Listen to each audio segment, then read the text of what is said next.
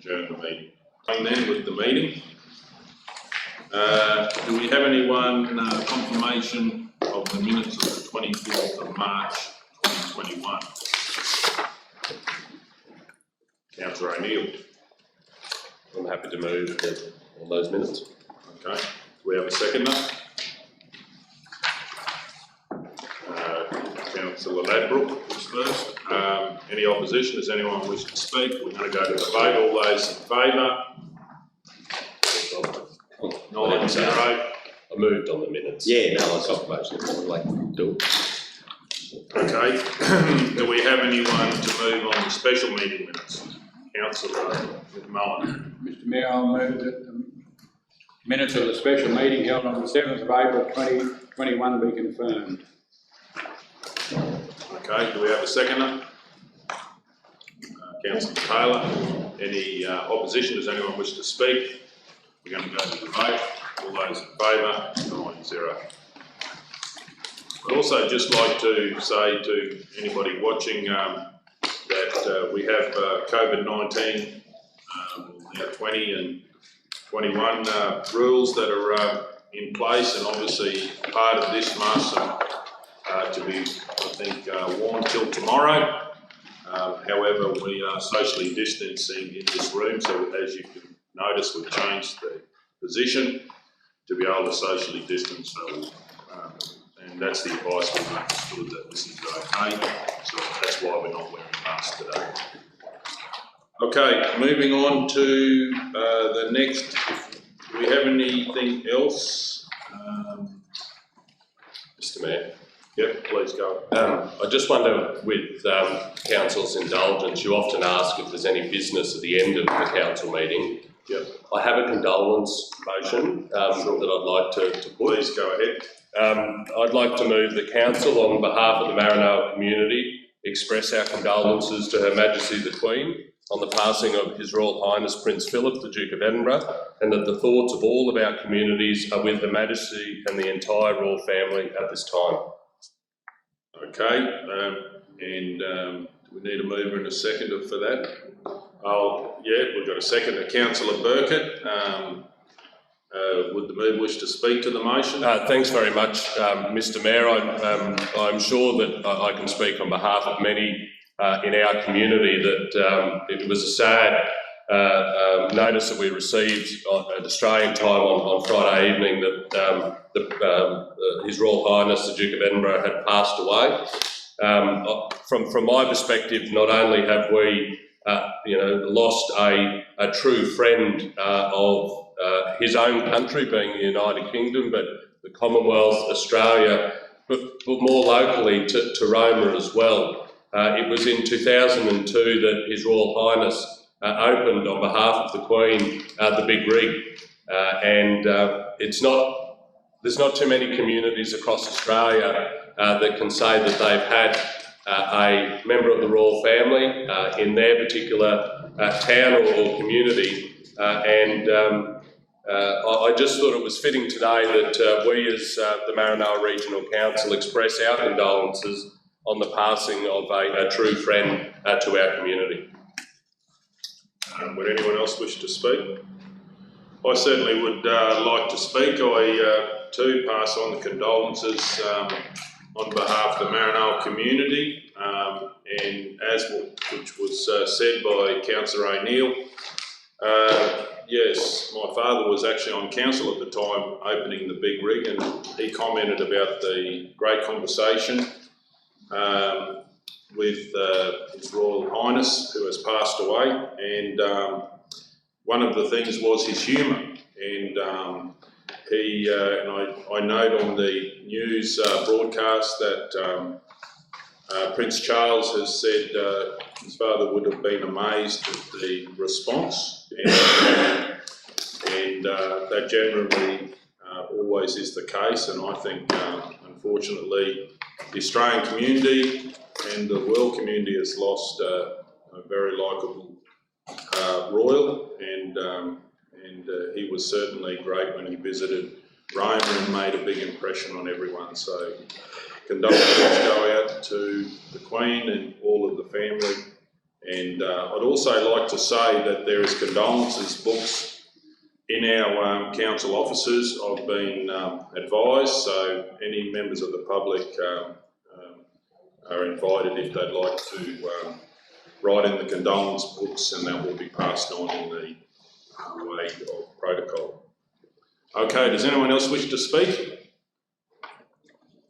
Okay, would the mover wish to sum up? Just to say, Mr Mayor, on the carriage of this particular condolence motion, I wonder if a moment's silence would be appropriate as well. Yep, happy to do that. We might start that from now.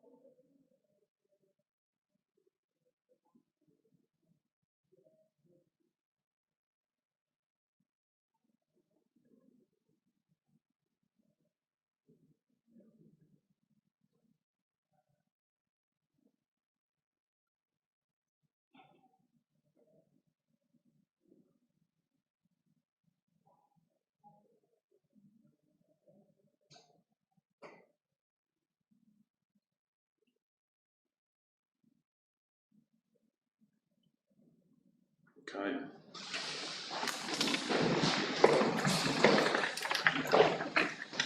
Okay, so we'll go to the vote on all those in favour of the motion of condolence.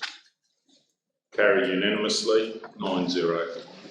Okay, is there any other further business before we get onto the agenda? Page 64.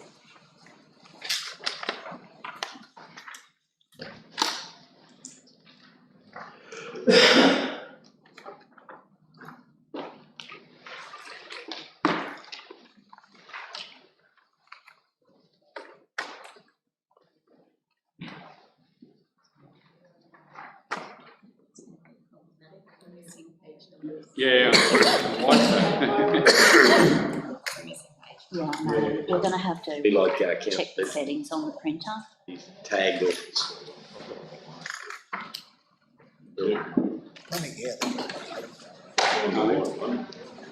I just filed it. yeah. Just agenda. It's the Queensland Symphony Orchestra. Thank you.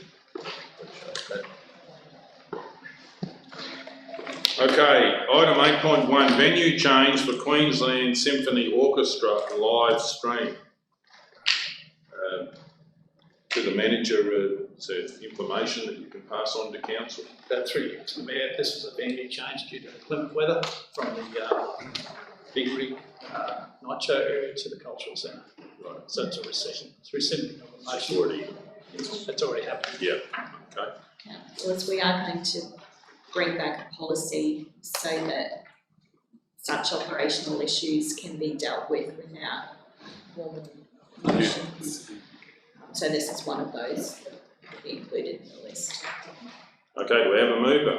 Councillor O'Neill. I move the council rescind resolution number OM 02.20021/1 10.11 stating that Council 1 accept the proposal from Queensland Symphony Orchestra to livestream Firebird as a free community event. 2, provide the big screen at the Big Rig on Saturday the 20th of March at 7:30 p.m. as in-kind sponsorship. 3, authorise the CEO to sign the agreement on behalf of Maranoa Regional Council. And the recommendation is that Council, which are moving, 1, accept the proposal for Queensland Symphony Orchestra to livestream Firebird as a free community event. 2, provide use of the big screen at the Big Rig, and in case of inclement weather, provide the auditorium of the Cultural Centre on Saturday the 20th of March at 7:30 p.m. as in-kind sponsorship. And 3, authorise the CEO to sign the agreement on behalf of Maranoa Regional Council. Okay, we have a seconder. Councillor McMullen. Any opposition? Does anyone wish to speak? We're going to go to the vote. All those in favour? 9-0. Moving on to 10.1. 8.2. 8.2, sorry. 8.2, request for date change. Are you lonesome tonight? Mr Mayor, this is another similar motion. Organisers of the Lonesome Tonight event wish originally scheduled for the 3rd of June. Yes. Starts boring. Have requested a change of time to the 25th of June at the same event. Just acknowledging that is closer towards the middle of winter. There's not much we can do about that, but just Rug up. So again, it's rescinding of the motion and Council's agreement to host the event on the 25th of June instead of the 3rd. And do we have feedback of the rails being done, or are they? Yeah, 3 Mr Mayor, the rails are all ordered. They're going to go in by 15th of May. So Right. Well, plenty of time. Yep.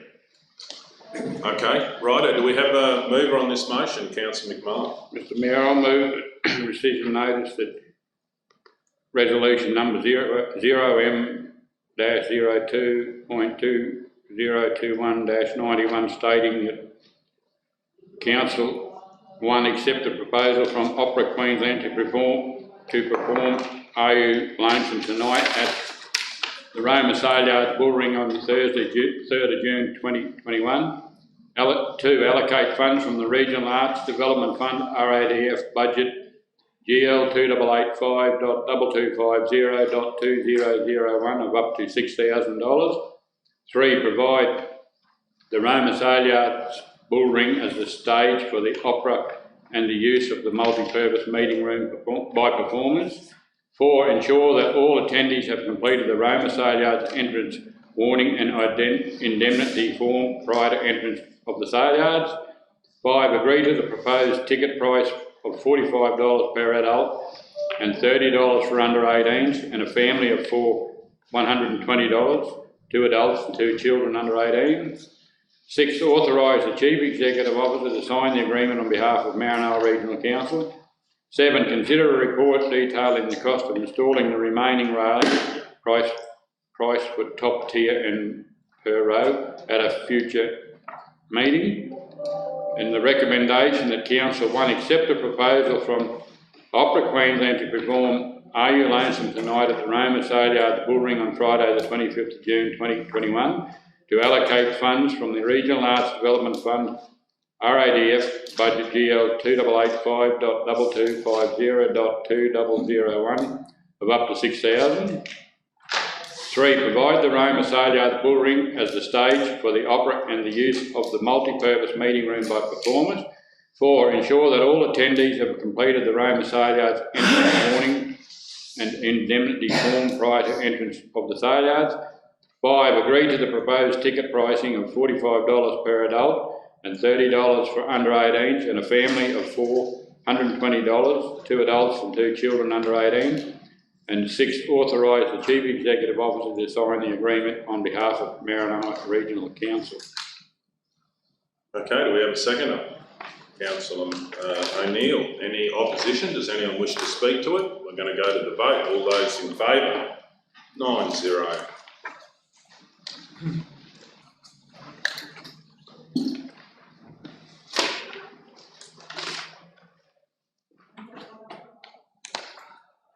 .1. Local Government Commission schedule commencing 1st of July 2021. Just to the Director, so this is just noting the report that we've received from Local Government Remuneration Commission. Yes. There's no action needed. Is that correct? No, as long as, report. Yeah. Okay, so 10.1, Local Government Remuneration Commission schedule commencing 1st of July 2021. I'd like to move that Council note the findings of the Local Government Remuneration Commission review and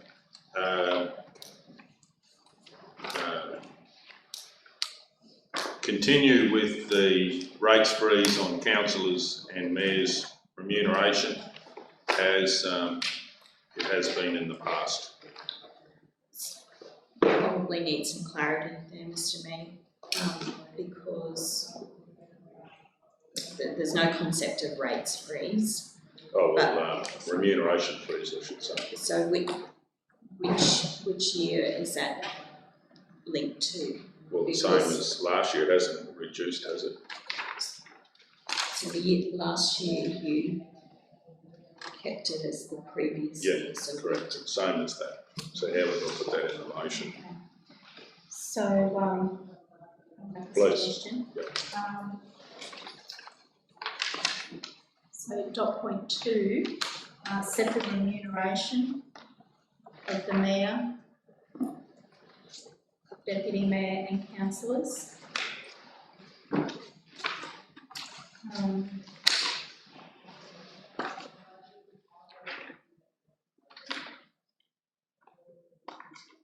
Put at current levels or? What do you need? So the current levels actually it's a year. are the remuneration, or is the remuneration that was set by the tribunal in 2018 that applied to 1920. And they haven't changed it this year either.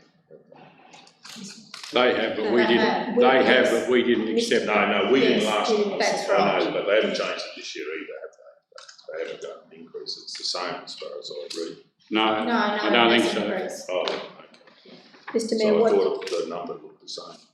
what Director Sharon is trying to say is we're actually at the 2018 rates because we elected last year to forego the increase. Correct. But It's the- actually the rates that were set in the tribunal's report in 2018 that applied to 1920.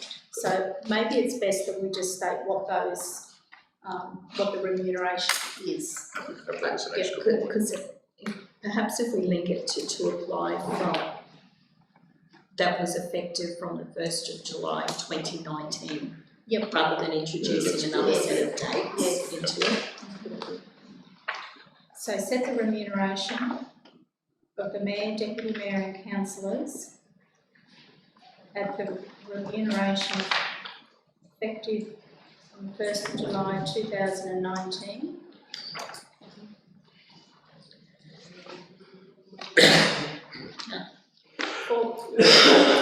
It'll be for the period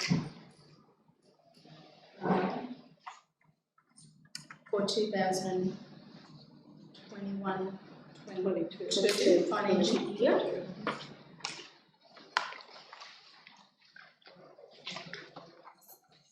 So the mayor's remuneration would be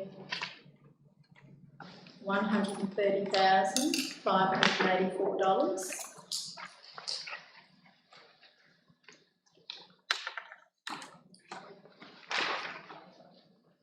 Excuse me, Karen.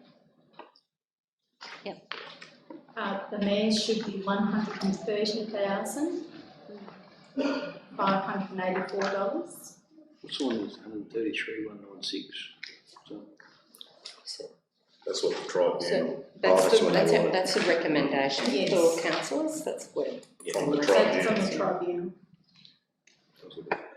Deputy mayor is $615. And the councillor is $69,372.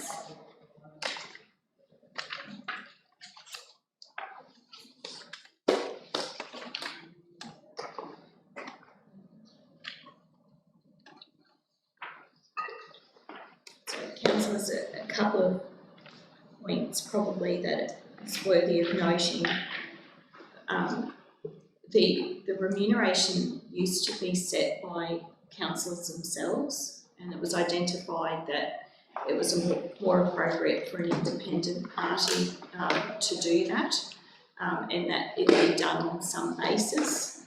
So when you look at the earlier process, it was quite detailed in terms it looks at the number of the population, the area, a whole raft of considerations, and an independent party sets that. So I guess I'd probably note that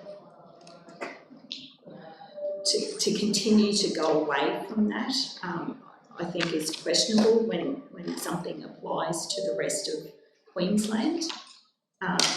It's a little odd. Also, there is a concern that we start to disadvantage people who are coming to the council table from all different walks of life.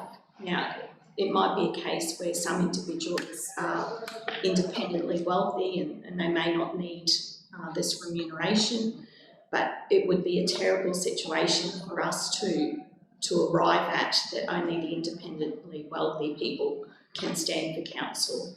And a lot of people make a lot of sacrifices to be at the council table, and you know, they forego time in their business, they forego time in different places, their employment, etc.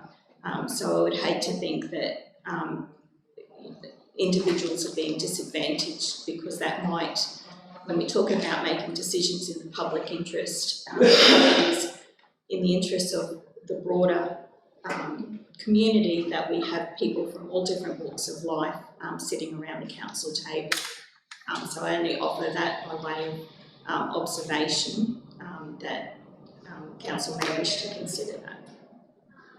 Kel, can I just have that wording back, please, that we just had in there that just was removed, please, about the rates freeze, about the remuneration freeze. I'm happy to put in there since 2019 as way of clarification. So point 3, so you can just make it point 3. Do you have it there, or is it gone? I'll have to reverse all of this. Okay, so just point 3. Well, this continues the remuneration freeze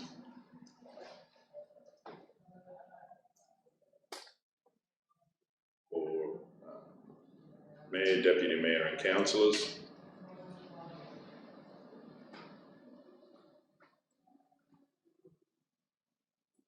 Since, or set at July 1, 2019, period. So that would have been 1st of July 2020. Oh yeah, but what is the level set at? Isn't it the same as 2019, because we've got point 2? Yes, but it was set at the, it was set for the 1st of July 2020. That was the freeze. So, okay, so we say instead of set, we can remove set at the level. Sorry, just through you, Mr. Mayor. What, the rate was set in 2019, not 2020. We continued in 2020, am I correct? When the rate was set, for the 1st of July 2019, yeah, that was the recommendation of the that's what I'm saying. So that's when it's been frozen since then, hasn't it? It's been frozen since then? Yes, for the 2020-21 financial year. Oh, okay. Set at the, Well, we So, just yeah. say at that July 19, what else would you put there, Director?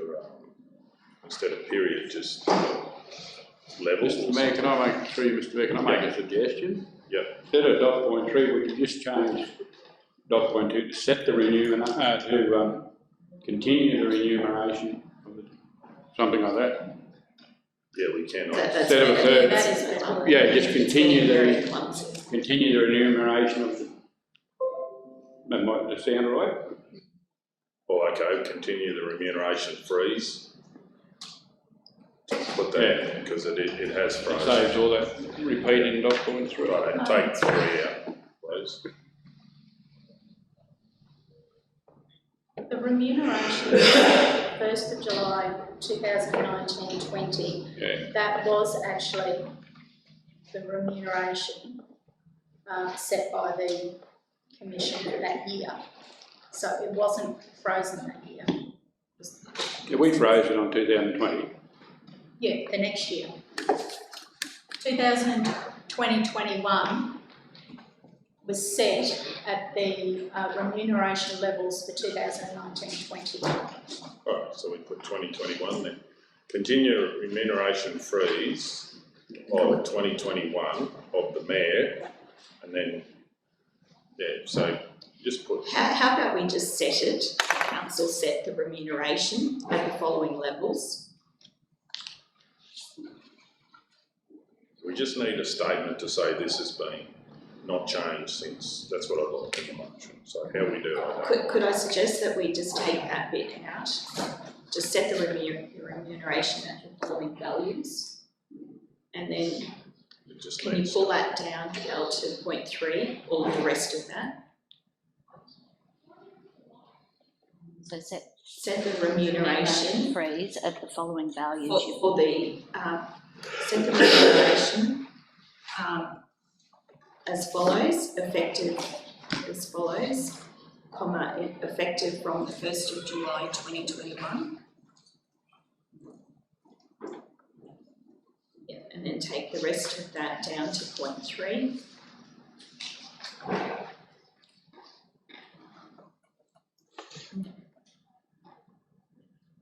Three, note that this retains the remuneration that has been in place Since the 1st of July since the 1st of July 2019. 19, that's what I'm trying to say. The rate hasn't actually changed since 2019. and then we're going to have the word freeze in there because it is a freeze since then. Well, that's No. what that says. It retains the remuneration that has been in place since 1st of July 2019. But the freeze didn't come into place till 20, that's what I... That's the confusing Yeah, part. that's right, yeah. So it's better if it's just like that. I think people are going to get the message that we're not putting them on. Righto, I'm happy with that. Okay, do we have a seconder for that motion? Councillor McMullen. Any opposition? Does anyone wish to speak to it? You speak, Mr Mayor, you Sure. want to answer my question. Yeah, I'll speak to it. Appreciate the feedback from the CEO. In this situation, every council can make that decision. So if people are in a position where they'd like to, they need the extra remuneration, I understand that the council of the day can decide that.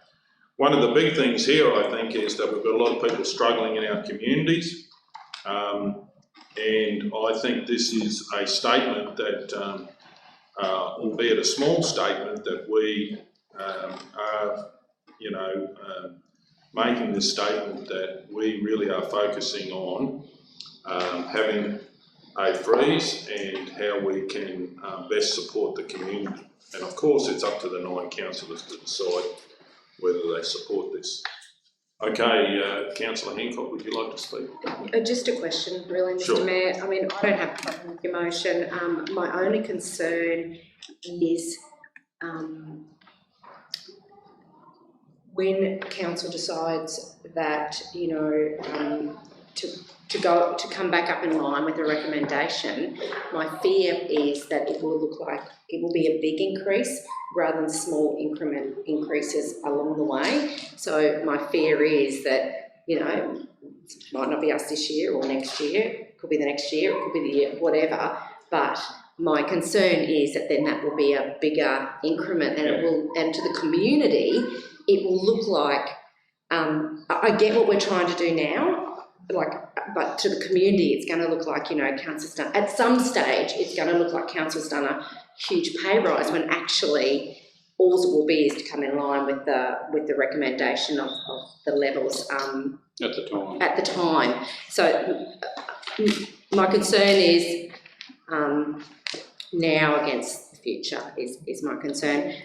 The second question is the savings.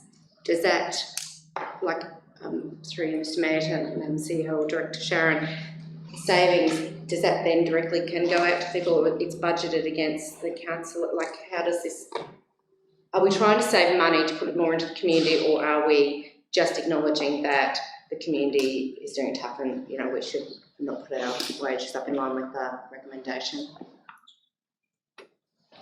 So is that question about the budget? Yeah, just where does that money go, CEO? Well, council has set the budget, so that's a matter for council. So does it just go on general revenue, the amount of money? Well, council hasn't yet done its budget for No, when it does, I think that's what council is asking. Mr Mayor, I would assume, I stand correcting, when the budget gets done, it'll be, if this motion gets up, the budget will say, you know, whatever, this amount of money allocated for the mayor, deputy mayor and the council, is that correct? Well, council hasn't even set its rates yet. No, but I mean saying when we do the budget, we'll set the budget for at this rate. Correct, yeah. We won't be putting the increment, the recommended increase. We're just, that's my way I think. The budget is set for what we intend to pay, and you haven't set. No, we haven't. Your rates extra there. So it won't be a case there'll be something extra. It'll just be, it is what it is. That's why you would, if there was, this would be always comes out before budget. Correct. Yeah. If you've got an increase, increase your budget to cover the budget. Yeah, you're right, Councillor McMillan. Perfect. I also acknowledge the CEO's thought of other people trying to come to the table with, yes, you know, like, I know exactly what you're saying there, and I know what you mean too, but I also believe that I'm happy to go with kids, but I do understand what you're saying about somebody else wanting to come and they need that $70,000 a year so that they can come to the table. I do get that. Okay, would anyone else like to speak? Councillor Hancock. Thank you, Chair. I'm similar to Councillor Hancock. In principle, I don't mind the resolution.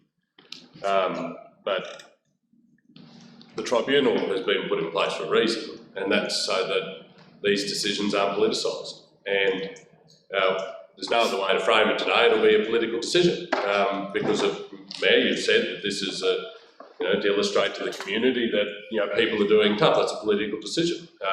That's why it went to the tribunal to make the determinations on remuneration, so that we're not having these discussions that we're having. To put it in monetary terms, it's 15,340. So I hope that's just on salaries. Obviously, there's super attached to that. If that's what the saving is, that should be put to community grants, and we should see it go to community grants, so that that money is being allocated to the community, not just a token gesture. But Councillor Hancock's right. The longer that council holds, a future year of this council or a future term may in fact have to make a decision to get in line where the tribunal, which has been put in place to government to take this off our hands, they don't determine their salaries. Government don't.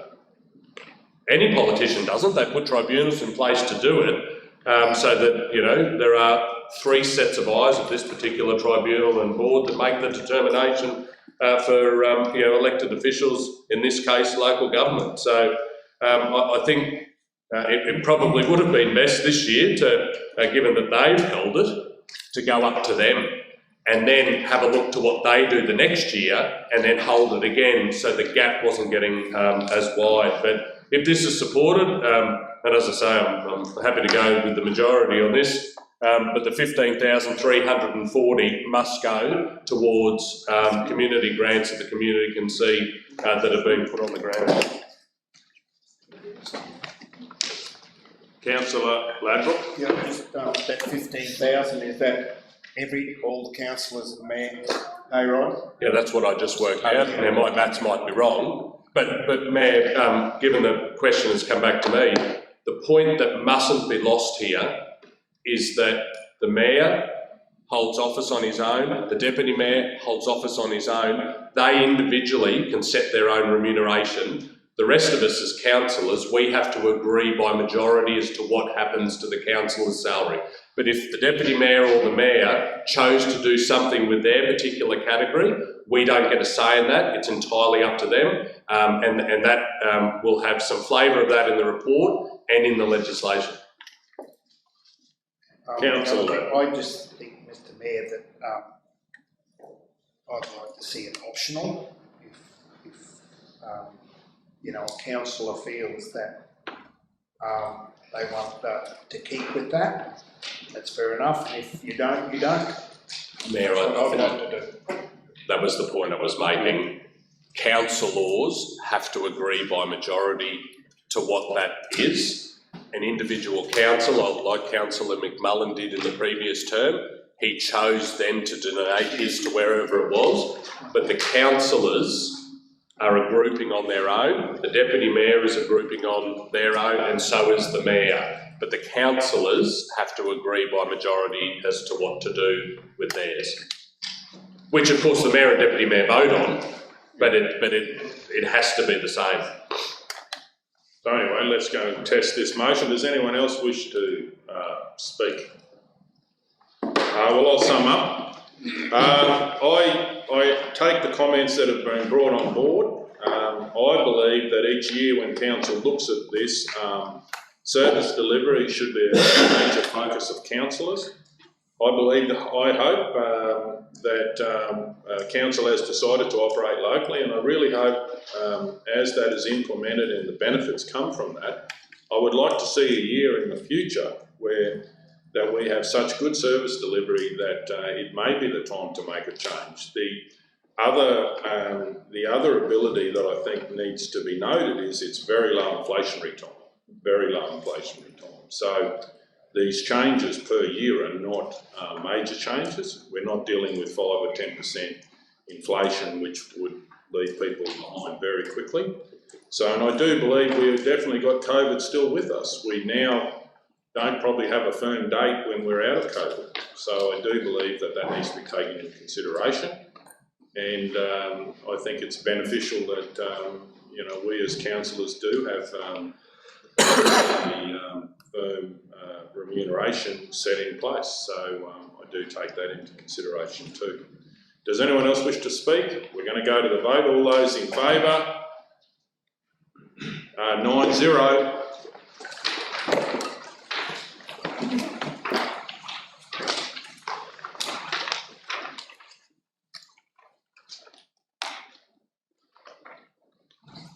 Item 11.1, Policies Review, Cemetery Operations. I would like to move that Council not endorse the policy as presented to proceed to community consultation, and to make changes to the policy in regards to the director having direct responsibility when customers dealing with the time frame of a burial, etc., are involved directly. And I also need to say where there's a problem with continuing the family's wishes. So I need to put there and there's something else. Also, councillors, just some things that I also believe is, I see on page, I haven't got any pages. So So if you go to the page from the title one, the title page, the next page, the next page, the next page in yellow, 4.15.4, this area includes the Roma lawn beams section. This area includes the plaque where it's positioned on council supplied granite plinth, installing a concrete beam. And in one of these, it might have been that one, one of those, it might be that one, but it was that we didn't give them an option who was supplying it. Might have been that one. But I think we need to have major flexibility. It's part for its position.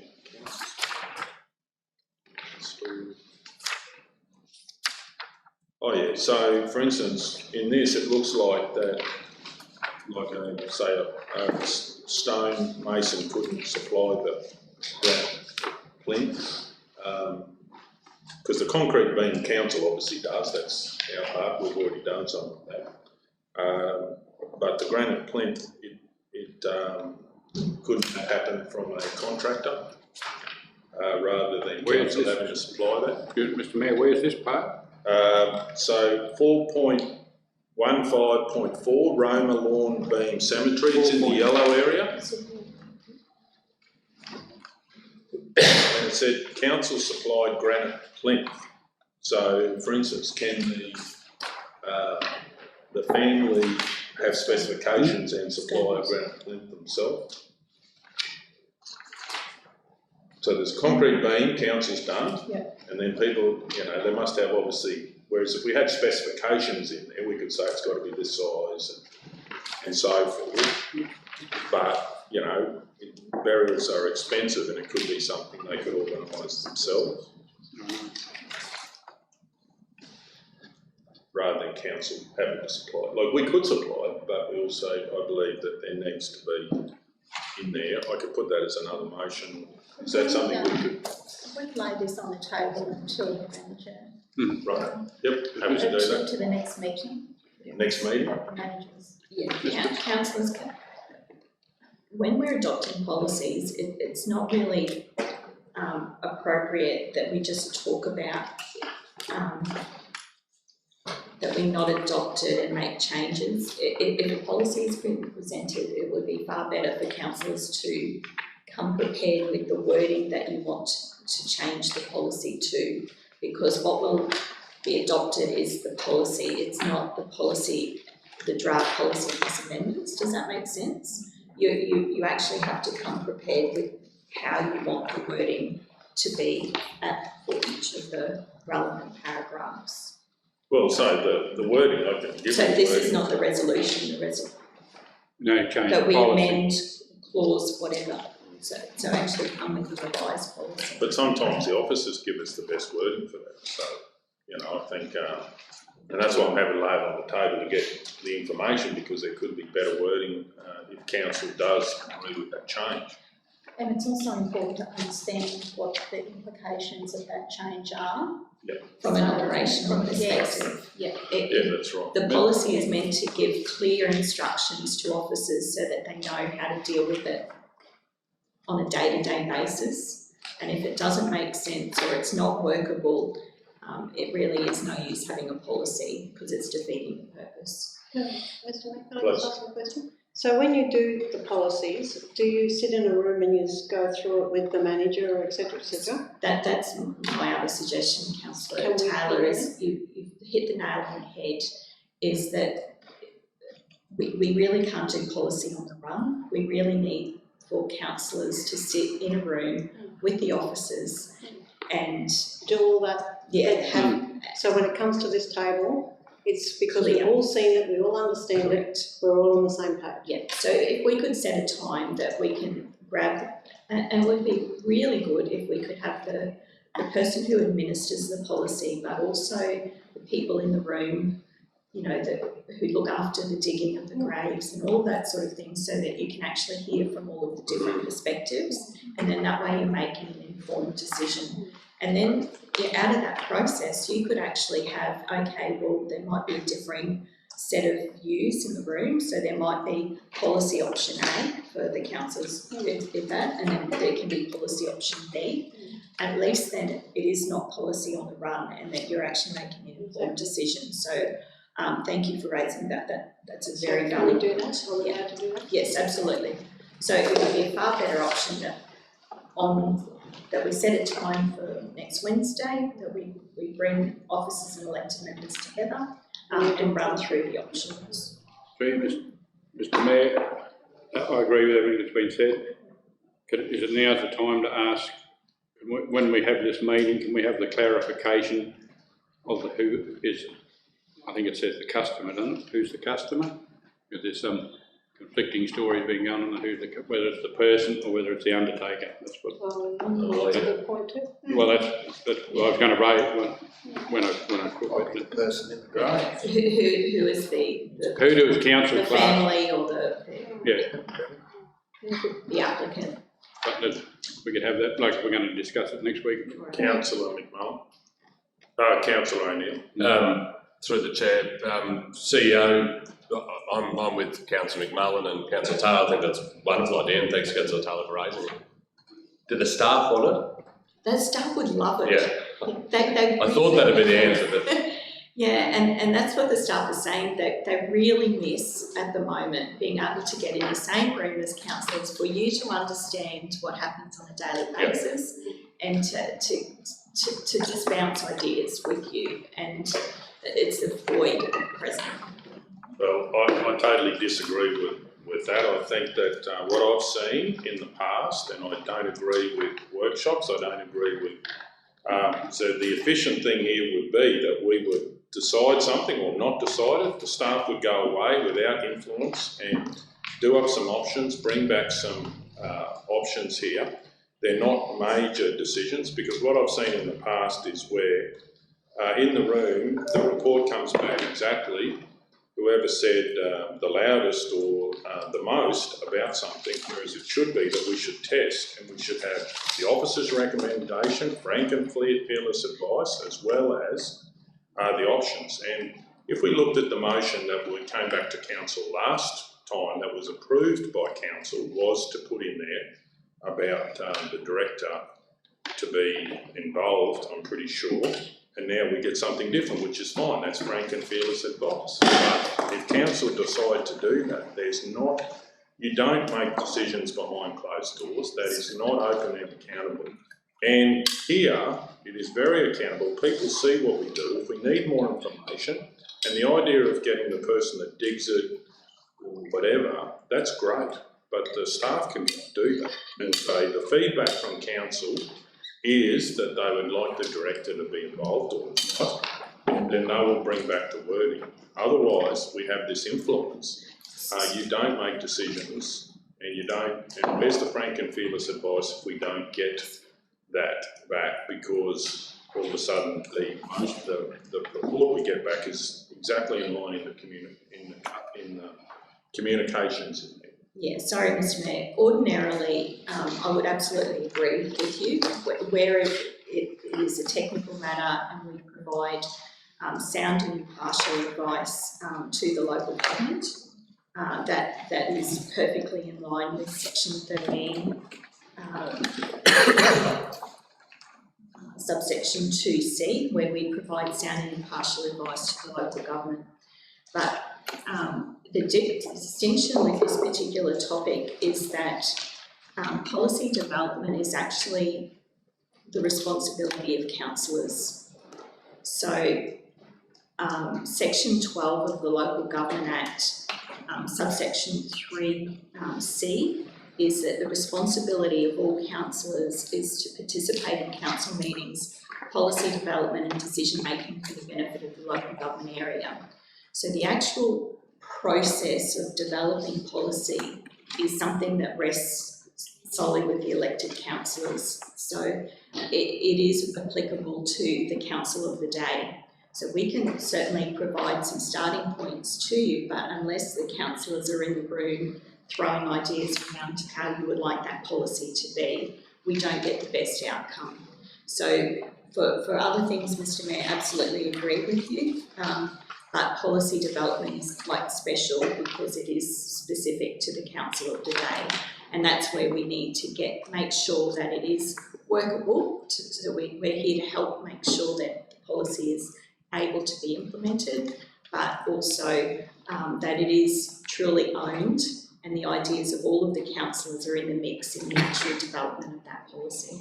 Excuse me, Kel, could you pull up the last minutes from this item last time it came to council, please? What did we lay it on the table from last week? We have a motion out of... It might have been a few meetings before. So that's it. Okay, so if we look at last time it came to council,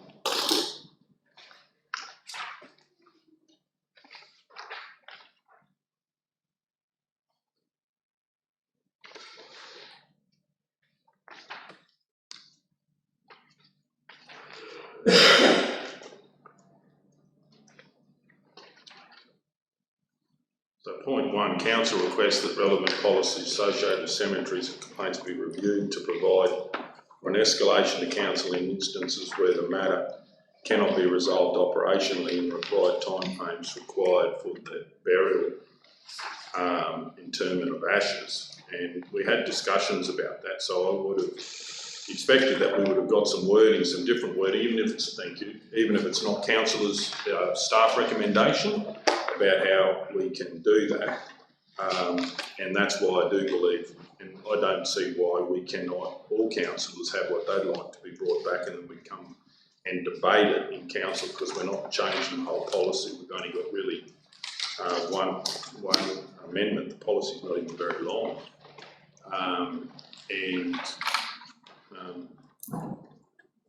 So I think I'll move to lay it on the table. You haven't, you foreshadowed that, but you haven't done it.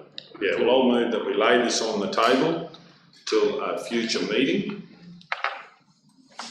All those in favour? Sorry, I have a question, Mr. Mayor. Please go ahead. Just two things. One of them is that I appreciate that you don't want to come and sit around the table and do policy development with the rest of your team, but the thing is you've had the experience, but some of us new councillors have not had the experience or the opportunity to actually sit around and do policy development. So to make an informed decision at this table, and you're absolutely right, we need to be debating and voting on it at this table. That's open and transparent. But we are allowed to learn and gather information, and surely that is the best and appropriate way to do it, is to sit and do policy development together as a team, understand the old policy, understand from staff and the officers what's working, what's not working, and then actually move forward with trying to develop a policy that is better for our community, and that is that we're fully informed of the consequences. Because I might read this at home and think, oh, I think this is a good idea, but I haven't had the opportunity to find out actually the consequences of that idea. And also, I think too, it takes time and effort to develop a really good policy for the community. And so doing that on the fly in a council meeting, I actually disagree. I don't think that is right. So I would actually welcome the opportunity to sit around the table with my fellow councillors, because I think we each have something to bring to the table, and to our staff and to our executive leadership team, who also would be in the policy development, to make sure that we are not crossing the line and influencing staff, and like that's the CEO's job.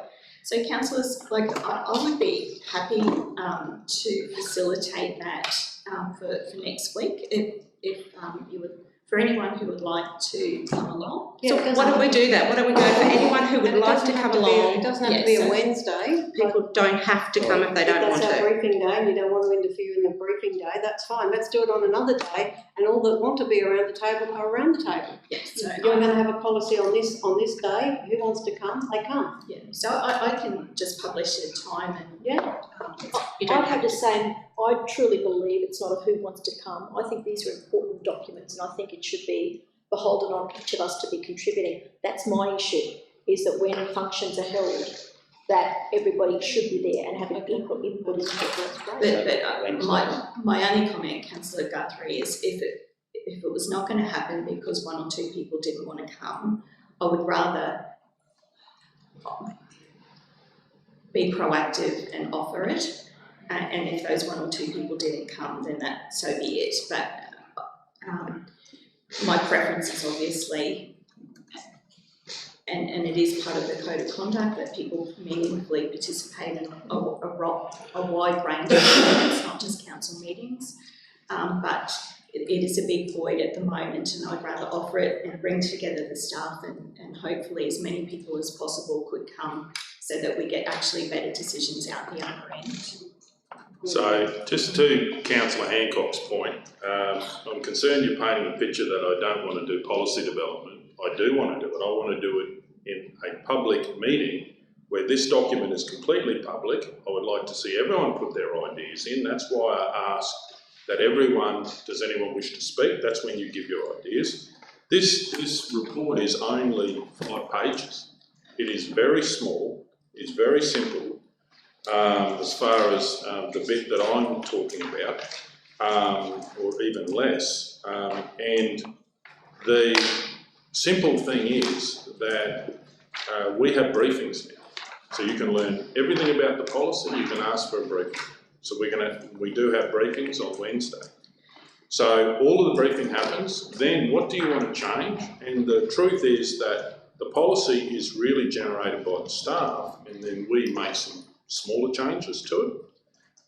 And then we put those changes, put our stamp onto it, because we're not operational. So I've never seen a policy where councillors have basically made most of it. And then we come to the council. So I think the most efficient way is not getting behind closed doors. I think it's actually saying, for instance, you'd like to see something about something else about the policy that you would like to see. That is brought back, and then we debate those, we add them, we add amendments, and that is the policy. And we have briefings now, so I certainly would not like to see we're painting a picture that that councillors are not informed about any policy, because we do have briefings. And the difference with a briefing is it is questions and one-way information to us, then we come to the table and we make our decisions. And I believe that's a very healthy thing, because people have said to me, I've been to a council meeting and it's not worth being there because there's no debate, there's no talk.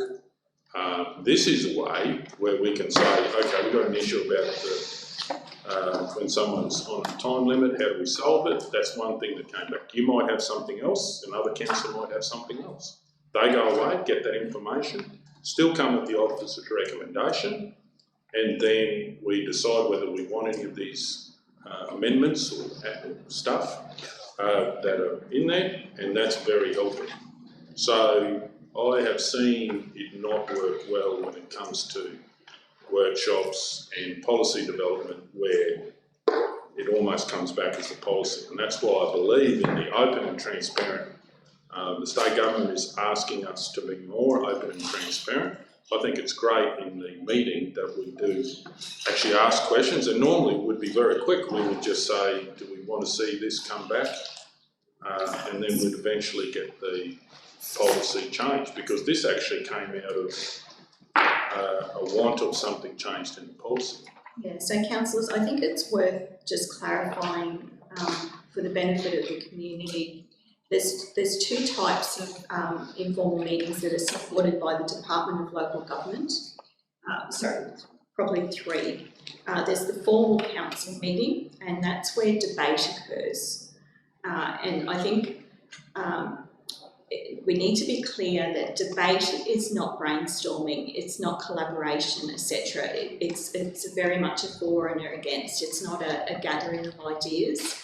So the Department of Local Government training includes the concept, and this is where we've got confused along the way, that there are briefing sessions and workshops, and briefing sessions in accordance with the training take place after you've received the formal meeting agenda and officer reports. Officers meet with you or other councillors to discuss questions and clarify any agenda items, and formal decisions are made later at the council meeting. So the Department of Local Government recognises the importance of that briefing process, because a council meeting is not conducive to gathering people from all the different parts of council. It's to have a deeper understanding of the topics that are already on the council table. But there is a concept of workshops as well that is supported by the Department of Local Government, and it forms part of the training. That workshops where councillors, council employees, consultants and members of the community come together to develop policies and ideas that council can consider. Consensus may be reached during the workshop, however no formal decisions of council are made or acted upon until the formal council meeting, and that is straight out of the Department of Local Government training, and the Code of Conduct and all of the information that have been provided to councillors recognise that each of those topics have an important place in the functioning of the local government. So briefing sessions are one particular thing, workshops are another, and formal council meetings are another.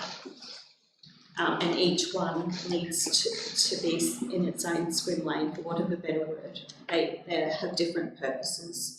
But the local government department, as far as I understand, don't say you need to have all those. They support a different mix of different options where the councils would like to see that. One of the big things that is very clear is no decisions are to be made in workshops, and one of the big things is if you've only got one or two things, it's not policy development on the run, it's just actually asking for more information and wording, which could come back to the next meeting. It would be very quick. Yeah, so just clarifying a point of fact there, that the Code of Conduct for councillors for the state of Queensland is that councillors will, at a minimum, have the following responsibilities: attend and participate meaningfully in all council meetings, committee meetings, informal meetings, briefings, relevant workshops and training opportunities to assist them in fulfilling their roles other than in exceptional circumstances and or where prior leave is given. So it is the full suite of both formal and informal meetings. Yeah, if the council wished to have those, and in this case it was one point in the whole policy that I would like council to consider changing. But because we don't have the manager here, I'm supporting laying it on the table to a future meeting. My second question, Mr Mayor, was that I'm just a little bit confused about the director having the power to make the decisions, putting that in the policy, because actually, through you, Mr Mayor, to Director Sharon, months ago, I actually thought that they would already have the power that they need to actually fix any situation that's come up. So again, section 257 of the Local Government Act, delegation of local powers. A local government may by resolution delegate a power under this act or another act to the Mayor, Chief Executive Officer, a standing committee, the chairperson of the standing committee or another local government for the purpose of the joint local government activity. So there is no concept of delegating to the director, that's below a CEO. Yeah, but operationally, directors, like, you know, if the staff can't answer it, the manager can't answer it, the director has been able to answer and fix issues in the past, isn't that correct? Oh, just as a matter of operations, yeah. So having it highlighted in the policy means that the staff, which obviously would appreciate direction, would know that if they can't satisfy within a time frame, that we bring it to the director's attention. So sometimes, not always, through our internal review policies and that it's not always in that time frame. Certainly had feedback about different things in a large organisation. So this would be wording to actually say, take it to the director if you can solve it, or through the manager to the director or whatever. But it would be a process of quick, because we're dealing with people's families and, you know, in very upset times of their life. So when that comes back, through you, Mr Mayor, to Director Sharon, I would want to make sure that what we're putting in is actually our legal right to do as council. I hate to be thinking we're stepping on operational stuff and not sticking with strategic stuff. So I'd just like to know where that line is. Mr Mayor, today is not, well, I don't believe it's going to be the day to resolve it. And I've got some things I've asked for the clarification of who the customer is, and that'll decide a fair bit of what I want to say, you know, I mean, I get my facts right, if that makes sense. So. The customer is, yeah, it could be, as you said, or someone said, the undertaker, of course, they're acting on the family's behalf, as well as it could be the customer, it could be the family. Anyway, I've moved to lay it on the table of future meeting. All those in favour? 9-0. Okay, moving on.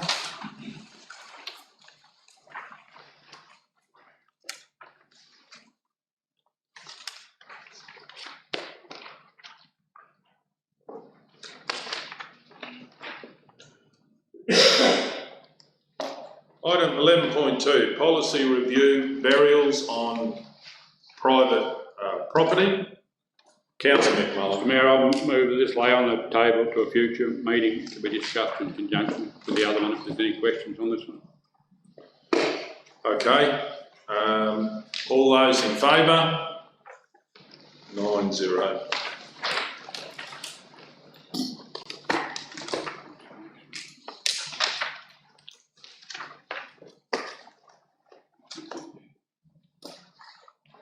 Item 11.3, 2021 Ordinary Council Meeting Schedule. I'd like to move that Council continue. We don't have a page number there. Has everyone got it? Hey? I haven't got it. 11.3. I don't have it. Oh, wait a minute, I've got the wrong page. I don't have an 11.3. Okay, we've got it somewhere. 13.5, next one I've got. 7 pages after the other one. Sorry? 7 pages I'm after. just looking in my, okay. I'm just looking in the index. It's on the top of the second page. Just keep going after the burial. It's only 3 pages after the burial one. No numbers as well, have it. After that one there. Is that a computer? It's after the. What I'm saying is it's not listed in the, in the index. Unless I've. Because it was laid on the table, possibly. It's Oh, okay. in mine. No, it's not. It's up the top. Second page. Have you not about that? It's got it. But have you had a chance to read that? Apologise, yeah. No, you're right, apologies, I just. Have you seen it? Don't worry about the index. No, it's right, thanks. Sorry about that. You've got it. Okay, I'd like to move that continue to hold the ordinary meetings, second and fourth Wednesday of each month, with the exception of December, where a single meeting will be held on the second Wednesday of the month. To hold ordinary meetings in the council chambers,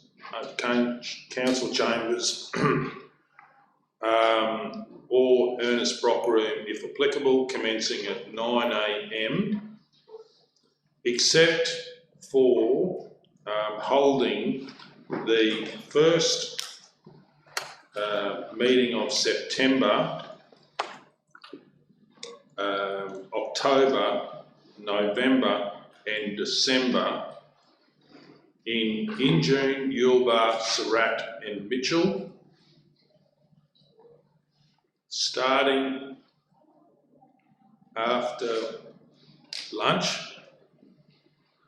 and continuing on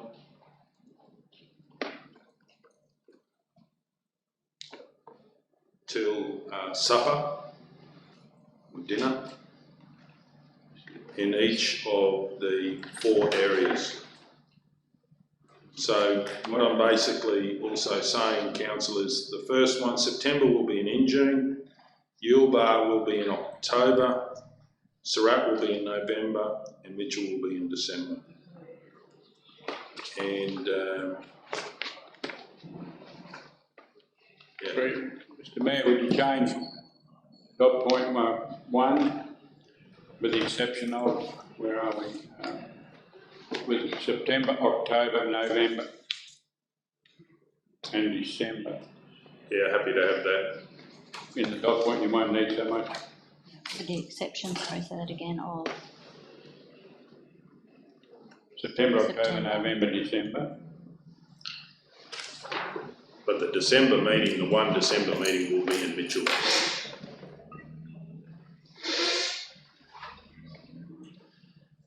This is for. So, councillors, one of the pieces of feedback we offered was that starting at lunch and limiting it to supper, you're really wasting a half a day. So we know when we're sitting in these chambers that quite often you're going through to night time. Why would you not start at 9 o'clock? 9 a.m. in the resolution. No, There was an exception. No, because the Mayor said starting after lunch. So sorry, I I'm missed that. happy to change it to 9 o'clock. I thought, yeah, I was reading that, that's what. So I'm happy to. So every single time that we have capped the meeting at 4, that there has been items held over, and we've ended up in a big mess because the next meeting has got a backlog of items, and you will have effectively wasted half a day. That resolution says 9 a.m. No, but the Mayor said with the exception of starting it after lunch. So now it's 9 a.m, so I'm happy with that. And this is to be in the council chambers of, well, not in June, but Yuleba, Surat and Mitchell's. Fixed. Well, except for COVID, so we'll have to have something about Right. COVID in there. Have to be in the hall, Mr. Mayor. Why? Not if the restrictions are in place. Yeah, but how many, look at you about how many, I know you don't get many, but you won't, how many will you get? You won't get I many. think you've answered your question though. You get a few visitors, you won't fit them in the UO. Council chambers or Ernest Brock room is applicable. 9 except for holding meetings in September, October, November, December, starting at 9 a.m, continuing. And then the problem that you have also is that you set a hard time the first time, and then as chairman, you were asking the question at Mitchell, what do we do? Do we keep going? So We haven't got a finish time. You do. you've said until supper. Oh no, well, sorry, we'll continue until breaking for supper. Can we put that in there, please?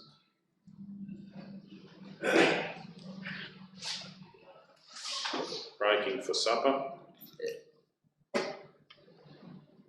Now, the other point that I would like councillors to consider is that we, in the report, we've outlined some very real concerns about the safety of travelling at night. Now, there is merit in not including a hard-coded time here. If it's going to go for 5 minutes or 10 minutes after, etc. However,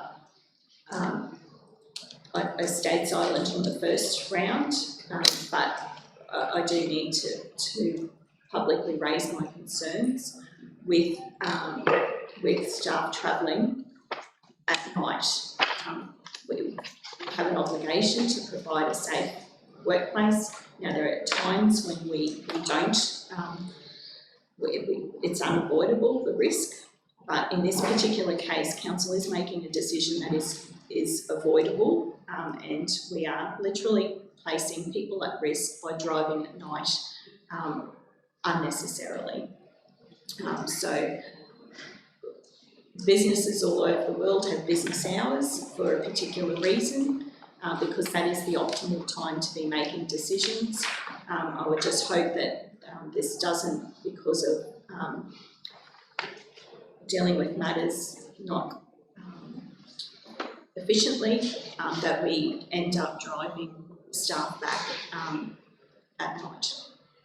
Can I just, sorry, through you, Mr. Mayor, I'm just being devil's advocate here. I agree where you're coming from, Madam CEO, but and it happens in sport as well. But I think hopefully that with us shrinking our agendas, how we talked about, that'll solve it. Corona's going to... The irony, Councillor Burkett, though, is the way to shrink the agenda is to have workshops and briefing sessions Oh, like the department okay, I don't want to says get, I'm not getting into that daylight. debate, I'm just saying some points. Corona's going to dictate a lot of this as well.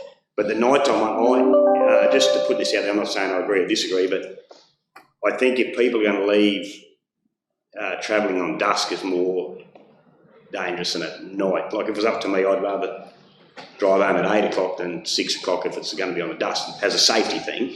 But I agree, more to me would be the long hours. I'd be worried about staff driving home after 14 hours or 13 hours rather than the dark part coming in, more fatigue management, that's all.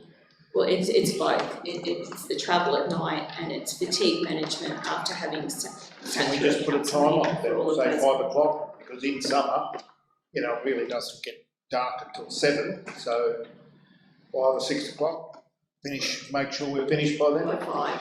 Yep, 5. But Because if we start at 9, we've got a fair bit of time then. Council Adbrook, last time we did that, we needed some more flexibility. I don't understand why you wouldn't have your staff in motel accommodation if you're concerned about it. Like, that's not a council discussion. Can you take them Sorry, away from their families? Mr Mayor, you are making a decision here, so I'm raising safety issues about the decision. I shouldn't have to compensate for a decision of council. I would hope that as an elected body, you are considering the workplace health and safety of the organisation that you lead in making your decisions. It's probably disappointing to me that I have to raise that. I would like that to be in your mind when you're forming your views. Kel, on point 2, starting at 9 AM, continuing until breaking for lunch and for supper.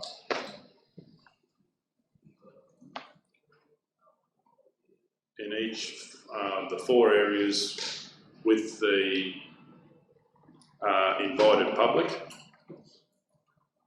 or with the public, because we'll invite them. And also, point 3, please, that we send invitations out to the 4 communities.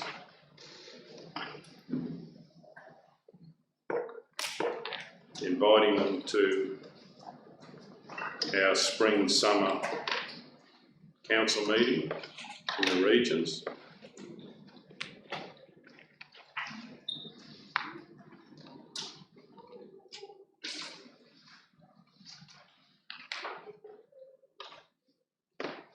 And then number 5, the expectation through the CEO that no staff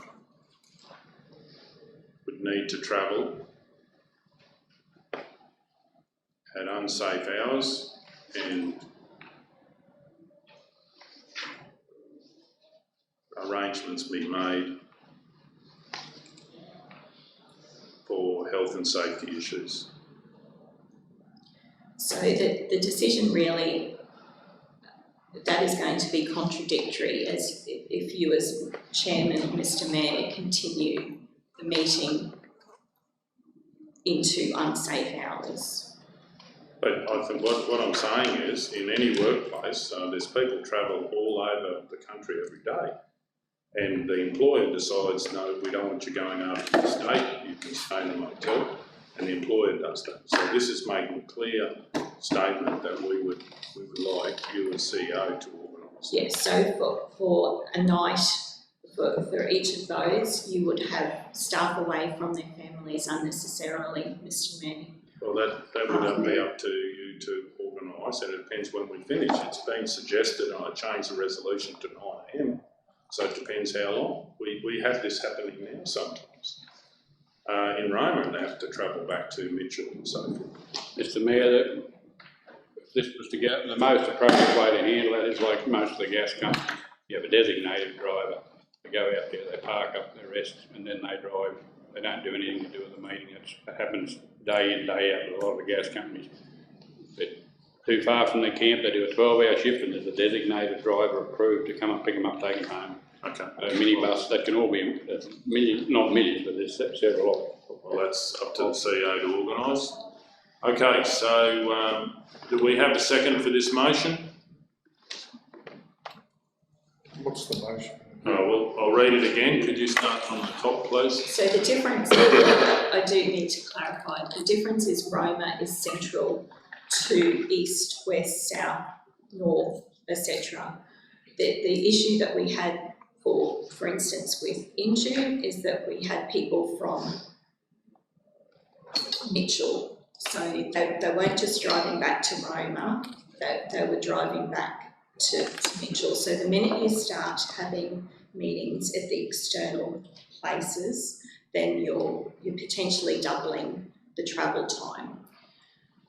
So I think that maybe a better scenario is that, sorry, can you go down, Carl, to that 4 point, that staff be, Kel, could you just leave that in? I'll just hear from the CEO and see if I'm happy as to move. that staff be permitted to attend by teleconference where travellers, that staff be permitted to attend the meeting by teleconference, if applicable. So that way we don't have people travelling away from their workplace, sitting for hours and hours waiting for their item to come up, and then travelling for hours and hours potentially home. It is not a good use of staff time. Here, the staff can pop in, do their item, go back to the workplace. Whereas what we saw happen is that we're literally picking up the establishment, taking it to a place where they can't do anything else while they're there. And even, you know, if we have a long item, the staff can't come and go. They're literally, they've travelled there and that's where they stay until their particular item. Whereas if council said, no, we're happy for staff to attend by teleconference for their particular item, you're minimising the productivity, the issue, the efficiencies and the safety factors in it, because we're literally removing the risk altogether. You're still getting the advice, but you're eliminating the risk. Councillor, is there such a thing as a risk management strategy that's been adopted by council at all? I mean, you know, we're sort of getting into this territory again where we're discussing and debating something which is actually a risk management strategy on everything that the council does, and that includes every employee of the council.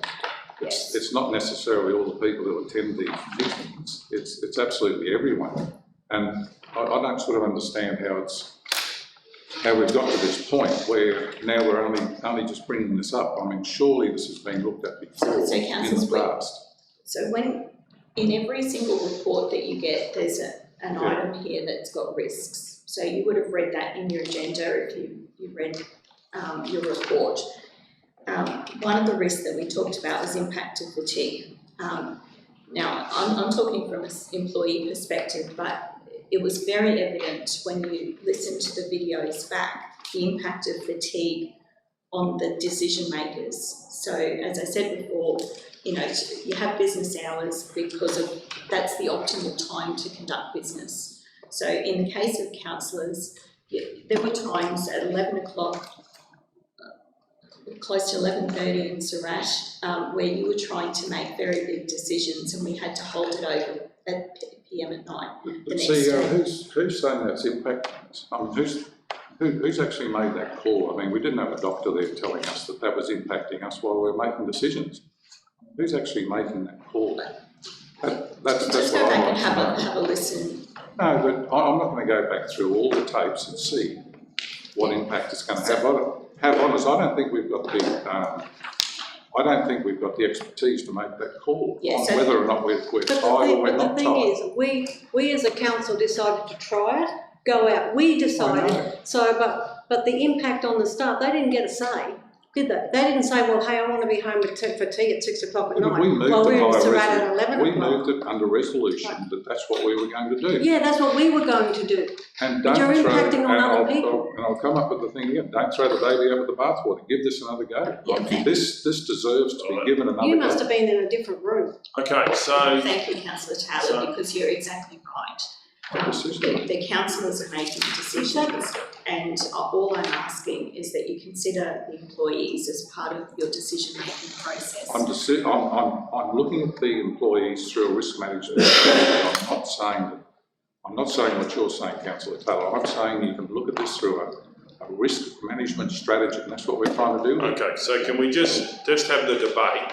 So we're just going to go through the motion and then we can have the debate. The CEO's made their point, I believe it's covered in point 4. So I've got one question from the CEO. I would rather remove that, Mr Mayor, and just ask that staff be permitted to attend by teleconference. But can I ask a question? Are staff not allowed to?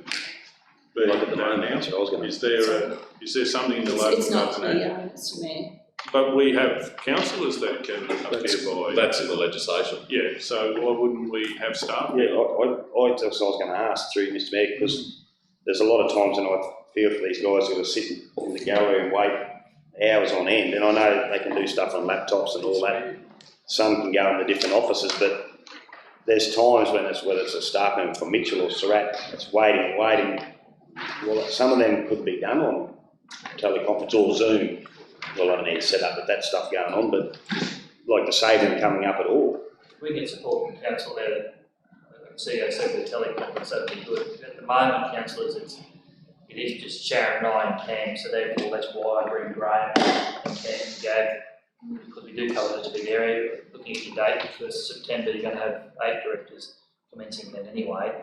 So I would have thought if each area looking up their own patch, you should be able to talk to most of your reports anyway. At the moment, I do bring a lot of the staff because I'm covering a big area, a lot of staff. So going forward, if you've got 8 directors, they've got a lot less responsibility. They should be able to talk to their agenda item anyway. What they can't do, I think, as long as council support the use of the teleconference, I think that would. But that's why we have so many staff here at the moment, because not across all the detail.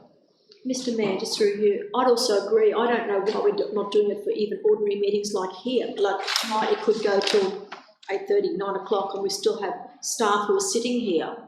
I think it's fairer for any meeting to enable them to be able to be on Zoom or something like that. So it's not just the ones away. Let's get on with the debate. So I'd like to move to continue to hold the ordinary meetings on the second and fourth Wednesday of each month, with the exception of December, when a single meeting will be held on the second Wednesday of the month. 2, hold ordinary meetings in the council chambers or Ernest Brock Room, if applicable, commencing at 9 a.m, except for holding the first meeting of September in Injune, October in Yuleba, November in Surat, and December in Mitchell, starting at 9 a.m, continuing until breaking for lunch, and for supper in each of the 4 areas with the public. Well, we've got public gallery, with breaking for lunch with the public, yeah, that's fine. Invitations to be sent out to the 4 communities, inviting them to our spring summer council meetings in the regions. That no staff need to travel at unsafe hours, and arrangements need to be made for health and safety issues, including teleconference, etc. Within appropriate risk management strategy. So I mean, it covers the whole thing then. Yeah, within appropriate risk management strategy. Risk management strategies. I'm happy with that. Mr Mayor, what about, and I know in the report, like the setting up, which takes a lot, and I know, like I say again, COVID might change all that, and depends on the Mitchell office too, whether it's revamped by then. But looking at ways to save the IT guys the travel and setting up if there's, I don't know, equipment-wise. Well, I believe if this is supported, then part of the budget process, we need to have more of a permanent mobile system that we do for good communication, where everyone can be heard and so forth. So that can be done as part of budget. I might have missed it. Does this mean, so it'll be actually in the council chambers in June? Where is the council chambers? No, I think that it's always in the hall. Yeah. So like I was leaving it open in case we've got COVID restrictions. Mutual office not going to be ready. So the halls really aren't, we've spent a lot of money to get the chambers ready so that people, because the demand really, when you look at the numbers, the demand is for the videos online, the demand is not for people attending. When we looked at the very few people who actually came to watch the council meeting in the halls, because they can't hear, they can't talk to councillors because the meeting is in progress. There's no two-way interaction. Whereas if you look at the numbers of the people watching the videos, that needs to be where we're making sure that quality of production is there, because we can get hundreds of people looking at that. We don't get hundreds of people in the halls. So the problem that we have is that we've spent all this money getting the chambers ready for that teleconferencing, and we're going back to going into halls which are not conducive, which does then take a lot of time and effort and staff travel leading up to the meeting and post the meeting to put up, take down. I still don't think that justifies not having a meeting in these towns. I mean, all that is fine, but I still think we owe it to the community to actually be in their towns and have the meetings in their towns. I know what you're saying. I've read all that stuff, but I think, we owe it to them. It's a respect thing as well. Okay, well, let's do this in the debate. The only thing I'd like to add to that motion is that break for morning tea as well. Have we got that in there? Because that allows 3 times of the day that someone can pop in to see us or see the meeting, stay for a bit of the meeting after morning tea or before. Mr. Mayor, would you be quickly indicate when it concludes, so that when you look at the second paragraph, it's got breaking for morning tea, lunch and for supper. Does that mean it's going to break for supper and then we continue, or is it going to conclude when we break for supper? Well, I think it would depend on the agenda, and if we've given the flexibility to the CEO to have people dialing in, we did get in that situation, we set a firm date and then we ran into problems with that. So hopefully we're finished early and we're having supper and then all heading home. So We only ran into trouble though, Mayor, because they were the 4-hour meetings. We never had that trouble with the others. And the Mitchell one was the drama and the, conflict of interest thing. Can I also suggest something too? I mean, can we reduce the amount of the agenda items? Well, it's all separate to that. But I don't mean that agenda items. Oh, you mean for the day? Yeah, for the day. And also, and I don't know whether we can do this or not, but try and shorten the... We've got a little bit of a secular reference because, as I said to Councillor Burkett, if councillors are prepared to come to briefings and workshops, we can shorten the council meetings. Oh, well, I disagree with that. I agree with what Mayor Gold was saying before. But I'm just saying, we can reduce the amount of work. I mean, I've been looking at the amount of, I've been looking at the video time lapsed here for these meetings. If we reduce the amount of this stuff that is given to the meeting, maybe we can reduce the time we're going to spend on the meeting. Okay, so in relation to the point that Councillor Guthrie was saying, I'm happy to put, did you have a time that you could? I'm just thinking reasonable working. If we're talking about a reasonable working day, whether it be at 5:30, 6 o'clock, if we can put a time in there, I've got to say that will swing my vote, because I think we've got to have a sense of people finishing. No later than 5, because that allows travel time. And then if we have supper, still have supper after that. Yeah. So that's. But the only thing is people don't, I think it, anyways, do you have a time later than 5 o'clock? Because people sometimes don't finish till 5:30 and they've got to get there. Well, if you put in 6 o'clock or something as But you're still travelling now at 7, 8 o'clock at night. Well, yeah, well, we do that for community meetings anyway. And if you have your staff on phone hookup or teleconference, it won't be a problem. I think last light's about 7:30, isn't it? In that time of year, depending on that time of year, yeah. So I'm happy to include 6 p.m, no later than 6 p.m. So hopefully we're finished earlier, but. And then if people So want to go home, Councillor, I'll try to reduce the agenda there. Probably only one thing in mind. and then if they don't want to stay, they can go home. Beg pardon? I just say we still have the supper at 6. Yeah. And if people want to go home, they go home. Yeah. Yeah, that's the point. The staff They don't have to. But they they don't may have not to even stay. be there. Sorry, so yeah, just so, the only one to keep in mind is that December meeting, we've only got the one meeting there, you would have noticed last meeting that we had 70 reports. The one before that year, Port Kelly, was our record, we had 76 reports. Just that December one, we don't beat Glen, that one. I don't know what to do, but that's just one to keep in mind. It's a big one. It's a really big agenda, that one. So. Righto. So how about we have preferred time of no later than 6 p.m. and then that gives us a little bit of flexibility. Okay, do we have... Sorry, yeah, you know, I was also thinking with the time, you know, with the agendas, like, seeing we're all here in Roma, well, people have still got to travel home from Roma, haven't they? So, yeah, so it really doesn't make But it's central to areas. Yeah, I know, but in June one we had. But here in Roma, lesser agendas, smaller towns, maybe that'll help with the getting home in time. Okay, do we have a seconder for that motion? Kel, that doesn't make sense with that council for continuing holds. We've got 3 and 4 that don't flow there. Just maybe put counselling in point 1 and 2.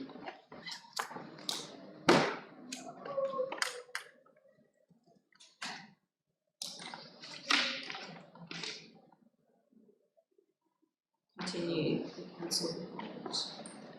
So I just had a suggestion up there to me, because obviously attention's to line of those 4. Yeah. Does it matter that they're not month after month after month? I'm just really worried about that December meeting, how big it is, and how big the January one is. I wonder, could you go February, April, and then September? Or even, why is the magical September? Couldn't it be August? No, I think that's the time when we're operating locally, so this is a good opportunity Yeah, to be I there. might be September, October. And we've got flexibility now in December if we need it. Yeah. To what you're saying. Or can I just make a suggestion? Maybe we go, like you're saying, Director, why don't we go Mitchell be February like we did in June this year, that we actually straddle the Christmas break to sort of fit them in the Just summer an idea, months. Councillor, I just thought it'd take a bit of pressure off you on that December one. December and January, they're the two, because January is catch up and December is the last one before the break. And go February. And we finished on time in June too, didn't we? We did finish on time in June. Just a thought, Councillor. We had to. Yeah, but I think we did anyway. No, we didn't. We raced 3 reports through right at the end, which was not good decision making. Still had some laid over, I think. But we have flexibility. Councillor Laplock, you happy? Did you second that? Yes, I did. So still going with December, not doing February. Mayor, did you pick up what Councillor Guthrie was saying, is to have the December meeting in Roma and have Mitchell in February? So that big meeting is in Of the following year. We've got 2 dates. Point 4. So, Mr Mayor, similar to what we did this year, we had 3 in the previous year, and then we came back after the Christmas break, had our January one here for Australia Day organisation, and we had in June and February. So, Councillor Burford, you are from Mitchell. What do you think? Yeah, no, I'm happy with that, because I do appreciate what Director Rob was saying. Okay, if we change it, is the seconder happy with that? Yes, sir. So you're setting it beyond this year? Yeah, it's going to go into 2 years.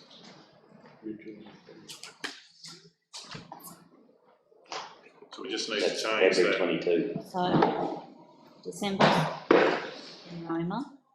Sorry, December. Just in February. December to December February. and Say January. February in Mitchell. So February 2022 in Miscamble. That covers it now? Yeah. Because every other meeting's here. We don't need the brackets because we've got September and in June, October in Yuleba, November in Symphony, and February 22 in Mitchell.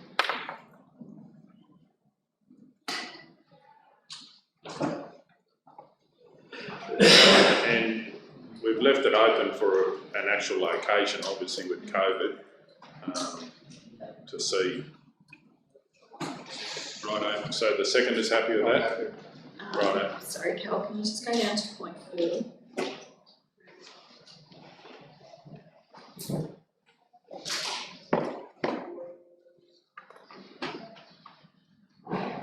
Rather than issues, could we say be made for health and safety considerations?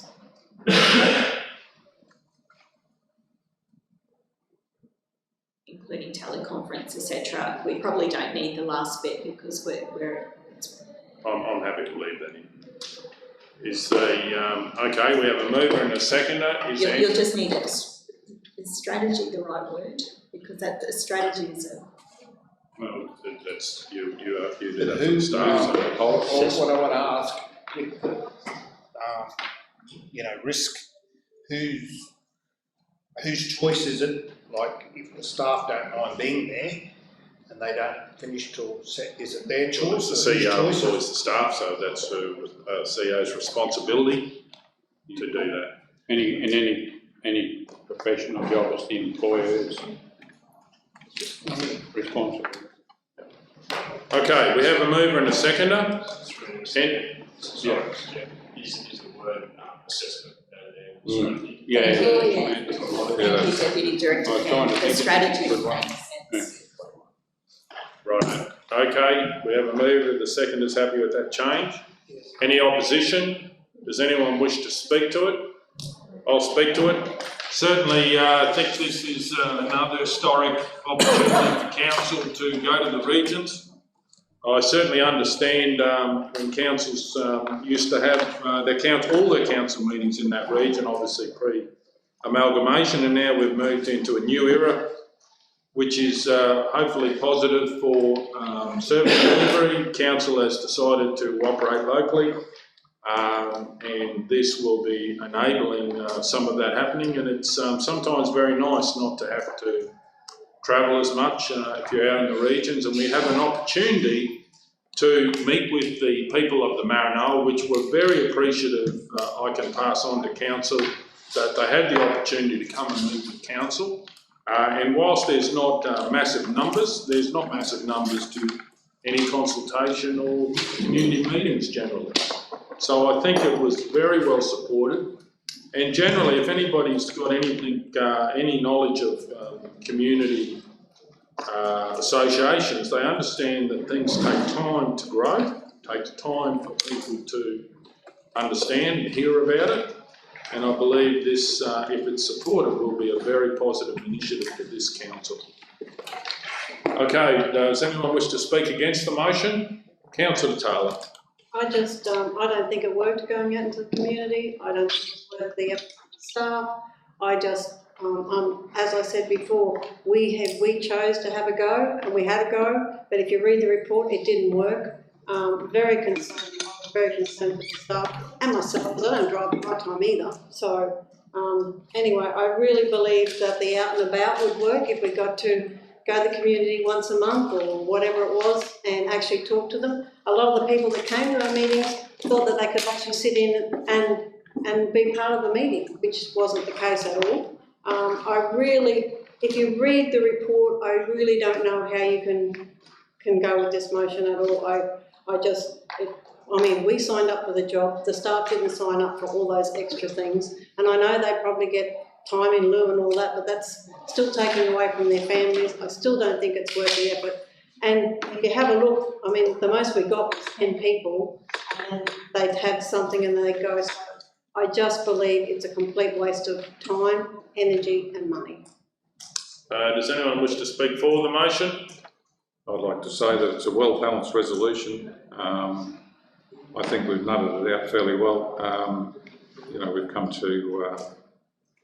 to a consensus there, but and it also respects community members. It respects the community by turning up at their little, the outlying towns of the Maranoa.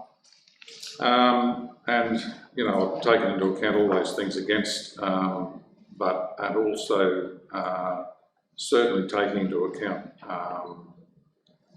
the staff's, certainly take into account the staff and the fact that they may be travelling at night. But I think that's been looked at through point 4 there. We're very aware of all that. We know that things can happen. Maybe they do happen, but I don't think all those things together. Basically tell us to throw this whole thing out, because we've only had one crack at it. I think we should have another go at it. I don't believe that just because people didn't turn up, that sort of thing, I still think it gives people the opportunity to turn up. And once again, I think it's just respectful for those communities. Okay, does anyone wish to speak against the motion? Councillor Hancock. It should come as no surprise that I disagree with this motion, as I disagreed with the very first motion that went out. But majority of council voted to have a trial, and that is what we did. And the pros and cons for that trial is in this report. And I would like to thank the staff for such a well-informed and written report, providing all the information and facts that that go along with moving our council out into the regions. And I'd encourage the community to read the report so that they can be fully informed of the positives and negatives of holding council meetings out into the region. Now, don't get me wrong, I'm a regional councillor, and I live in the regions, and I absolutely believe that the regions should deserve, every region, including Roma, should deserve to see their council together out and about. I think we could actually do much better by going out to the community on a social basis where it is just our council and we're not picking up our workforce and travelling them with them. And we could meet with our communities on a social basis where we can get to actually interact. I actually found as a councillor that it was frustrating to go into communities. Sometimes you're going in at night when all the businesses are closed and you're finishing at night. You couldn't even support the community by buying a cup of coffee. So, and then you get there and the few community people who did, and I'd like to thank them that they did show up for the meetings, but they'd like to have that conversation with you and you're too busy scoffing your food and being busy and being aware that you had to get to the table. So I just don't think that it was a great time of interaction with our community where they could actually be comfortable with us. I really do worry about the staff travelling. Roma is central. We are a big business, and my concern wasn't only about the staff travelling, that was a major concern, but I did notice the staff that wasn't in attendance, the amount of reports that we had to lay on the table because we actually didn't have the professionals to give us that information. So I once again worry that staff might not be in attendance, and I will say, yep, okay, they could Zoom in. We're going out to regional centres with no equipment. The equipment was hard to deal with last time, and it's going to make it even harder to, I don't know how we have minutes up on the screen and have staff zooming in. I think it's going to be very, very challenging. And I'd also like to, I did reflect on the fact that I was really, really concerned as a councillor in Surat when we had members of the Mitchell community who had something of importance to them on our agenda, and they wanted to attend and they had to travel at night from Mitchell to Surat, and they travelled home that night. I was so concerned about their travelling home.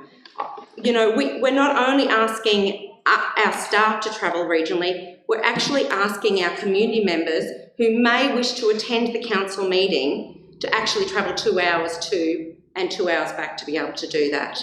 By having it centrally in Roma, it is an hour for those people to travel in. I just think that's a really, really important point to remember when we're thinking about this motion. Councillors, I just urge you to consider. I have no problem with going out in the regions, as I said. I actually want to go out to the regions, and I actually would like to go out with you guys to the regions and see our communities and be involved in our communities. But I just don't see the need to bring our staff and our organisation, all the technical support we need to be able to hold these to hold these meetings in the region. I just cannot justify the cost of moving our organisation for the few attendance that we had that is in the report to hold our meetings regionally. And I cannot justify the risk of workplace health and safety. And so I agree with Councillor Taylor. I think there's better ways that we can do this, that there's a void there, we need to fill it, but there is a better way. And I think as a team we could come up with a better way of doing that. And so I just urge councillors to fully consider this as we go forward in being able to operate effectively and efficiently with all the equipment and experience and professional advice we need to be able to make the right decisions for our community when we sit at this council table. Okay, does anyone wish to speak for the motion? Councillor Guthrie. I'd just like to say that when this idea was presented last year, we did say we're going to do it as a trial. I don't think we started last year going, it's only going to be for a 12-month trial. I actually see value in doing what we're doing today, which is value adding, looking at it, reviewing, this is a review stage, and then putting some proactive measures in place. And I think the clincher for me is the fact it's going to be daylight hours. So as I listen to a lot of the considerations, I think by having it a very clear starting, 9 o'clock, and then a very clear finishing, I think it alleviates a lot of the concerns that have been raised. And I do believe that we've got to give it a little bit longer. Be mindful, COVID last year may have had an impact. I think we didn't get it right from the beginning. I think we are getting it right, and I think it deserves just a little bit longer to see whether or not it works and then make a decision next year. Okay, does anyone want to speak against the motion? Does anyone? Oh, Councillor O'Neill. Thanks, Chair. Councillor Guthrie, I wholeheartedly disagree. We put a time frame on the trial, and it wasn't for 12 months, it was for 4 meetings. We've undertaken that trial, and now we've got a very full report, and I thank the staff for putting all of the facts and data to us so that we can consider this in light of the outcomes of those 4 meetings. The only positive I see in this resolution is that the meetings are starting at 9 and finishing at the later 6, because that brings back a level of professionalism to the meetings. Having meetings going through till 11 o'clock at night, I don't think was professional. And so I do support a change to that. I do, I'm no doctor, but I do believe there were decisions being made late at night that were probably not the best decisions. And they weren't the best decisions because all of us had done a day's work, and then we turned up in a particular location and held an ordinary meeting of council, a board meeting of council, where we are making big decisions on behalf of our community. And I'm sorry, I'm not making the best decisions at 10:30 at night. I wouldn't decide to buy a house at 10:30 at night. So it pained me that we were making decisions on behalf of our community, but we all agreed here by majority to undertake a trial, and that's what we've done. I'm with Councillor Hancock. I love going out into the region. Councillor McMullen and the Mayor will remember in the previous term, I held multiple mobile offices across the region to give the community opportunity to come and meet with me and any other councillors that wanted to join and talk about the issues or directions that they had for council. And I think this is a failure to taking the ordinary meetings out to the community, because the feedback that I've received from the community members that came to our meetings were, as the report says, they thought that this would be a two-way conversation, that they would be having input into the council meeting, not simply sitting at the back of the room watching council debate, which they were clearly interested in because some of them stayed, not all of them. But they felt that there was a missed opportunity, that there wasn't that two-way interaction. I think council out and about town hall meetings where we advertise that all 9 of us are going to be in a particular location at a particular time, and we put a barbecue on or a bit of smoke or whatever it is, will open up that two-way communication with our community, because ordinary meetings of council just do not do that. They come and watch us, which is important, making the decisions on their behalf. They're the ones that have put us here. But they now have the opportunity to sit at home and click play on the recorded meeting of council, and the data doesn't lie. The support that council has seen for the viewing of our meetings online is tenfold the amount of people that have been coming to our meetings. I mean, let's not forget the first term after amalgamation of council, those 9 councillors and the council of the day, they travelled to all of the old shires and held the meetings in the old shire chambers, and they made the decision towards the end of that term that it wasn't working because no one was attending and it was a waste of resources, and that's why they implemented, in the term in which I joined in 2012, an out and about program where we did travel across the region as a collective council, advertised to the community where we're going to be in a particular location at a particular time, and people would come and meet with us, and it was successful. Now, reasons which I just won't go into now meant that it was untenable last term to do that, and it fell by the wayside. But I think there is an opportunity for this council, new people around the table, to adopt a model where we are holding community town halls where there is a two-way interaction. I don't think we've got the resources to spend on taking us out to all of these locations, getting the setup right in terms of the video. I think that is a concern, a financial concern that we must consider. There's a cost if people stay in motels overnight in terms of staff. So there are some financial resource implications, but the telling one for me, and I just don't think simply having teleconferences is going to fix it. There are staff that will continually attend our meetings. They don't have an option to call in by teleconference. They need to be here, and we're impacting on them. We haven't had a conversation as a council about this. This was on the agenda a fortnight ago. Mayor, you moved to lay it on the table. We had 2 weeks as a council to sit down and discuss the pros and cons about this and bring it to a council meeting. That never happened, or certainly I wasn't involved in any conversations around this. And again, I think that's a missed opportunity. The first time learning about this option is this morning. And it's a decision that not only impacts the 9 elected officials around the table, but it impacts on the staff. And we should, I believe, give them due consideration in making this decision.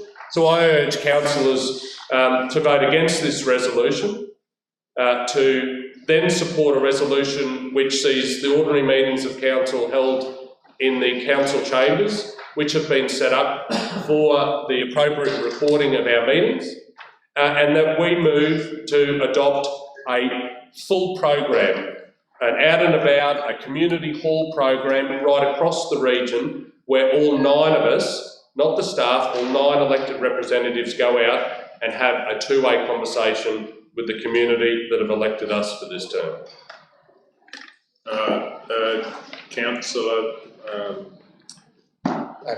Ladbrook, sorry. I knew you were next. Would you like to speak to the motion? Now, I just think people in these small towns, they're still ratepayers, and I think they deserve to have one meeting in their town a year. That's all, just one meeting out of all our meetings, just one a year in small towns.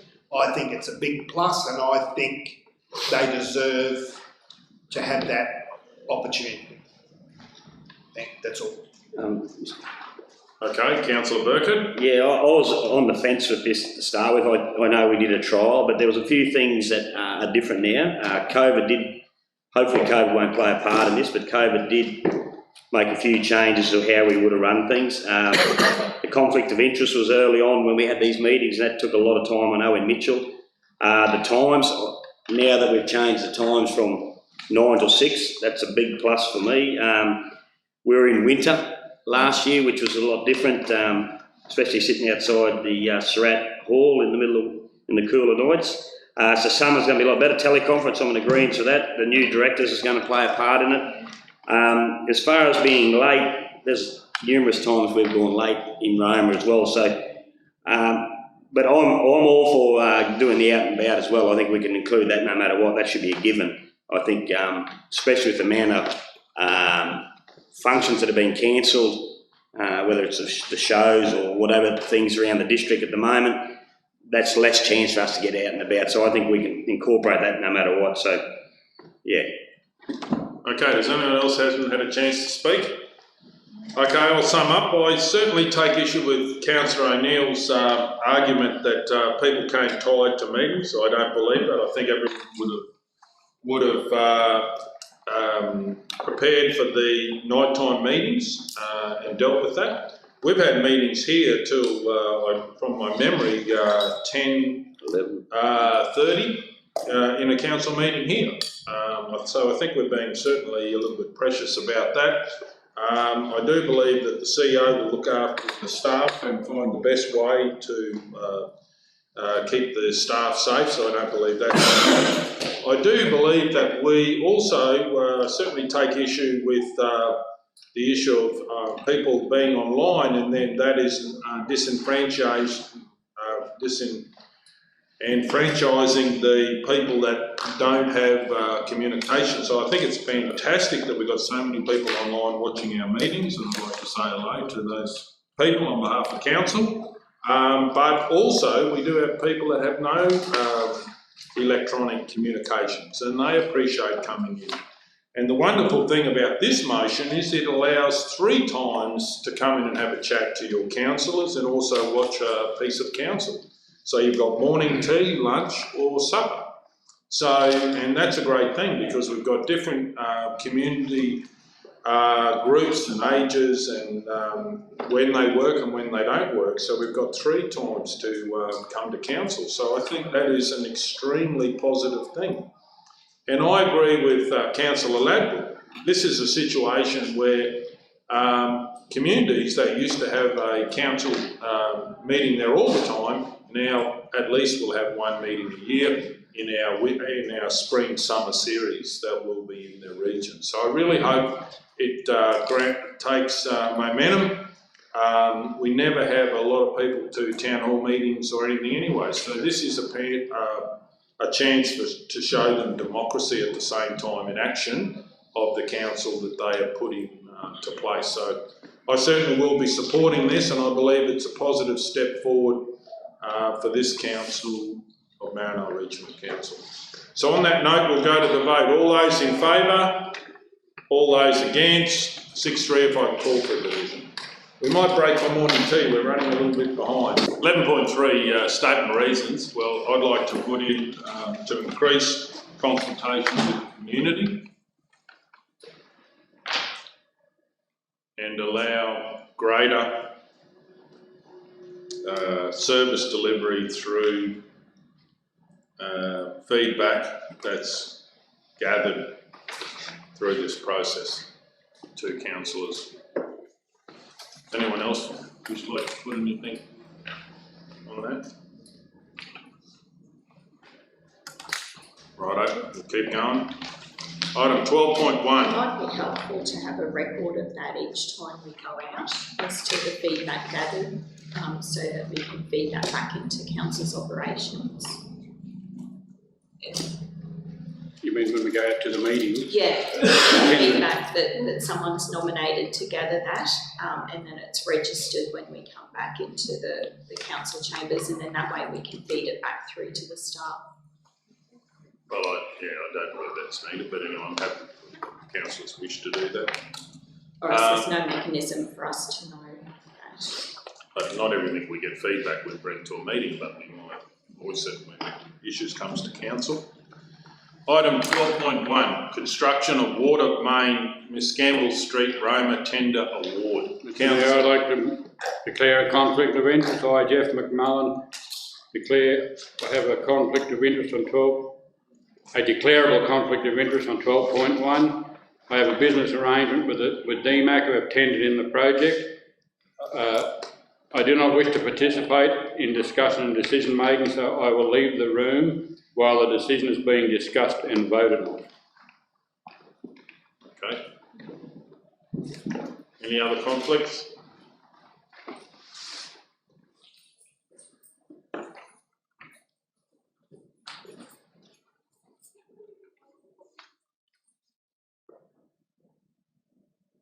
Colin has left the room. Do we have any questions, councillors? Please go ahead, Councillor Taylor. It said in the report here that we had 3 responses. What's the three responses?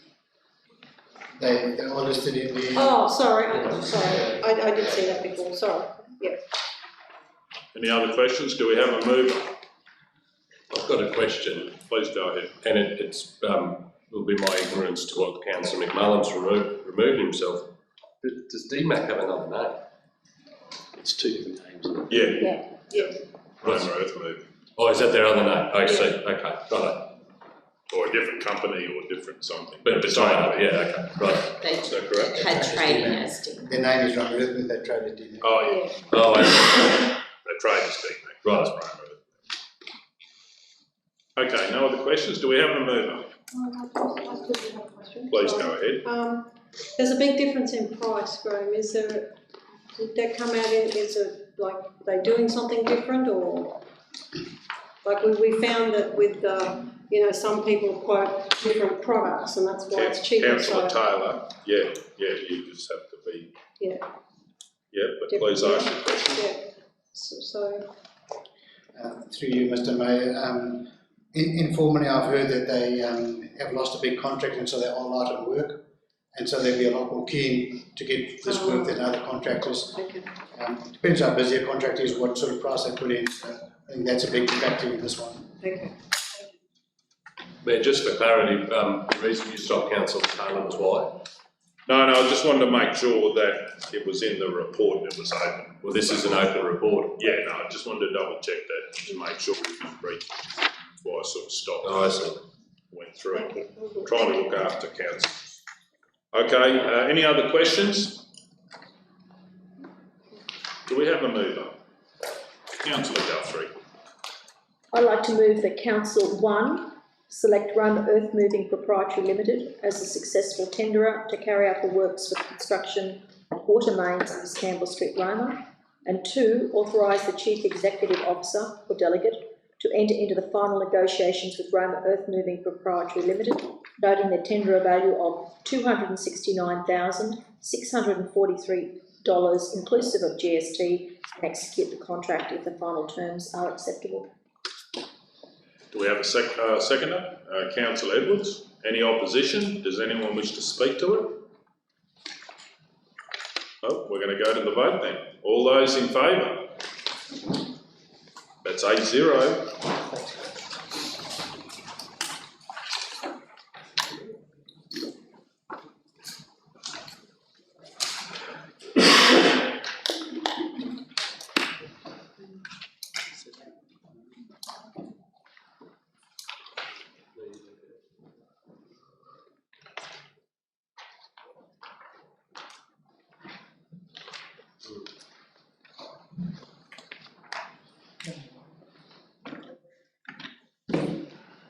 Okay.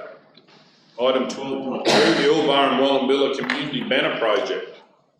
Do we have a mover? Councillor McMullen. Mr. Mayor, I move that Council 1 approve the transfer of $5,136 from WO20370 to WO22230 to allow the Wallumbilla Community Banner Project to proceed. 2, approve the transfer of $5,736 from WO20370 to WO22231 to allow the Yuleba Community Banner Project to proceed. We have a second, Councillor Taylor. Any opposition? I just have a question. Question, please go ahead. Through you, Mr. Mayor, Cam. Just wondering, I couldn't, and maybe it is in the report and I couldn't see it, but do we know how much the original budget was for this project? Through you, Mr. Mayor, the original budget was 5,000. So, For both of them, yeah. 5,000 each. We've obviously just got the detail in consultation with the community groups, and that's the best price we're able to sort of get for the scope of work. So, the decision really is we've sort of, if council are keen to progress, we just need some extra budget to do it. If not, we can go back and revise scope. If we did look at reducing the number of poles, banner poles sort of need a few in all like to have the effect. So yeah, that's don't have a problem, just wanted to ask a question. Thank you. Okay, does anyone else wish to speak? We're We're going to go to the vote. All those in favour?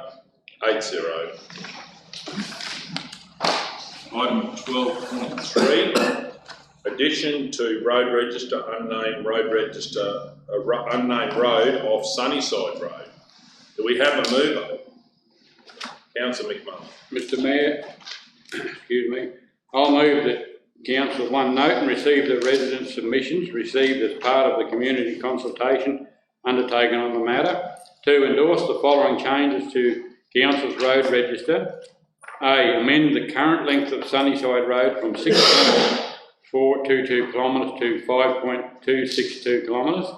B, add a new road to the road register consistent with option 2 of the community consultation package, with the new road having a total length of 2.3 kilometres and a start location of Wallumbilla North Road.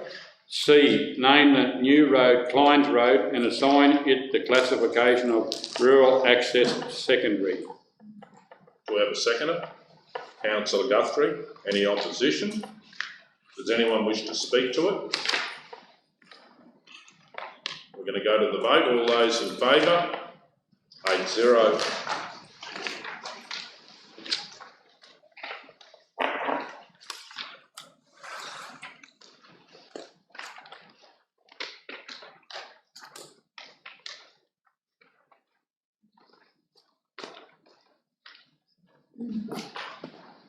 Mr Mayor, there's 2 reports there, one after the other about the same sort of subject, the same topic. Probably should have had them around the other way. One was probably more the background information on the actual 1080 voting. The other one's about actually for the funding. You don't have to do it first, Mayor, if you want to make reports anyway, probably got the background, another report on this one. Okay, so, well, do you want to change the order, councillors, or just do it this way? Well, can we just maybe lay the first one on the table to further in the meeting and then deal with the other one and then deal with that one? Would that work? Yeah, sure. Would that work, Madam CEO? Okay, do you want to move that? Happy to move that. Let's Right. move that we lay item number 13.1 on the table to later in the meeting. Or just after 13? Or After 13.2, is it? Yes. Yes, we're after 13. Yep, after So- 13. Okay, we have a seconder. We don't need a seconder. All those in favour? 8-0. Do we know, is Councillor O'Neill coming back? Should we wait for him? Okay, do anyone have any questions? And now we're looking at 13.2. 13.2, correct.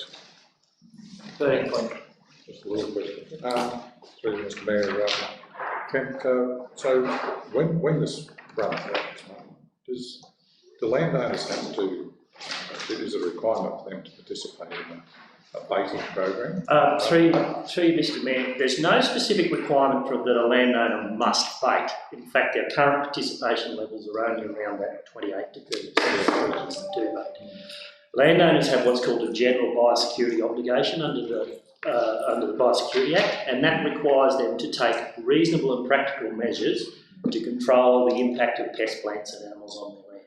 So baiting is one of the tools that's offered to landowners to do that. And there's a suite of other things. There's trapping, there's scalps, there's exclusion fencing, there's any number of things. But baiting is one of the tools that's provided to assist landowners in meeting the GBO. And as a council, we have to support them to do that comes to a point that's actually of some information that's come to my attention since this report was issued. The licensing for 1080 distribution is done under the Queensland Health, Drug and Poisons Regulation 1996. That's currently due for review this year, and currently the only people who can prepare fresh meat baits are the local government or Department of Natural Resources staff. Landowners are able to buy manufactured baits off the shelf from the local produce supplier.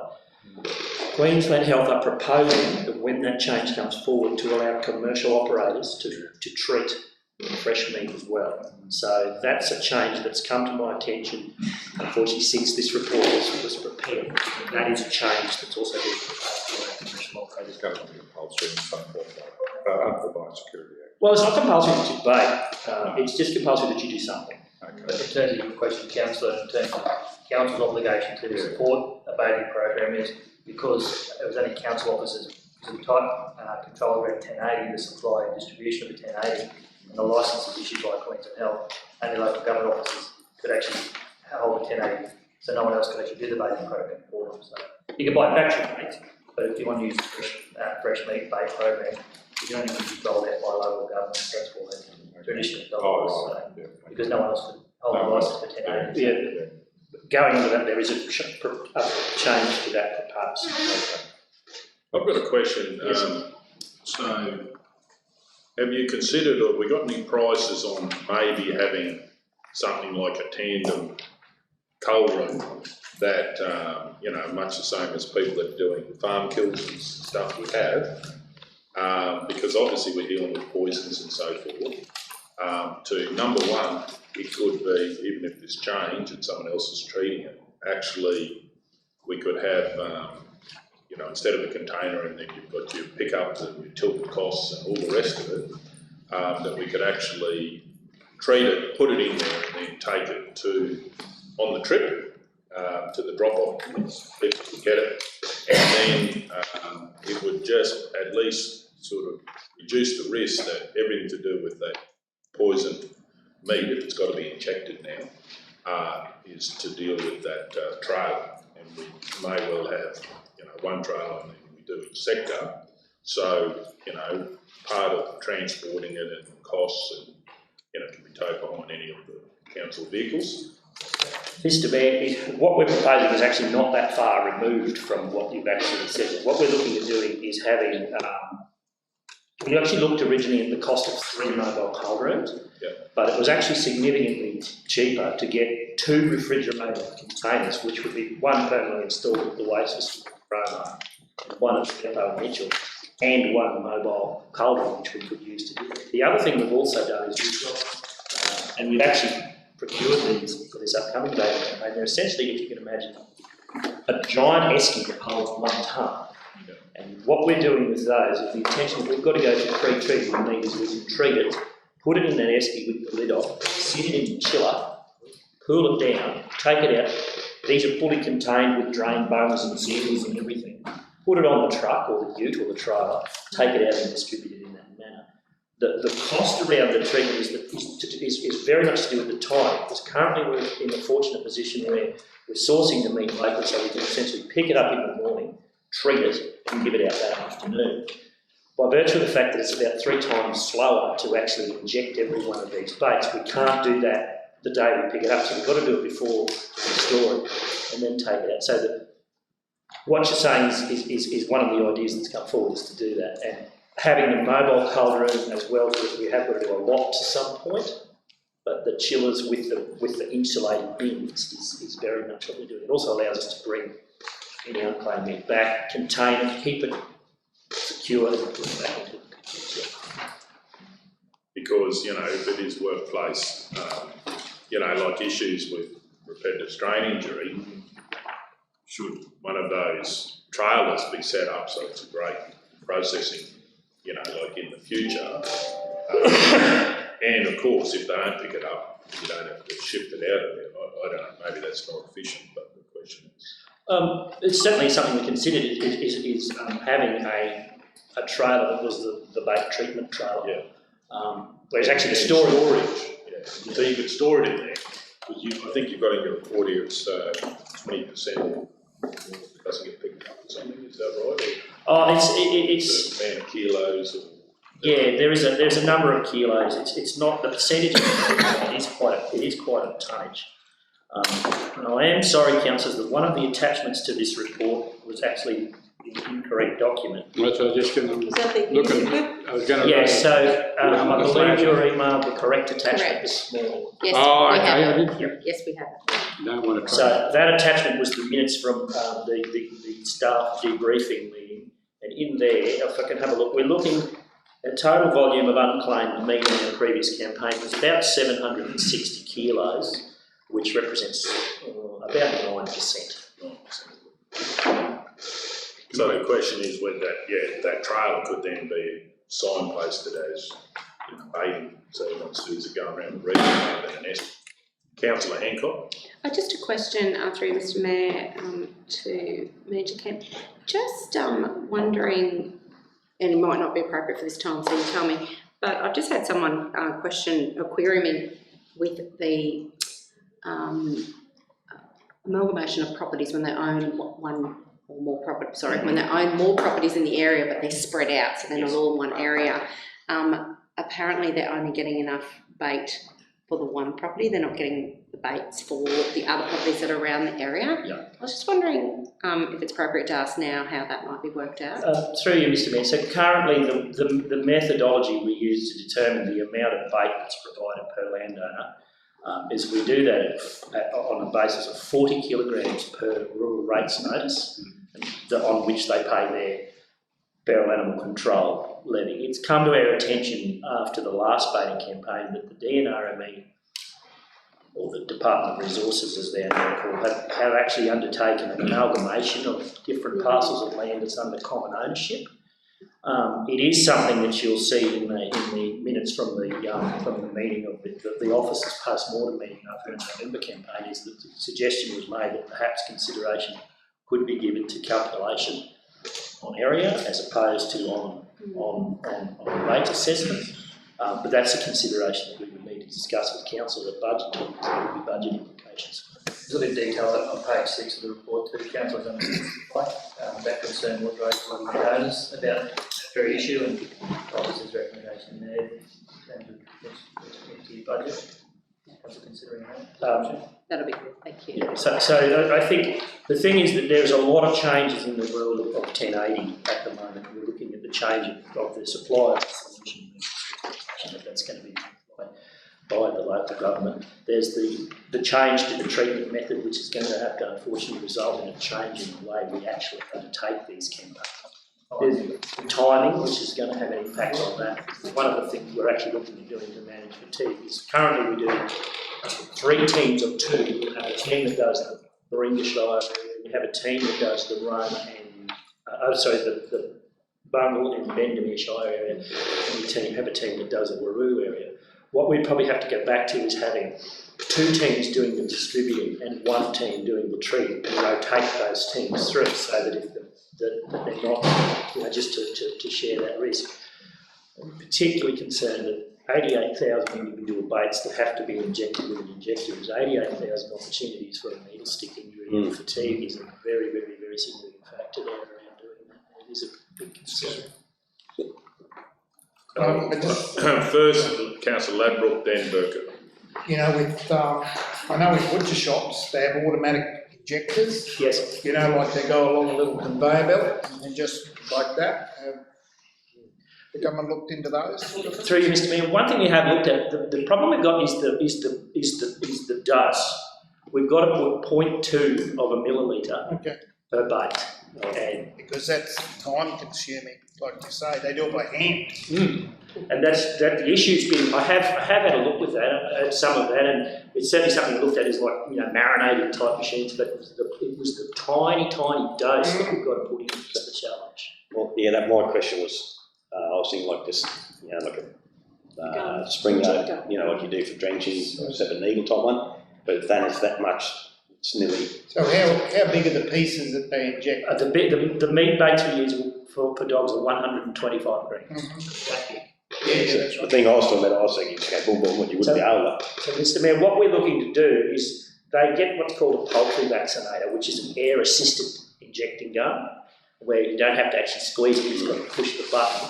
And they will do up to 5 mils in 0.1 of a mil dose increments. So we were looking at acquiring something like that, an air compressor, this thing, so we don't have to physically pump a gun. It's just a matter of anyone that's used auto backliner and injectors or that sort of thing. But we were looking at that, but it comes back to Councillor Ladbroke's. We have looked at that, but the issue is, given that we've got to get 0.2 of a mil per bait to get it at that required thing, to be 0.1 of a mil out of 0.2 mil bait, to be out by 50%, which is not acceptable. Just give them a pain in the belly. Or you give them a dose that's excessively lethal. Sorry? If it's either side of the 0.2, what happens? 0.1 is considered a sublethal dose, and 0.3 is definitely a lethal dose to a dog. The issue there is the fact that if you supply a bait that's treated at greater than 0.2, you're actually in breach of the APVMA licensing, and the officers are basically not following the labour conditions. So did once upon a time, did they use the can't you bathe it in the stuff? You roll bait. So, like in a solution, just instead of... Through you, Mr Mayor, what was originally occurring is the 1080 solution used to be provided by DAF. Yes. Okay, so we got it from DAF. They had a licence with the APVMA to distribute 1080, and the labour condition was we were able to tumble mix it. And that's what we're still currently doing. So at the moment we take 20 kilos of meat, put it in a cement mixer, put in 160 millilitres of 1080 solution at 10 milligram strength, roll it around a bit and tip it in a bag. So that's what we're currently doing. But when DAF solution runs out, the labour allowance for tumble mixing will be cancelled and table mixing will no longer be allowed to occur. So we have to move that into effect. And we have asked DAF to, through the Land Protection Fund, to look at doing some research with some of the suppliers to get tumble mixing again approved as an on-label use.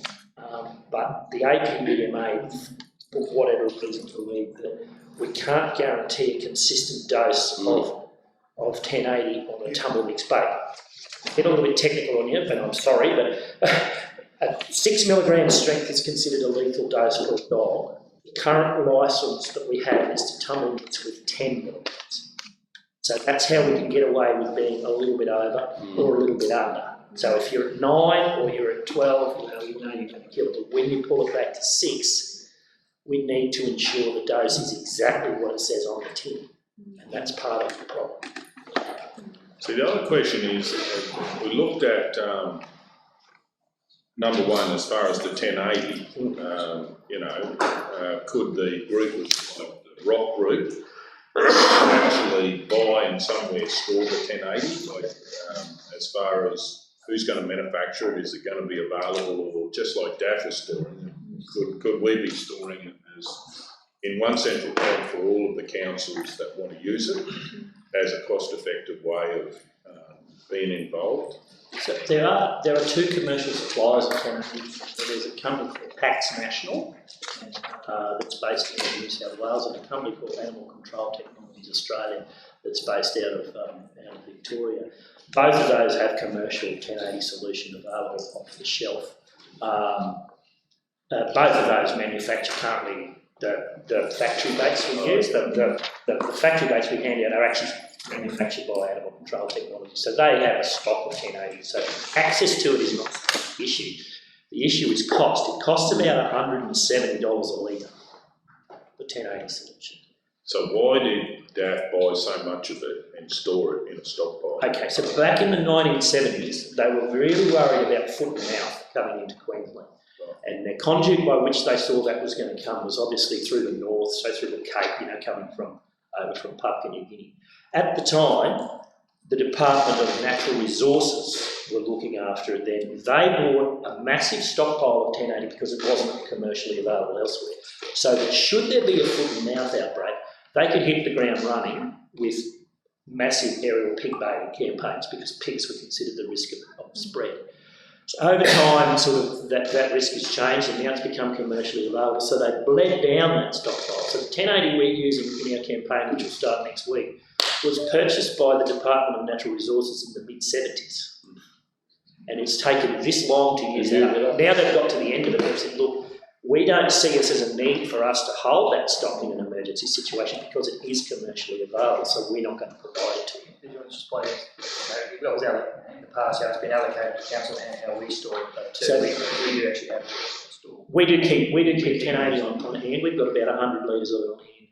We use about 115 litres a year, and we keep about 100 litres on hand at any one time. So when we do a campaign, what we go out, we'll put back in. The thing about the 1080 solution is it's not issued to council, it's actually issued to the individual licensed operator who's got that's done the training in the course. They hold that on their licence, and they do what's called a stock control. So every time we issue a bait, we keep a record of that on the stock control sheet and we send that off to DAF. once that solution's gone, that process is also going to be changed, and it's going to come back on council as to how we manage that. The other issue that's come to light again since this report is that currently when we issue the 1080 to the landowner, we do a deed of what's called a deed poll, which transfers, it's basically a chain of responsibility. We're transferring the baits from ourselves to the landowner, and now the landowner's liable for the correct placement. That option is also no longer going to be available, and it's at this stage unclear as to what happens if a landowner misuses baits, as to whether the rural lands officer is responsible for that. That's the other issue we haven't got an answer on at this point. Well, the other question I've got is, have we consulted with people like one of our major suppliers, Waroo Game Meats, about if it is sort of deregulated to a point where they might be able to process it, I think maybe at a separate facility, and if council aren't the ones that are actually, it could be, for instance, like a group of landowners that might want to get the trailer. Have we talked to them about, hypothetically, would they be interested in the future if the rules change about treating it? We haven't spoken to the Waroo Game Meats. They've actually withdrawn all of their participation in baiting. They no longer supply meat. So they don't at all? They don't do anything. The last time we put a request for quotation out, they didn't even respond. Or whoever's supplied, you know. It's certainly something that we talked about, and one of the things that may change, and some of the operators have done, is when it becomes available that a commercial operator can prepare the baits, you know, there may well be local businesses that will say, well, mate, I can treat the meat for you, I can do that. But the issue then is that once something becomes commercially available, then the question I would put to council is it something that council wants to be involved in? Is if it's commercially available from a commercial provider in the region? They can do the whole thing. Exactly.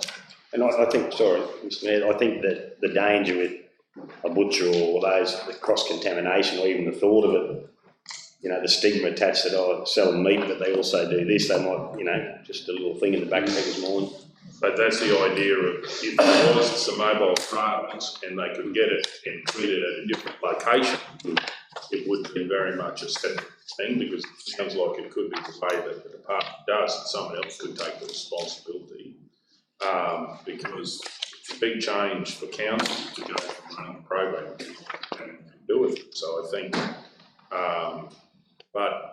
and also the other question is, with those to do with the rates notices, they combine them, but they still note on there, I'm pretty sure, all the different properties that they are. So do we have to change our policy if we want to? There's one rate notice now, but there was 3 properties that used to be on a separate rate notice. Will we have to change our policy, or is there enough flexibility in your policy to see that there's 3 different properties? We can, Mr Mayor, we can do whatever council wants us to do. But have you got enough authority? Well, probably. No, currently no. It's Just 40. one rates. One rates notice 40 kilos. So now they've made it 3. And I'll stand correcting on this, Mr Mayor, but I would imagine by including them in one rates notice, they'll only be paying one wild dog. That is absolutely correct. So instead of like before you were getting three precepts, what they call, and now you're getting one because they've amalgamated. Mr Mayor, it is calculated, correct me if I'm wrong, you might be able to answer this one. I think the levy is calculated at a cent in the dollar against the valuation. And it goes on the one rate notice. Yeah, so even though that they're amalgamated, it will change the valuation, proportionally reduce it, as if against some total of what the 3 would have been. So it doesn't actually reduce it by a third, it might reduce it by a fifth. And the other thing to consider is if the department is not actually, if we're paying money to the department to provide the actual 1080, there's going to be questions as to whether or not that precept payment will need to be made if the council actually steps in and starts providing the wild dog. Mr Mayor, that is certainly a point that we did raise in the report, is that we pay a service contribution to the department for the supply of the 1080 solution and the bags and the signs and all that stuff. If we're not getting that, what are we paying the services contribution for? And that's an additional problem, because it's going to be down the track a greater cost to the council, because at the moment all your signs and your bags are actually provided to us, and that's a substantial cost. So, and if you see the report, I have actually costed out what the signs and the bags do cost there. So currently for our baiting campaigns, what is supplied to council and I'll use the word at no charge, but that's not true because we're paying for it out of our precinct. But what is provided to council in exchange for that is we get all of our 1080 solution, we get all of our indemnity books, we get all of the bags that we supply the meeting, we get all of the signs, and we get the stock control. So when DAF suspend their registration for their chemical reviews, that they will no longer provide any of that. But it might be that all the councils in the inland that do bait may go to the state government and say, well, you know, this was supported. How else can we do it? Because it may not be automatic, but it could be a green like what we did for the extra baiting campaign. Mr. Mayor, I've had a conversation during a state oversight group of the Land Protection Fund. We had a meeting just recently. We had a conversation with some of our neighbouring shires. Western Downs' intention is to no longer provide coordinated baiting campaigns for their landholders. Southern Downs' intention is to no longer provide coordinated baiting for their landowners. That's their recommendations. Gundawindi is no longer going to provide. That's their recommendation. So, is that at a staff level or a council? That's at an executive level. That's the recommendation. Yeah, right. So that's what. So it hasn't been through council. No, it hasn't been through council yet because it's a moving feast until we see the changes to the regulation, the poison regulation, which is due in September this year. We're sort of boxing in shadows a little bit. And Mr. Mayor, the big consideration too is the availability of the actual meat to supplement, because it's in very short supply, and the cost. You've got it's the availability, the sourcing of the meat, and then the cost involved. And a lot of those councils there too, the officer spoke about there as well, this has brought it to a head, but obviously they've had other mounting issues there too, because with lot sizes, rural residential blocks, a lot of media around accidental baiting across boundaries there too, so they've had that pressure as well. This has just brought it to a head, which has probably changed their policy decision, I think, but obviously we're being blocks we don't have. And we'd probably have to get the feedback from the Western councils. Yeah, I think that we're more in tune with those than probably those eastern ones. Through Mr. Mayor, that'd be coming through the QDOG, what do you call it? QDOG meeting. The only other officers mentioned there too, and Councillor Guthrie has picked up on there, it's probably just but it's been an ongoing issue.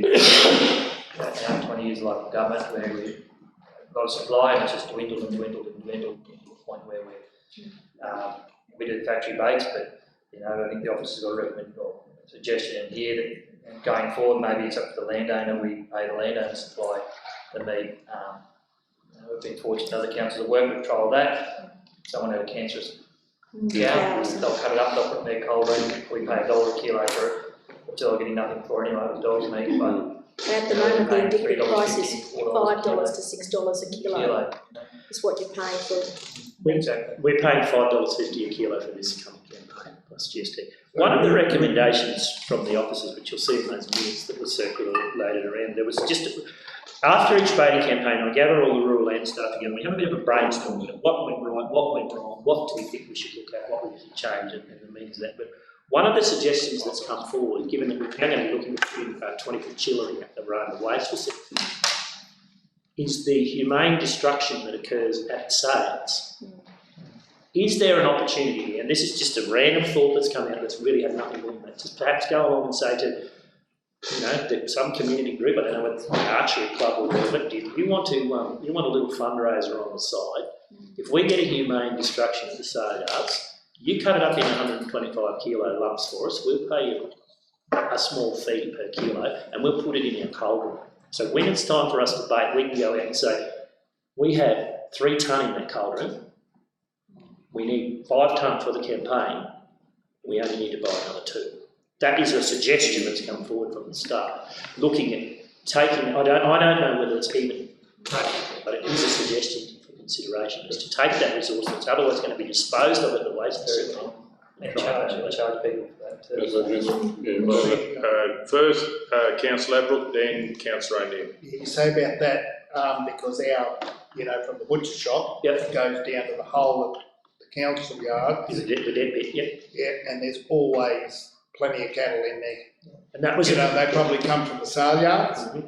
So if you had a mobile killer bloke, you know, even out there, because it's not for human consumption, they could just, if it's got a broken leg or whatever, they could do it out the yards and go from there. outlet sales. It certainly was a suggestion, Mr. You Mayor, know, it's it come wouldn't forward be- from the staff. It wouldn't be a hard thing to organise, really, I don't reckon. Councillor O'Neill? Can the impact that we may feel from Western Downs not baiting, what's that likely to be? I honestly don't know. I honestly don't. Because that's the only boundary that I heard is Western Downs. There's no... We kiss Gundawinny in the corner down the south. Yeah, just. But Ballon and to the west, there's no talk about not running a coordinated voting. Ballon, very much, is their view at this stage is we'll just do it for a bit and see what happens. Yeah. Again, the view from the officers of the meeting, their view at that stage was a case of we will really see what happens, whether or not it becomes commercially available and what the uptake is. But one of the things that is also concerning to us and also impacts on this is that when we've gone out and talked to the actual landholders themselves about the acceptance of injected baits versus tumble mix baits, there's a large percentage of landowners that are resistant to have injected baits for dogs because of the fact that when you put the 1080 on the outside, you throw it out in the environment, you get a shower of rain, it dilutes it. When you inject it into a bait, you throw that out, particularly during drought conditions, that piece of meat will dry out like a piece of jerky and it seals that 1080 in there.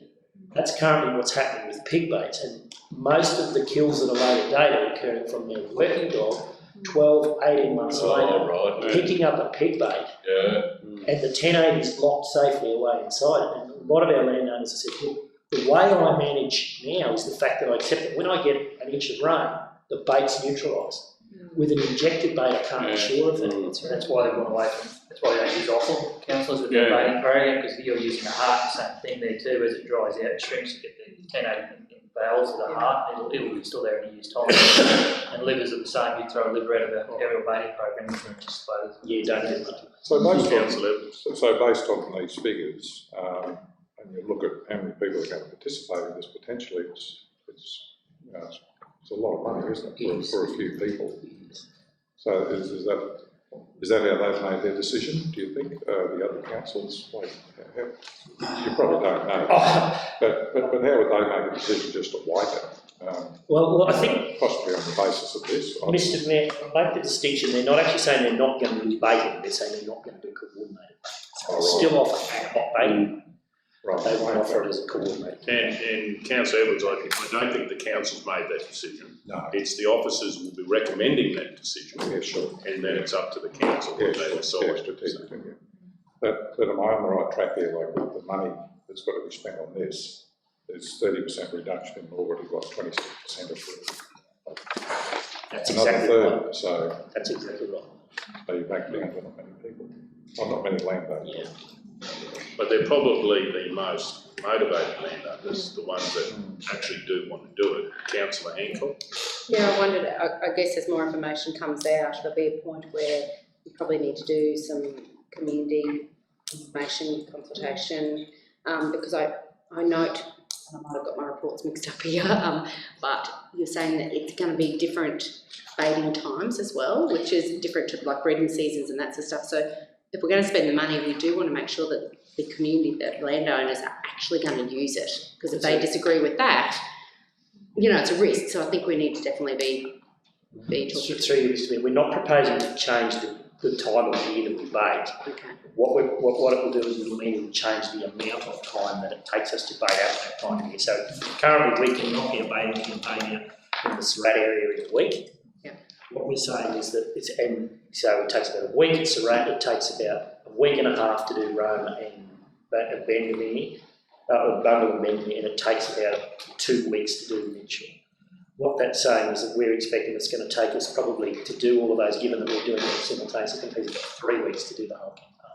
So we're not proposing to change from April and November, because the selection of those times that you make are based on the recommendation of science that fellows like Lee Allen have done around mating seasons and clubs are moving, and it's coordinated with the other local governments across the state. It's just the amount of time that we take when we're actually doing it, we expect to see an increased profit. So James Speed did a lot of stuff, research around Barky there about 15 years ago, because all councils were baiting at different times of the year.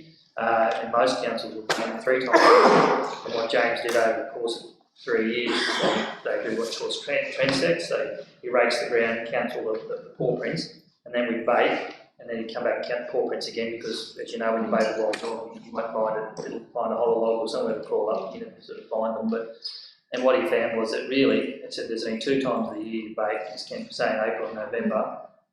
Generally, one during mating season, you'll get dogs picking up baits then, and then the other time of the year when the young pups are being kicked out of the den, the young dogs, the inexperienced, will pick it up. But other than those 2 times a year, you're really wasting money throwing baits out. And that's why all local governments generally bait within that period twice a year.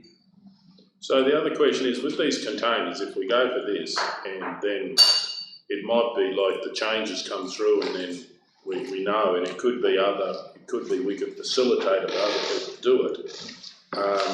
Can you sell those containers if you've been dealing with 1080 in them, or are they Yeah, can definitely. you wash them out? Or 1080 is highly water soluble and is actually quite unstable environment. It dilutes readily. Now, the point I will make is that the containers, we applied last year for grant funding for upgraded baiting equipment, and we've already got the funding to purchase those containers.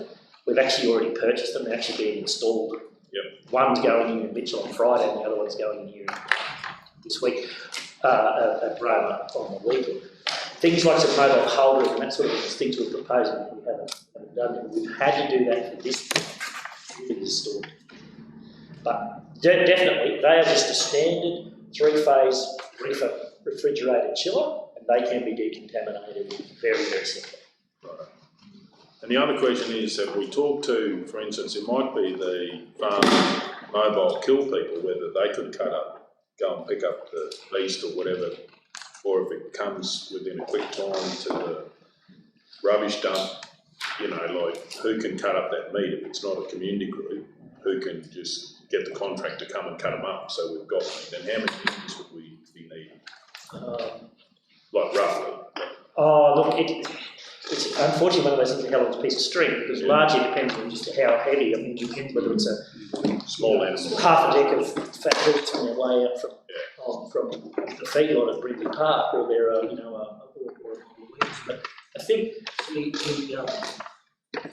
really haven't pursued that idea any more than saying, hey, this is a suggestion, is it what do you think?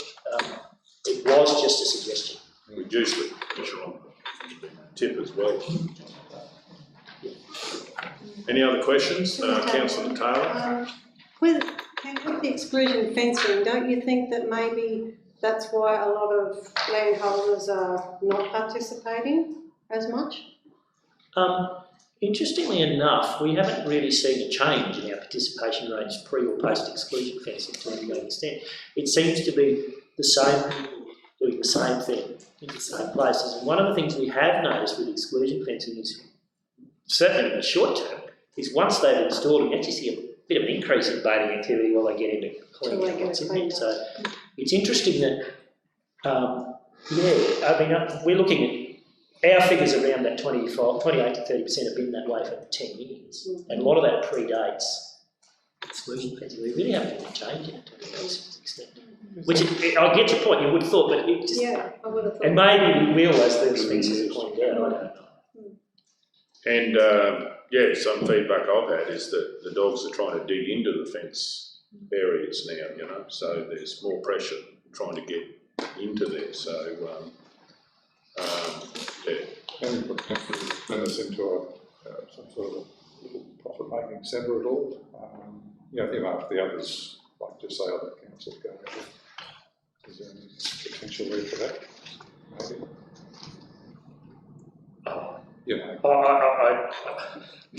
I can't answer that, I'm sorry at this stage. It's certainly something you can look at. I really don't know. Thank you. Through you, there is going to be limited people in terms of ejecting it. I think with all the shires, the problem we're all going to have is that meat supply. Sure. You're right, that's probably there's an opportunity there for skill area to come back to that supply, I think. Correct. So, can you, we say about the sale yards, cattle there or whatever, can you freeze it Like, do you freeze it or not? You don't want to freeze it? Preferably not, but if you were going to go for something like that where you're working that, you would have to freeze. Certainly, if you purchased, they're okay, you put it down to around -30, so they could. Mr Mayor, can I just also make a comment? Kent, that's a very topical conversation in the wild dog meetings, because there's those that argue that if you freeze them, the actual dogs know it was frozen and they walk away now. Where that information comes from, the big proponent is, or the big suggestion is to have fresh meat. Mr Mayor, can actually expand on that because Lee Allen, who's considered a bit of the godfather of wild dog research, he did some research on bait attractants to try and make a meat bait more attractive to a dog. He found that the single biggest factor that influences a dog's acceptance of a bait is how fresh the meat is. He said you can put whatever you like on it, but it depends on how fresh it is. Okay. Righto, no other questions? So this is what crucial to get moving on. So you've got for next year. This going to happen for this year. So, Mr Mayor, 13.2 is really just to draw your attention to it. 13.1 is an opportunity moving forward for some grant funding to actually offset the cost of the 1080 solution. DAF have offered funding for 75% of the cost of the 1080 solution over the next 3 years based on our historical figures, and $610 towards the cost of the injector gun. So what we're asking in report 13.1 is council approval to apply for that funding, and that application, the actual completed application form's attached there, and it's got to be put in by the 20th, I think, of this month. And that's for 1 year? So, meaning you can change what you want. Should we move on 13.2, finish that and then deal with 13.1? Well, we can, and I can ask the question. I think cover both reports, Mr Mayor. Yeah. 13.2 just for information, add the background, and then say we can vote on 13.1. Yes. So you debate cover both reports. Yeah. So 13.1, you're basically going to say here's 3 years worth of solution and we'll give you the money. And can you change it as you got more information about when the landscape changes? Or are you locked in for 3 years that now you've got to pick what you want? No, so basically that's calculated on our previous 3 years of participation. So they'll say we will give you enough funding to buy 75% of the solution that you use for the previous 3 years, just for the solutions. Yeah. Oh, sorry, and $610 towards the cost of one injector. 2 and 3, Mr Mayor, I'd say that'll be a one-off too. Yes, it is. So it's a round of funding, Mr Mayor, through the Queensland Bell Pest Initiative round 6. It's called a one-off payment as the local government assistance program is what its intention is. Right, no other questions? Well, we'll do 13.2. Update on issues relating to the provision of 1080 baiting services. Do we have a mover? Councillor McMullen. Mr Mayor, I'll move the council receive and note the officer's report as presented. Do we have a seconder? Councillor Edwards. Any opposition? Does anyone wish to speak? We're going to the vote. All those in favour? 9-0. Okay, moving on to item 13.1, application for funding QFPI Round 6 Local Government Assistance Program. Do we have a mover? Councillor Burkett. Thanks, Mr Mayor. I'd like to move that Council 1 make an application under the Queensland Feral Pest Initiative Round 6 program for funding to offset the financial impact of the withdrawal of 1080 supply by the Department of Agriculture and Fisheries, and 2, authorise the Chief Executive Officer or Delegate to execute the grant deed and any other necessary documentation to give effect to this resolution if successful. Okay, do we have a seconder? Councillor Guthrie. Any opposition? Does anyone wish to speak to it? We're going to go to the vote. All those in favour? 9-0. Thank you. Thank you, Mr Mayor. Thanks, Ken. Item 13.3. Purchase of lot 9 on SP 119660 Yuleba. Do we have a mover? Councillor Edwards. I'd like to move that that Council 1 purchase the land known as Lot 9, SP 119660, using the funds allocated in the 2021 capital works budget for the amount of $12,000 exclusive of GST. Number 2, reimburse Queensland Rail, the cost of the market valuation being $1,600 exclusive of GST. And 3, authorise the Chief Executive Officer or delegate to execute the purchase contract and other documents relating to this purchase. We have a seconder, Councillor Ladbrook. Any, you have a question? Yeah, I do, if you don't mind. Please go ahead. Okay, does everyone need to tell us? Yeah. Seating a bit. Just take. Councillor Taylor. Number 2 there, reimbursing the Queensland Rail for the valuation, is that normal? Previous Mayor. Yeah, it is pretty standard because they weren't looking to sell the land. We approached them for the land. Oh, right. So it was a cost to them. I assume that they have similar obligations as us to buy at market or sell at market value. And that was just part of their process, so they've asked us to reimburse that. The actual cost of the land was substantially cheaper than we first thought. I was just going to raise that. Yeah, that's okay, just thank you. Okay, we have a mover and a seconder. Does anyone wish to speak to the motion? Well, I'll speak to the motion. This is a fantastic result for the community and Yuleba Development Group. We've certainly spent some time on this, and congratulations to the officers being involved. That's a very, very good result as far as the council and the community, so please pass that on to the community.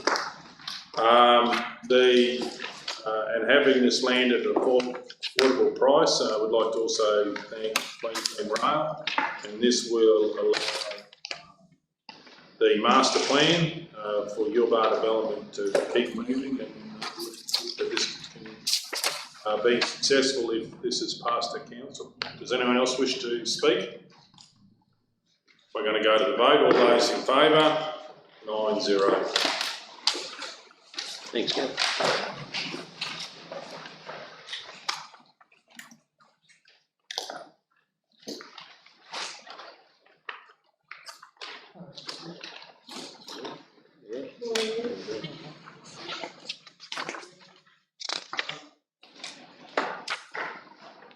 13.4, request for financial assistance, Roma RSL sub-branch.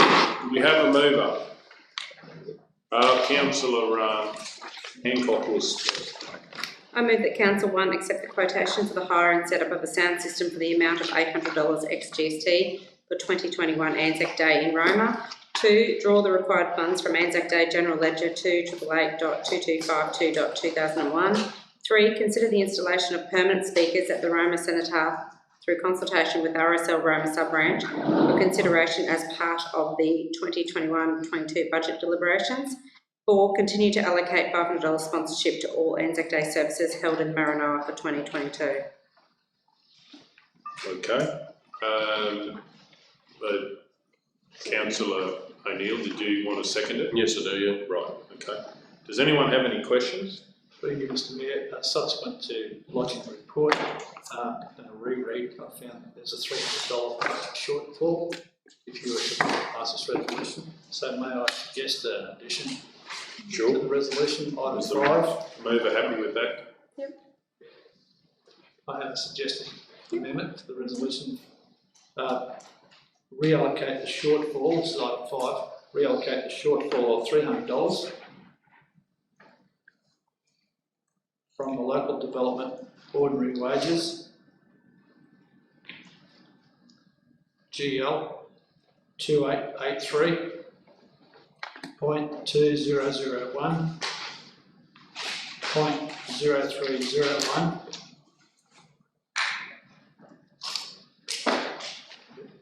Thank you. Does the speaker happy with that? Yes. Okay. I've got a question. Is this the same support as we would give in a normal year? Because they have a lunch and so forth. Is that tied into this? We have a normal Anzac Day budget of $4,500 a year amongst 9 communities. There are 8 ceremonies this year. So Roma will get $500 towards their annual lunch. Right. As a normal sponsorship. Yeah, right. This is an addition. So we're using the main $500 plus another $300 which we found. But when it's on, we normally do the $800 for the sponsors. Yeah, that's correct. I actually do have a question to Mr Mayor. Please go ahead.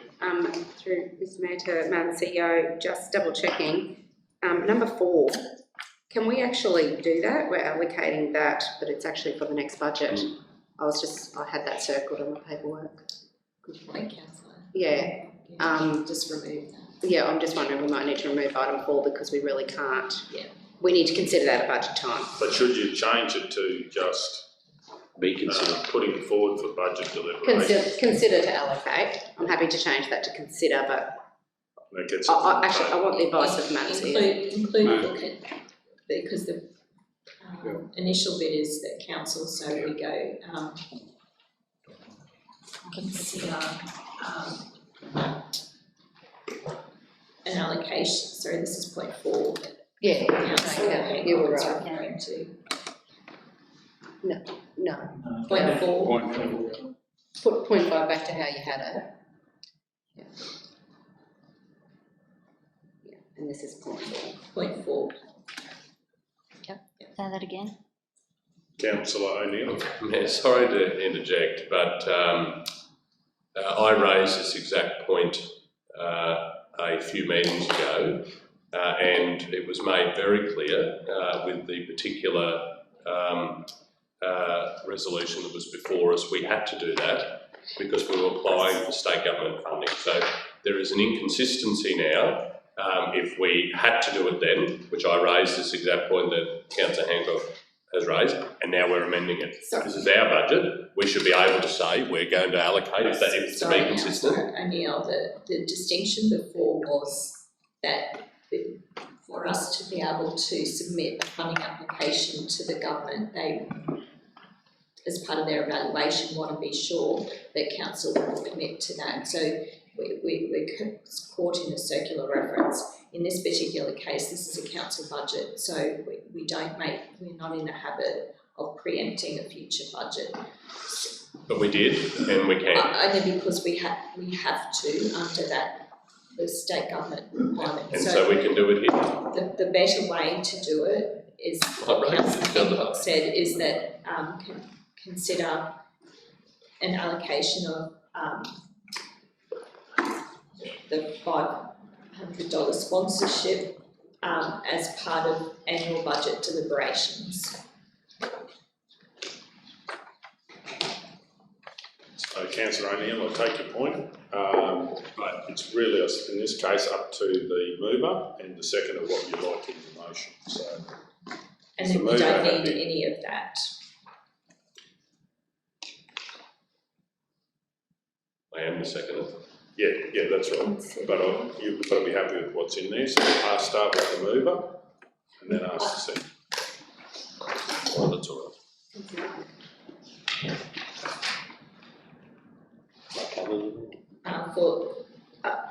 No, because we're actually considering it for the whole Maranoa, not just for Roma. So that $500 sponsorship, if we're considering as part of the budget, it's actually for all Anzac Day services in the Maranoa, not just for Roma. Oh. So consider allocation. So back where it has on here. For all regional Anzac Day services. Yep. Or for each of them.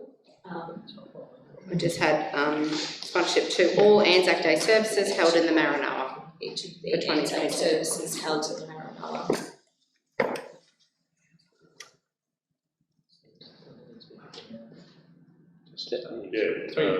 Just for council's attention though, Mr. Mihay's letter specifically requests an allocation of $500, consideration allocation, so let's not confuse things, that's all. In response to his letter, the resolution should be clear. I think that's where the confusion was there. It's 4,500 for all of that. Yes, we're going to overall budget. So the end generally probably need to be more than 500, but the reason that point was in there was in direct response to the request from Roma. They wouldn't actually get in their letter.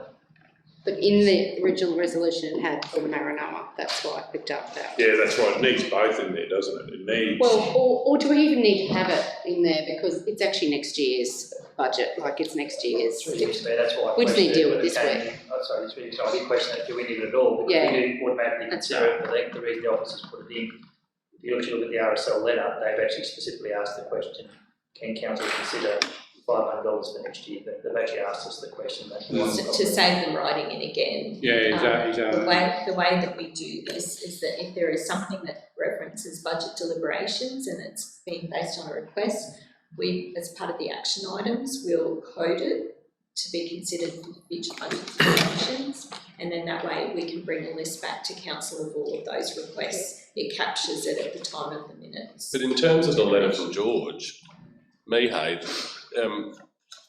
council is considering what he's asked for. We've just added that it's for the entire region. So we have addressed what he's asked. In that case, I just removed the amount there.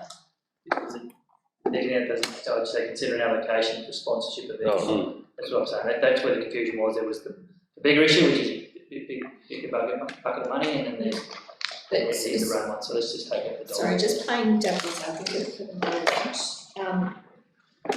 I've requested that council consider providing the sponsorship payment of $500. So they've actually asked for an amount. It might be better in this particular case to leave it as. So he knows. Answer the question. So you could put. 3 minutes. Sorry. The 500 for the Roma one and For the Roma RSL sub-range, and a further, that would be better, yeah. For the Roma RSL sub-range, we could put in brackets as requested by letter, so that the other communities can see why that amount went in there. So the question is... And an allocation for each.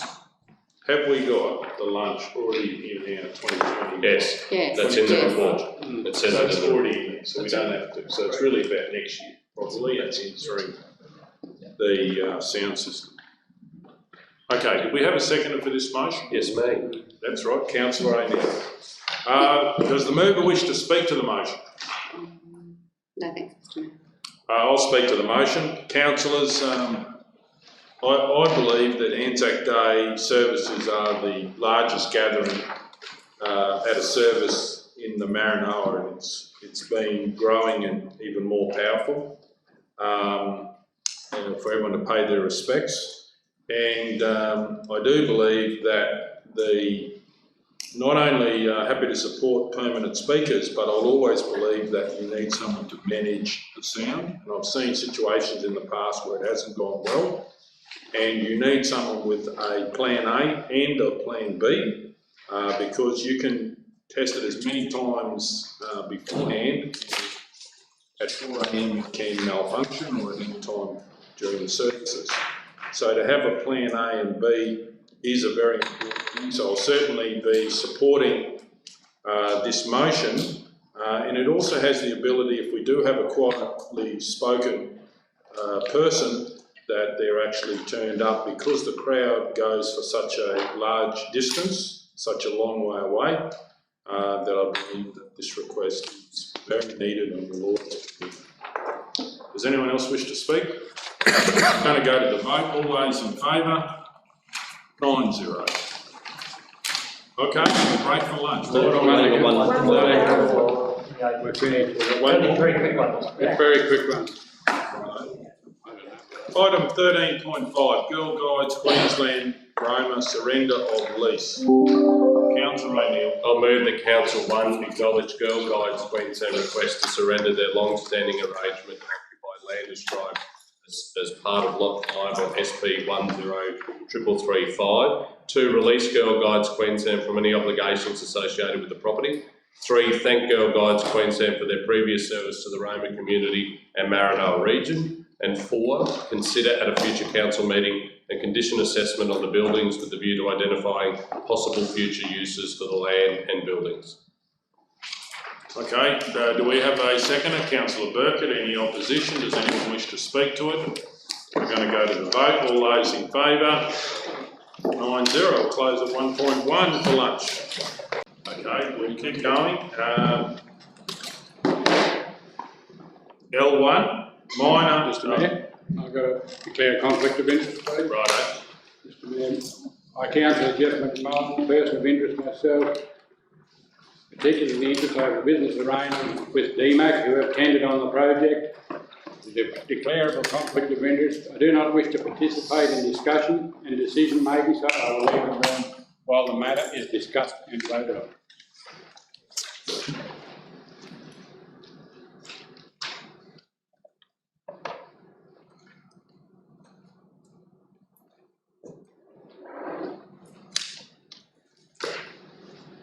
Okay, well, Councillor McMullen's left the room.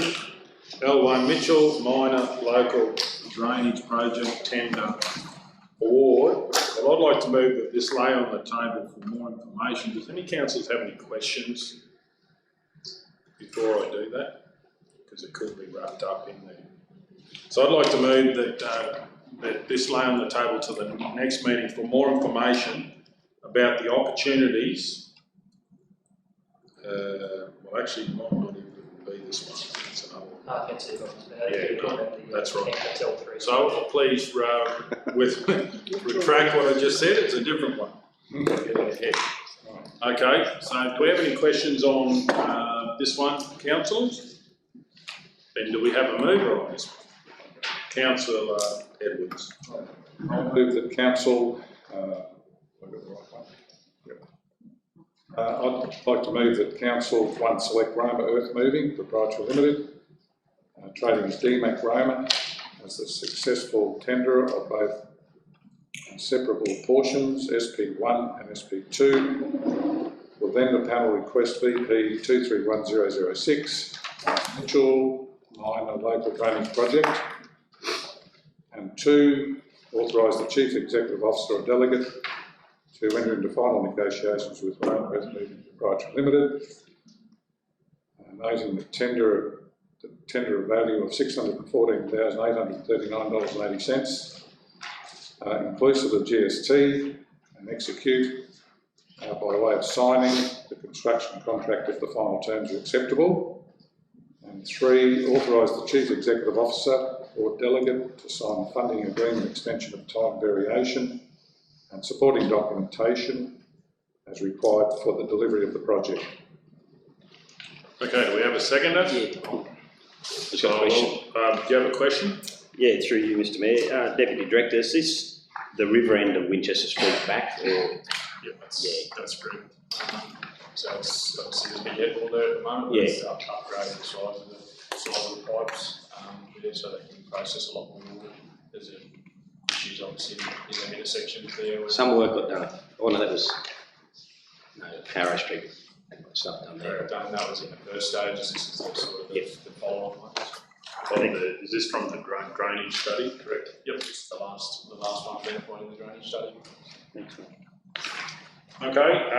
Well, Councillor Ladbrook was first on seconding. So, and now, does anybody have any other questions? Does anyone wish to speak to the motion? Then we go to the vote. All those in favour? 8-0.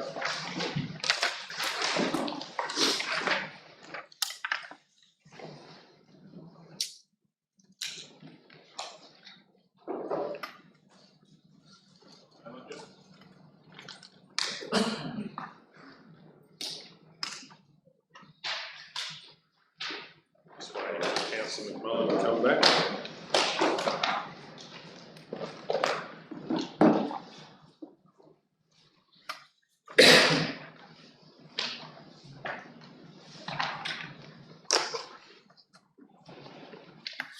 L2, tender 21020, new additions to the register of pre-qualified supplier for trade associated services.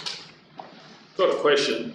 So with these here, have we left anyone off that has been on there in the past, or they're not mentioned people? No, people are on the panel, but these are new. They're all new. Yes, these are all new. If there was anyone from the past, a couple of years ago, this is probably the third time I've done this. So, each time you just pick up all those, a couple of people that. Yeah. Righto, any other questions? Do we have a mover? I was going to. Please go ahead. So these are all new, but are just sort of different headings as well, like. They're under subheadings as Yes. to what they're qualified to do and what they're approved to do. So Yeah. if you've got a QBC licence for fencing, put in for that. Everything's okay. They can be in more than one category. Oh, yeah, that's right, yeah.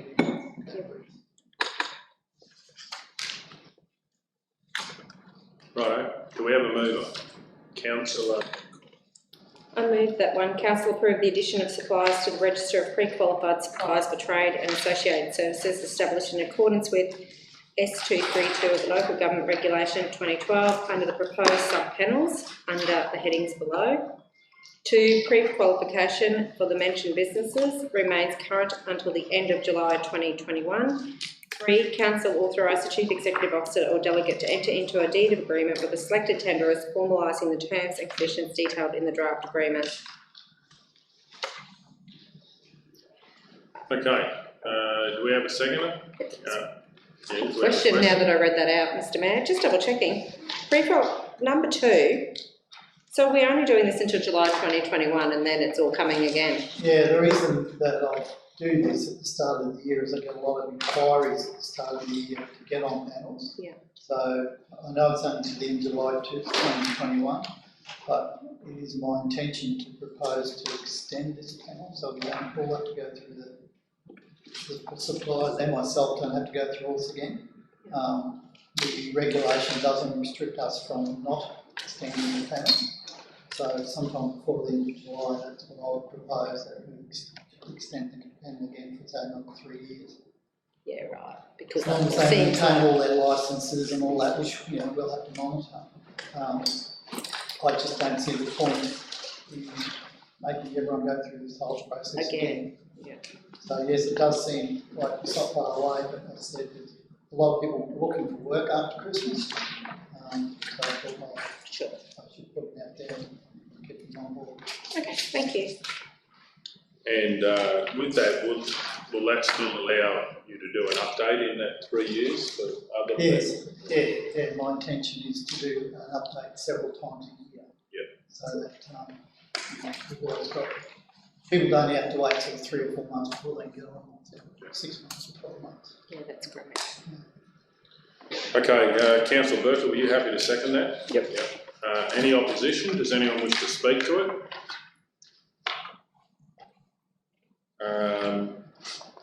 Righto, we'll go to the vote. All those in favour? 9-0.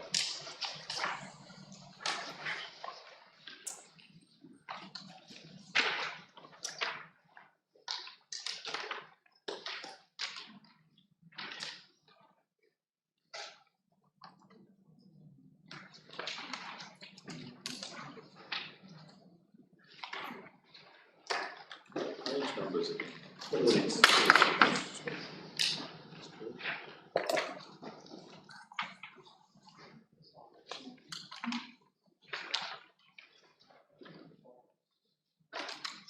L3, tender 21028, mobile camp Wallumbilla road project. This is the one that I'd like to move, lay on the table until the next meeting. I'd like to ask some questions. Yeah, no, that's fine. Any Happy to questions? do that as well. Sorry? Sorry? Just going to grab the officer. Oh, okay. Well,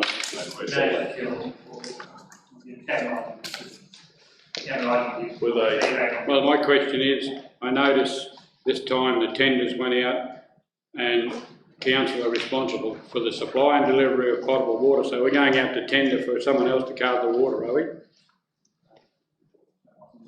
What? Would you like to come up? We've just got a couple of questions. The mobile camp. This is about L3. It says here that council were responsible for supply and delivery of potable water, so you're going out to tender for separate. Oh, well, it won't be a tender, it'll be a request for quote. Request for quote. Yeah, so we'll get the water, my understanding is the water and the rubbish and the removal of the septic and all that stuff will happen by one supplier, so we only got to deal with 2 suppliers there. Yeah, so the water, I don't know whether it's going to be a council vehicle. Won't be, well. Or an outsourced one. It's more than likely to be outsourced. Because I don't think council's got potable trucks. You have to be registered for potable water. It'll be outsourced. Yeah, I wasn't really part of that. No, that's right. My understanding is that, yeah, it'll be outsourced if that's the case. There's no bore close by at Hogarthvilla or anywhere? Can't use it, council. You've got to give them treated water. So my understanding is that's why it's got to be a potable truck. I've been through all this like long before council, cart for the gas. Yeah, no, that's all good. That's why, as soon as you say that word potable water, it's got to come from someone that has treated potable water and registered to cart potable water. So. Is that all you had? Yes, sir. Any other questions? Yeah, I've got just a couple. With the rating here, facilities and services, out of 20 points, the other two, they both had 16 yeses, but one gets a rating of 20, one gets a rating of 15. Yeah, the biggest difference between the two is their dining facilities, so I did include pictures. Yeah, I see all that, yeah. So you can see that one's got at least 4 proper tables that guys can sit on, or the other one's just a table, a bench along the wall. That's just not appropriate. Now, I can see why, and I see how all the staff, which I'm glad they get some feedback and they are unanimous in going in some way. I've just got 2 questions. The coal gas camps, are they local? No, they're from Chinchilla, I believe. Yeah. Okay. And the other thing is, and I understand it's good that you got feedback, but has that feedback been passed on to Wild Desert? So down the track, because I can see it's that when you look at the plans, there's a lot of difference. But if they get the feedback, potentially they might say, well, I'll change that donga configuration, or so that we're getting that local content. Well, I can't answer that question in black and white, but my guess would be probably no, because we don't tend to have a real formalised process for doing this yet. Yeah, no, I just said like the little things where they've had issues in the past, like usually when you take for a hire car, for argument's sake, and you take it back and say, oh, brakes are a bit, how you doing? Yeah. Just little stuff like that. That's for the role of the guys out in the field to do that, give the feedback. Because it would be good just to get that local content, but I can totally understand where the decision was made. Yeah. What was the, through you, Mr. Mayor, what was the reasoning on the table? Well, you look at the table for Wild Desert, it's just tables against a bench with all chairs around, and that's supposed to handle 16 people at one sitting. Yeah. Look at the other one, they've got 4 booths with 16 people still at a proper table. They're not all squashed up together. I think a hard day's work, the last thing you want to be doing is sitting down. This one's going, is it? I think Wild Desert one with the 4 tables. Oh, I probably got it mixed up. No, I think it's the way it's on the page. The way it's printed. So this is coal seam Go gas. from 63. Wild Yeah, Desert, this one here I is can Wild tell you Desert. now, the Wild Desert fella would do a harder day's work than the council fella, swinging tongs and that all day in the rig field. I think acceptable by rig field. I don't see anything wrong with that kitchen. Which one?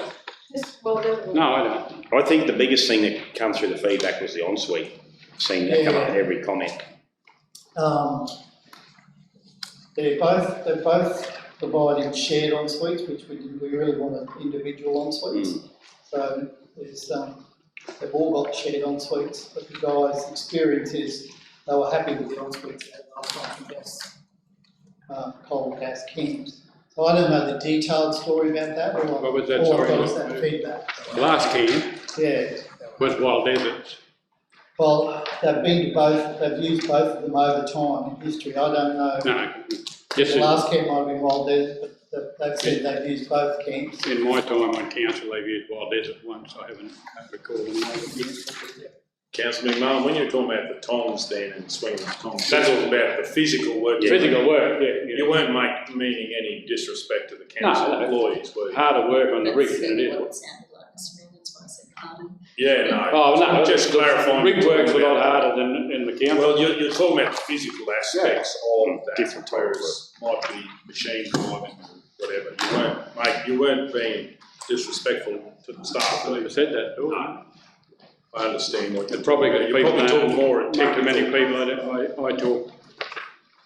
Not too many people know understand what I'm talking about. No, that's right, I would not understand what you're, might be a technical thing. Any other questions, councillors? So I'd like to move that we lay this on the table to get more information at the next meeting in regards to costings for overtime and travel, costings for overtime and travel to the nearest accommodation centre in lieu of accommodation camp,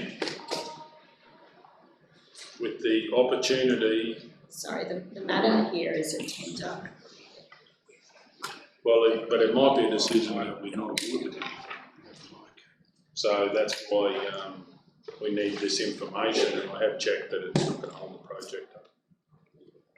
It's a separate, I have it as a separate motion. So would you like it as a motion, not laid on the table?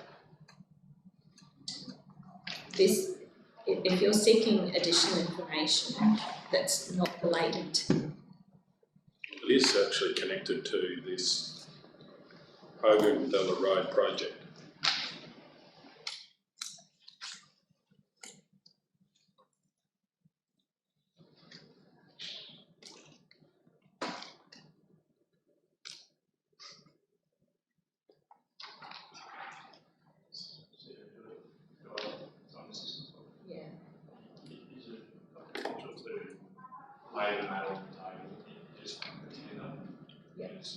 and a separate resolution.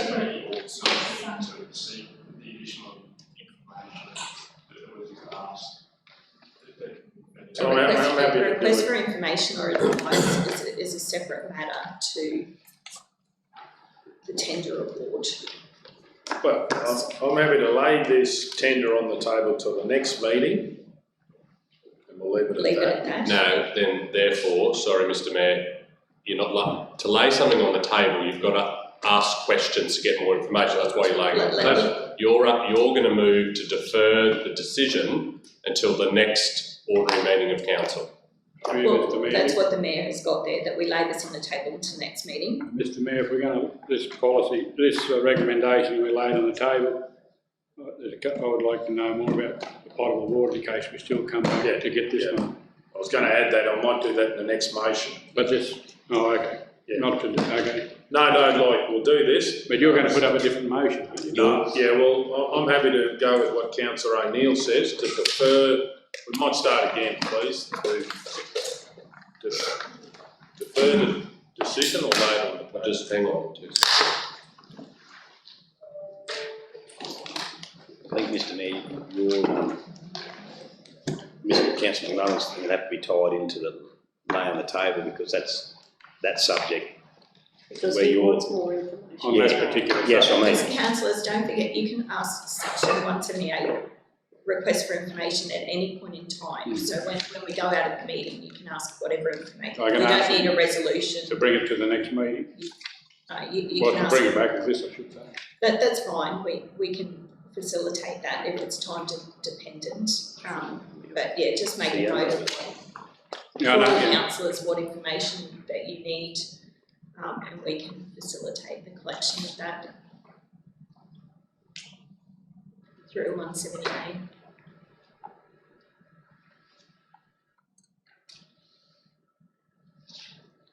So a procedural motion that the question lie on the table will only be moved where the chairperson and or a councillor requires additional information on the matter before the meeting, or in brackets, or the result of some other action of the council person is required before the matter may be concluded at the next meeting. Where such a procedural motion is passed, the council will proceed to the next matter. We know that. So to move a procedural motion, or to lie on the table, you're going to ask a question. Well, that's right. Yeah, that's I was going to ask a question. You're going to ask a question. Potable water. So that's got to go in, yeah. Into I was this going to incorporate right? I was going to incorporate your question. See the difference though, that like the Mayor is really talking about the business case of accommodation camp. It's not about the agenda item on the table is a tender decision. Yes. It's not whether or not we have camps going forward into the future. And that's why I thought the potable water, we're going to lay this on the table for whatever reason, that'd be the time to ask about the potable water. I agree. Whatever the mayor resolves. So, Councillor O'Neill, then we're back to where we were, laying it on the table. Yeah, if there's questions. Yeah. But it's, do you see where I'm coming? Yeah, I know. Councillor McMullen's is It's a not question about relating the to this tender, item. It's about whether or not we have a tender for the mayor's. Yeah, but Councillor McMullen could move to lay it on the table and ask those questions. Well, that's what work I'm going to do anyway. So that we can lay it on the table until the next meeting. Yeah, but you can't say anything about what you want to propose. That's a different. Because that's a different subject. It's a different subject. We can raise. Well, I can ask for more information on potable water. Yeah, but anyway, but don't you have to have a reason to lay it on the table? That's what Councillor McMullen does. But what you're asking, the alternative would be to defer it to the next meeting and then a subsequent resolution. He wants an alternative resolution. Yeah, but I'm right. Yeah. So what you're saying, Councillor McMullen, yours is about the tender. That's what I'm saying, yeah. Whereas the mayor's is not That's about right. the tender, it's about something else. Well, it's not even about the tender because the water's not in the tender. Yes, it is. in the report. That's why I picked up on it, Mr Mayor. It's in the report. Where does it say that we're... Page 53. Tenders were advised that the following items will be excluded from the scope of work. So, council fuel, council supply of the potable water, and provision of linen by council and site preparation. There's nothing in there about rubbish or anything, so.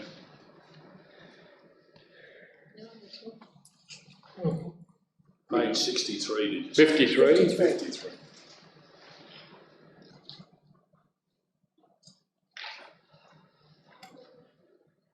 Oh, just above that, Councillor McMullen says something about waste materials in the table. Oh, waste, yeah, okay, yeah. So it does say, with another contractor removing them. So tenders were advised the following items will be excluded from the scope of work. So they're not actually in the tender. No, that's right. But you'd like some information about it. Because it sounds like, to me, like council, we're going to cast the water. Yeah, totally. But I don't understand the difference between asking that question when it's not in the tender or another question. No, but I think yours... You want to change yours? You want to have a resolution, sorry. The camp won't have nothing to do with it. Well, we just want some information to look at value for money. A comparison. Yeah. As to whether or not we should have pulled tenders for this particular matter. At the moment, we've got a live tender decision here on whether the business case for the tender. Well, I'll change it and I'll move that this tender be dealt with at the next general meeting of council. And then we'll do separate. Do you have anything you want to add to that? Yeah, Mr Mayor, I'd like some information to come back on who will council be calling tenders for the supply of the potable water?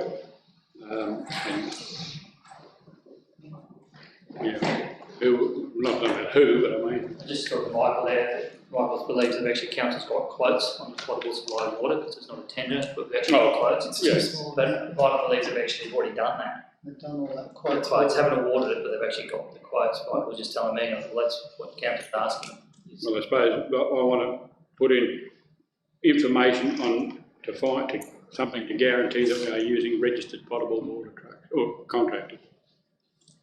So maybe there's a question about the quote. If you're not registered, you can't. No, that's As right. if we would do that. No, but I'm hearing you. So maybe it's a bigger question. Like this Councillor McMullen was saying that the question is not specific. I just wanted to make sure that every time we get water quotes, that we actually, what is your process for getting quotes for water? And that lands like you said, Michael, it does. The potable water, sorry, Councillor, yeah. So the question maybe is not just for this one, is what is your process for potable water? Okay, this is the spec that we use. The report clearly says supply and delivery of potable water by council. Council organised, I think what... that's not what it says. Council organised. Yeah, I think that's what it is for you, Mr Mayor, that council, that this contract doesn't need to worry about it, you're supplying the accommodation, don't worry about the water, council will organise that. the council just asked, they just want to know what's the process for getting potable water, is so that you've got to be registered. And you just want confirmation and assurance that people that we are using are potable water. So no, I understand the questions. Right, Kel, can we take that we defer off, please? Okay, so I'll move that this tender be dealt with at the next ordinary meeting of council. Information to come back with on will council, that's probably not the right wording, information to come back regarding The supply of potable water? The supply of potable water, maybe? Because then you're not. Of potable water. Would that be appropriate, Director? Yeah, and I think it's in all instances, your council want to know how do we actually engage people for water, what's your process, and does that process ensure that they're in the licence? But again, it's a general question as opposed, which could be done by section 178 outside. Okay, do we have a seconder for that motion? Councillor Edwards. Any opposition? Does anyone wish to speak to it? We'll go to the vote. All those in favour? All those against? 8-1 if I can call for division. I'd also like to move that council, I'd like to request for the next meeting of council information come back about what I had before. Have you got that still on the screen? Kel?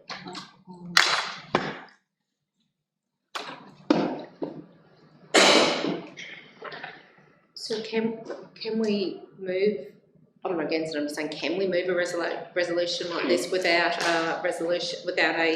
a number, an agenda number? We haven't moved on to the next agenda, and we've done multiple motions. You can. Yeah.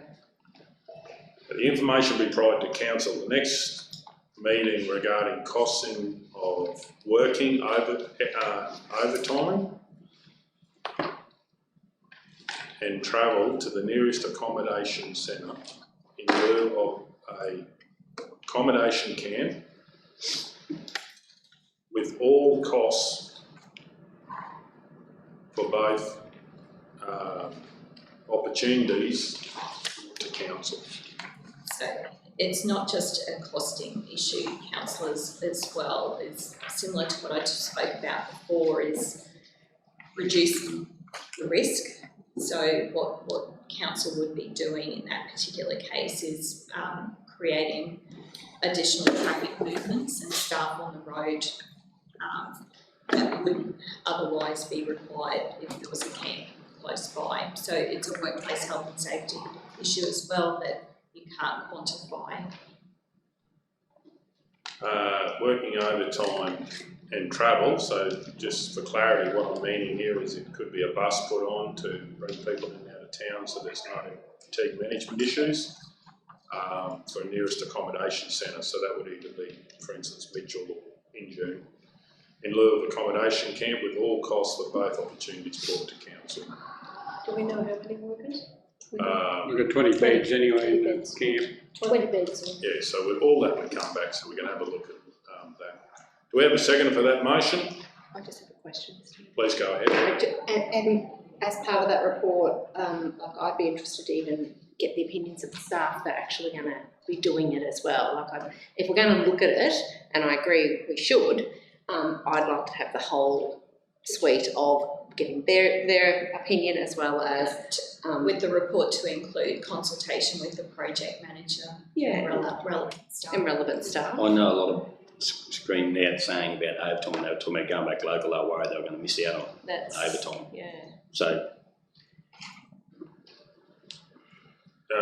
so what I'm suggesting include the opportunities for consultation with the project managers and relevant staff. Sorry, Julie, I didn't hear that. To include consultation with the project manager and relevant staff. about the opportunities for extra overtime. So what I'm suggesting, council, is that... Sorry, Mr Mayor, it's not extra overtime. No, what I'm saying is, for instance, just say they do 8 hour day and you've got travel, some of the feedback I've had from staff is that they would like to do a big day like contractors do and then jump in a bus, and that means the job would actually take less time. So we need to put in there, otherwise it could be just being in a bus with the same amount of, it would actually be bigger days and more opportunities for overtime. Their suggestion about the bigger days is so that they can get plant utilisation, so running the plant longer. If they're going to be away from home, there is a benefit for keeping the plant working longer. It wasn't to sit in a bus to travel. That was why. Oh, it's actually both, and so that's what I'd like in the report to include consultation with the project and relevant staff about extra overtime. Because what I'm not saying is work the same day and then jump in a bus. I'm actually saying about work the allowable hours to earn. So the benefit of sitting on the bus is that we can actually afford to pay the staff more overtime as well as the cost of the bus if they want to do bigger days, and I'm interested to get that feedback. Mr Mayor, when I suggested to put including managers and relevant staff, it wasn't just about the overtime, it was actually about everything to do with this. I want the feedback I'm happy to have everything to do with this. So you can put everything in there as well? Or just to include consultation, just with the relevant staff about all that, because I would assume that once they get speaking about that, this will come up about different, overtime and all that stuff. I'm assuming that would all come up. So the actual heading of this is camps versus motel accommodation. So I understand what you're saying, Councillor Hancock, and I do want to see all the matters in the report, but I would like to make it clear by including in the resolution that it will be about the proposition of working extra overtime, because that is an advantage that I've had feedback from staff that they would like to see, and it should be on a case-by-case basis. Yeah, this is one project. I think that's muddying the waters, though, Mr Mayor, is that the team have been very vocal about wanting to have longer days so that they can get better utilisation. It wasn't within the context of... Would you say including all facets, but more specifically in relation to what you want? Yeah, I definitely would like it. I will test the motion and see if it gets up. Councillor McMullen? Heading camps versus motel accommodation and travel, or we need to... yeah, that's a good idea. That's accommodations that much and then travel will be that much, whatever. But this is, what I'm saying, this is about one project, not all projects. We don't believe in the total blanket. It can vary very much. Relevant staff, including extra overtime. So this is for Hogan-Thaler. Just Hogan-Thaler. For Hogan-Thaler Road project in the heading, please.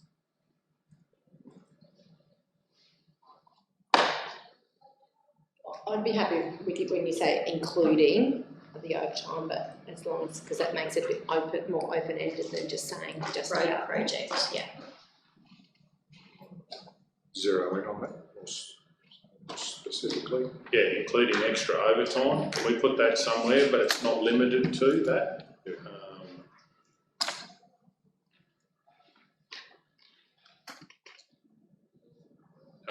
Yeah, Kel, including working extra overtime. Well, just, I think it's a double dip. Overtime is, including overtime for travel. Oh no, it's more than just travel, it's also do bigger days, so including working extra overtime, if you can put that in there, please. But not limited to, so all of the issues that you'd like brought up can be brought up as well. And through you, Mr Mayor, Madam CEO, isn't in our EBA already where they can, if a crew comes together and they decide on the hours? The Mayor is confusing, I think, the two issues. With the construction projects, that's all worked out at the time of project planning in terms of how best to resource that and how we're going to get the most productive outcome for that. What we are routinely hearing is from a maintenance perspective, the guys are interested in doing longer time as well. and to look at opportunities there. So that we just, it already happens with construction.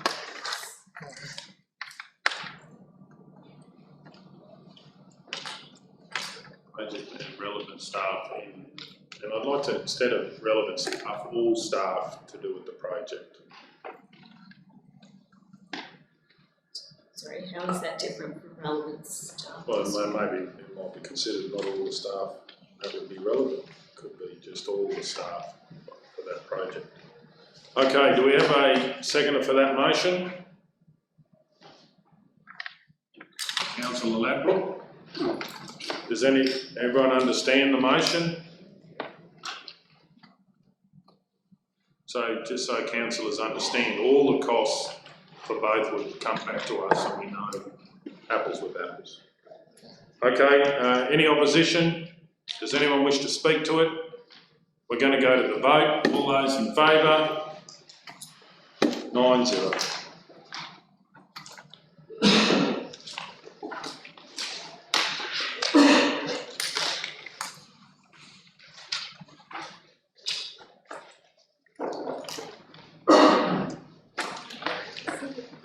L4, unaddressed mail policy. I've got a question. Mr Mayor, I have a conflict. Oh, sorry. So I'd like to declare a conflict of interest on item L4, the unaddressed mail policy. Declare a councillor is Councillor Joanne Hancock. Person with interest is myself and my husband Graham Hancock. Relationship to category is Threat Post News Priority Limited. Particulars of interest is Threat Post News Priority Limited have a contract with council for the supply of goods and services in relation to mail delivery. Type of conflict, prescribed conflict of interest, and the action will be that I'll leave the room while the matter is discussed and voted on. Okay, thank you.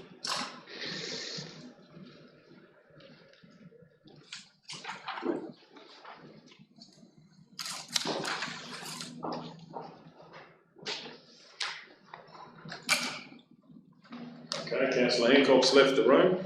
I've got a question on this, just in relation to what was moved last time. Have those changes been made? I'm just reading it here to do with, still it would be booked online. What's your view, Director?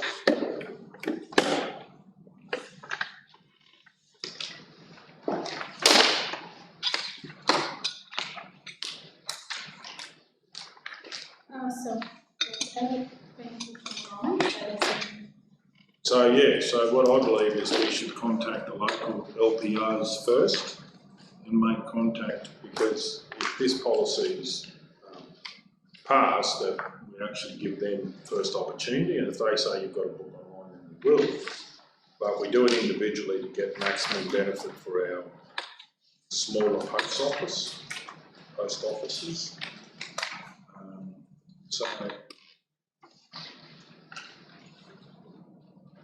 Mr Mayor. Yeah. If you look at 4.4, it actually says that it gets booked online with Australia Post.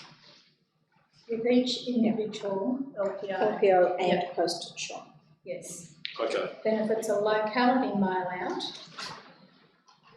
they're lodged with each of the relevant LPOs.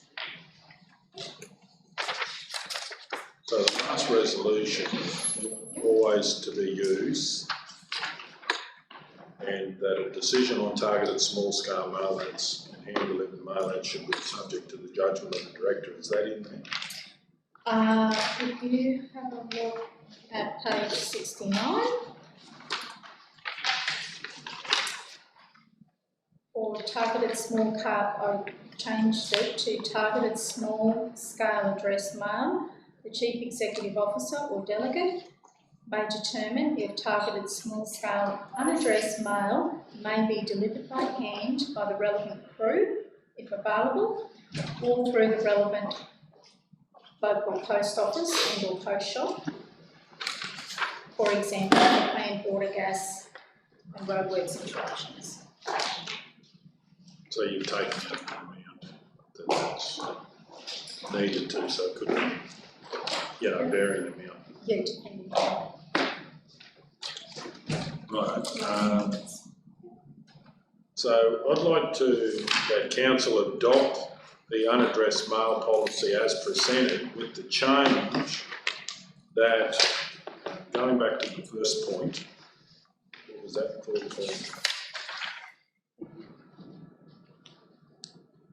4.3 or 4.4?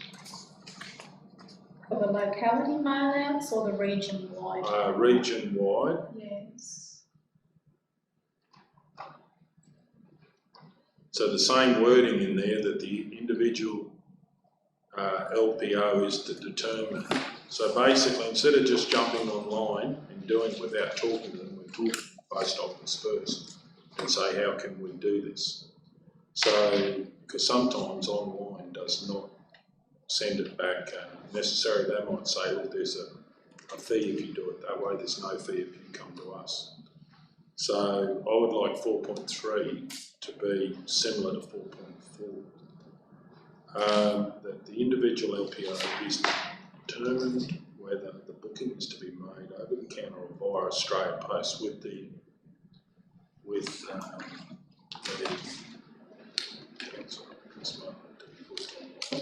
so basically 4.3 health, we can lift out that individual LPO is to determine whether the booking is made over the counter or via Australia Post.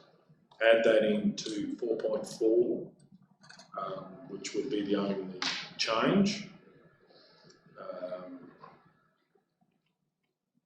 And then on 4.4, we take out council, unaddressed mail-outs from council are to be booked online with Australia Post.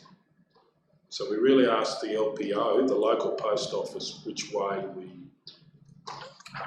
they'd like us to go, and then we do it accordingly. So 4.3 will be similar to 4.4. If they say, for instance, it can only be booked as a group, then we would have to do it that way. So, is that possible?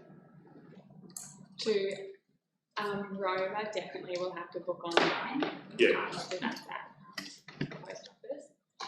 All the other post offices, some do prefer us to book online. Some don't mind if we lodge it straight at the customer service desk.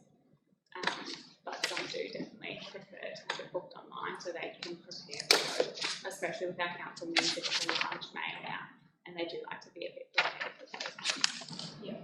So then they have the opportunity to tell you which way they like it, and then we'll do it that way. Mr. Mayor, well, I might be reading it wrong, we might be getting hung up with booking online and posting it locally. Like, when you, through you, Mr. Mayor, I can just ask, when you say you book it online with a regional post office, but you're still posting it through them? Yes. Yeah, So that's, it's I think still where we're getting hung up. That's where the bookings. Yeah, not booking through Australia Post, you're booking, I'll just use Wallumbilla for an example. Wallumbilla Post Office, book with them, you want to put 500 magazines or whatever they're out on next week, or whenever it is, but you still deal directly with them. Yeah. I think that's where the online and the local is getting mixed up, booking online. And so, Deputy Mayor, what I'm saying is we would contact them and find out which way they'd like us to do it, and then we'd do it that way. Right? Because as communications officer said, that some like us to book online, others are happy to have them in person. So whichever way they want to do it. Okay, does everyone understand that? My preference would be that this lay on the table, we go back and amend the policy as you've requested, and then bring it back so that we're absolutely clear on what is consequences and implications, given council is keen to operate efficiently. Righto, I'd like to move this lay on the table to the next meeting for more information about. Mr. Mayor, to Director Sharon, next meeting or a future meeting? Oh no, the next meeting. Okay, that's right, More information about speaking to the local post office first before booking. Yeah. Right, we'll go to the vote. All those in favour? 8-0. 8-0, correct. Councillor Hancock, can come back? Yes, please.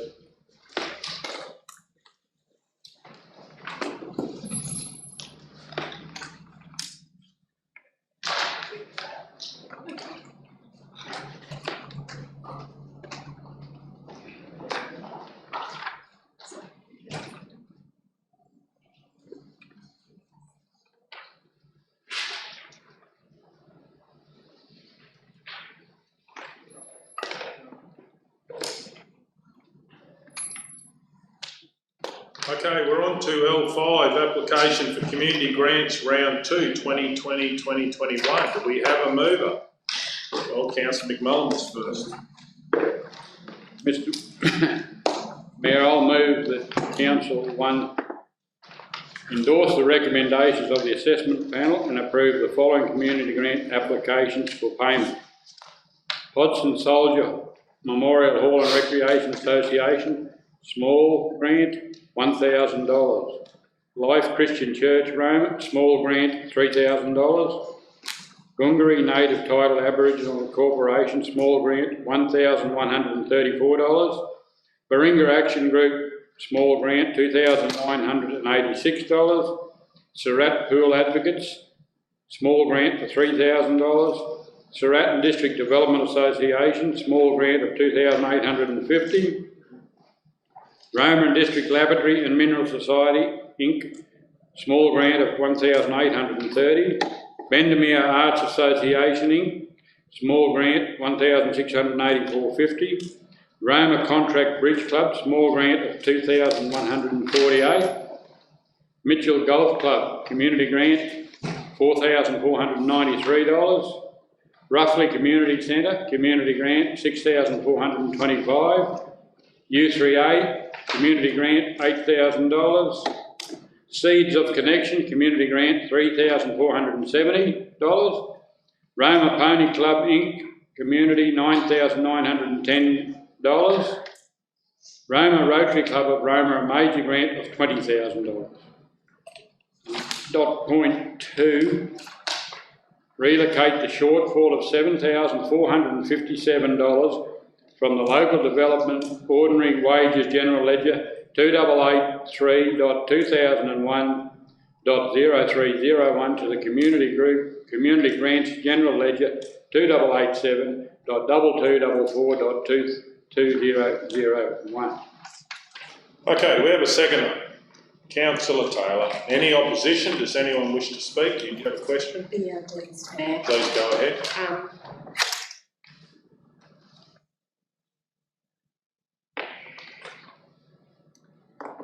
Mr. Mayor, I'd like to move we lay this on the table to further in the meeting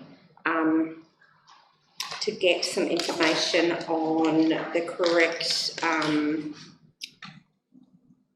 applicant's name on say applicant 7. You can say because we're right. I just that's fine. I just need some clarification, if that's okay. All those in favour? 9-0.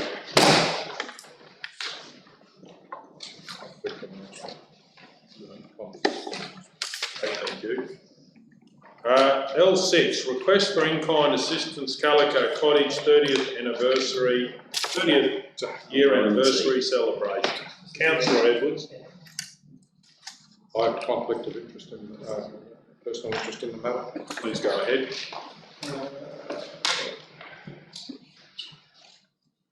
So, is that a lot of it, Kel?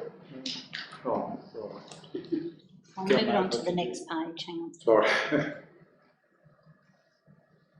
So the item number is L6, the declaring councillor is myself. The description of L6 is request for in-kind assistance, Calico Cottage 30th year anniversary celebrations. So declaring Councillor Mark Edwards.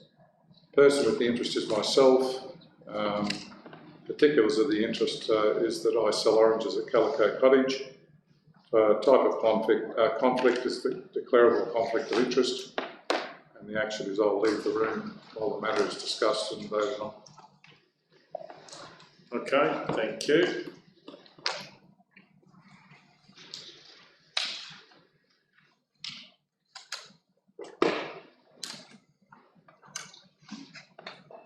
Councillor Edwards has left the room. Item L6, request for in-kind assistance, Calico Cottage 30th year anniversary celebrations. Do we have a mover? Councillor O'Neill. I move that Council 1 approve the request for in-kind assistance with the following. Use the lawn area Calico Cottage to hold the event. Council assistance with planning and setting up the event through the local development unit. Use of council chairs. Council assistance with promoting the event. 2, accept the invitation for Calico Cottage Incorporated for the Mayor and councillors to attend the event and for the Mayor and or other delegate to present a short speech on the day. 3, be acknowledged where possible on all forms of advertising and media in relation to and during the event. Okay, do we have a seconder? Councillor Guthrie, any opposition? Does anyone wish to speak? We're going to go to the vote. All those in favour? 8-0.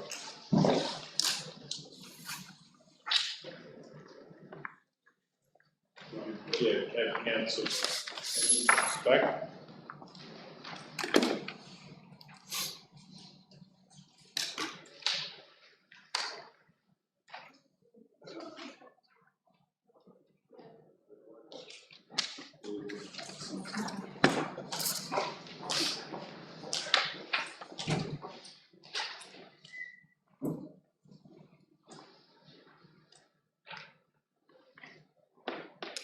L7, request for support Wallumbilla Heritage Association relocation of 1200 diesel electric train engine.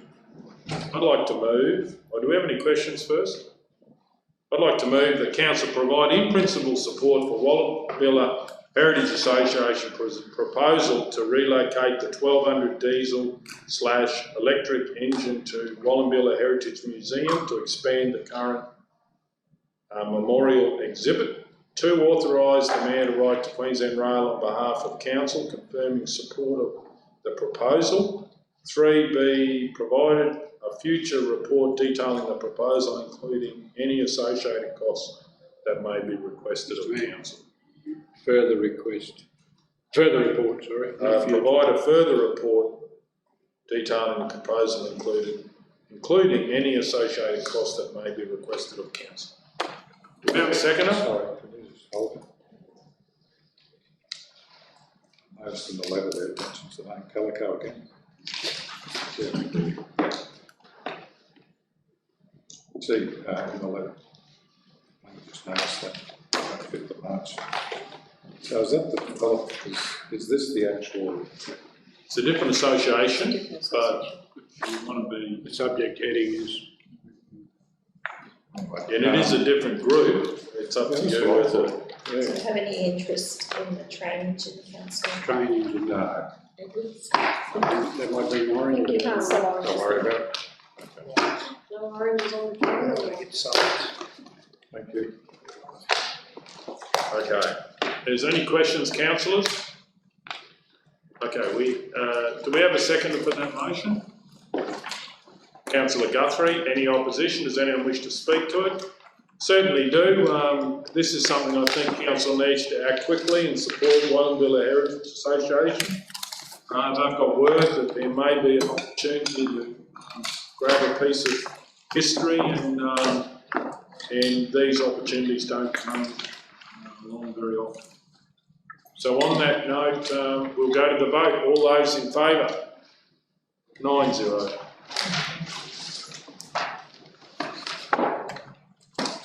Okay. Do we have any wording to go into closed? Well, you might want to seek conflicts of interest prior to doing that. Oh, yes, good idea, Councillor O'Neill. Is there any conflicts of interest about closed? Councillor Evans. I've got one. You do. There it is. I know. Please go ahead. Okay. I'd like to declare a conflict of interest in item C6. The description is request from the Maranoa Club hangar space. Declaring councillor is Councillor Mark Edwards. Party with the interest is myself and another party. Relationship category is myself and the Roma Aero Club. Particulars of the interest. The Roma Aero Club has requested hangar space at the Roma Airport. Council has a personal interest in the matter being the Roma Aero Club, but not on the executive. Type of conflict, declarable conflict of interest, and the action will be leave the room while the matter is discussed and voted. Okay, any other conflicts, councillors? Councillor Hancock? Mr Mayor, I'd like to declare a conflict on item C4. Description is internal review assessments 13001193 and 14005151. Declaring councillor is Councillor Joanne Hancock. Party of the interest is myself and my husband Graham Hancock. Relationship categories: Threat Post News Priority Limited. Particulars of the interest: it is mentioned in the report about the delivery of. It is mentioned in the report about delivery of the assessments notice. Type of conflict is declarable conflict of interest, and the action is that I will leave the room while the matter is being discussed and voted on. Okay, thank you. Any other conflicts? Okay, do we have anyone that wishes to move into close? Councillor McMullen. Mr Mayor, in accordance with the provisions of section 254J(3) of the Local Government Regulation 2012, the local government may resolve to close a meeting to the public to discuss confidential items that its councillors or members consider it necessary to close the meeting. Sorry, can you keep going?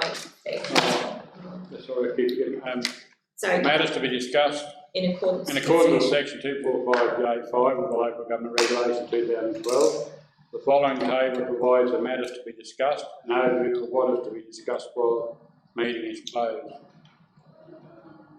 C1, Planning and Environmental Consultancy.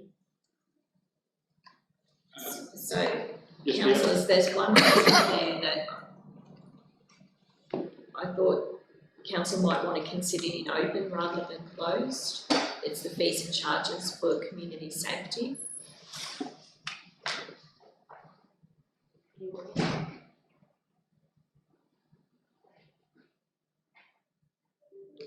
So what have we done in the past? I suppose there's legislation change. When did the legislation change?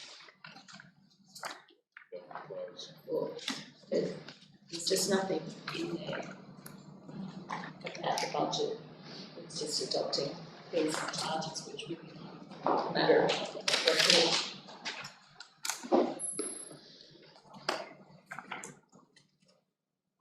So, Councillor McMullen, are you going to read out all the item numbers? You have to read, the item number, sorry, yes. Could you just go slow enough that the councillors can review it, please? So C1. C1, Planning and Environment Consultancy. C2. C2, That's the one. Community Safety fees and charge adoptions financial year 2021-22. C3, year 2022 fees and charges airports. C4, internal review assessments 13001193 and 14005151. C5, application for concession assessment 14005839. C6, request from Roma Aero Club hangar space. C7, Roma Airport car park operations. LC1, domestic airport security cost support grant program. LC2, Miscamble Street culvert upgrade, Carnarvon Highway to Wright Street. LC3, request to purchase or lease council land lot 2 on SP 309872. LC4, quarter 3, 2020 to 2021 budget review. LC5, regional historical asset outcome of preliminary discussion. LC6, proposal for charity sale day event at the Roma Sale Yards to donate 50% of the levy to a not-for-profit charity organisation.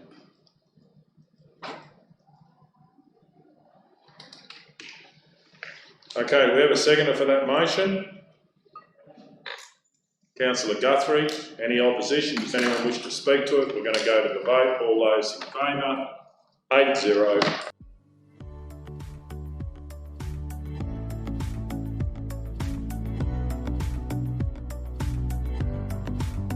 Okay, so we're just starting up again, Council. Righto, so can we have a look at the move? L5, applications for community grants, round 2, 2020-2021.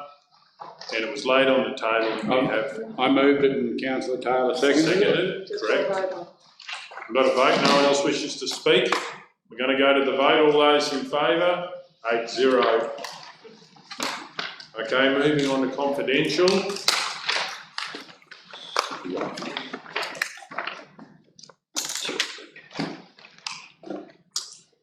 C1, Planning and Environment Consultancy. C1? Yep, C1. page 3. Page 3. We'll just wait for Councillor McMullen. I'm on the wrong one again. Planning and Environment Consultancy.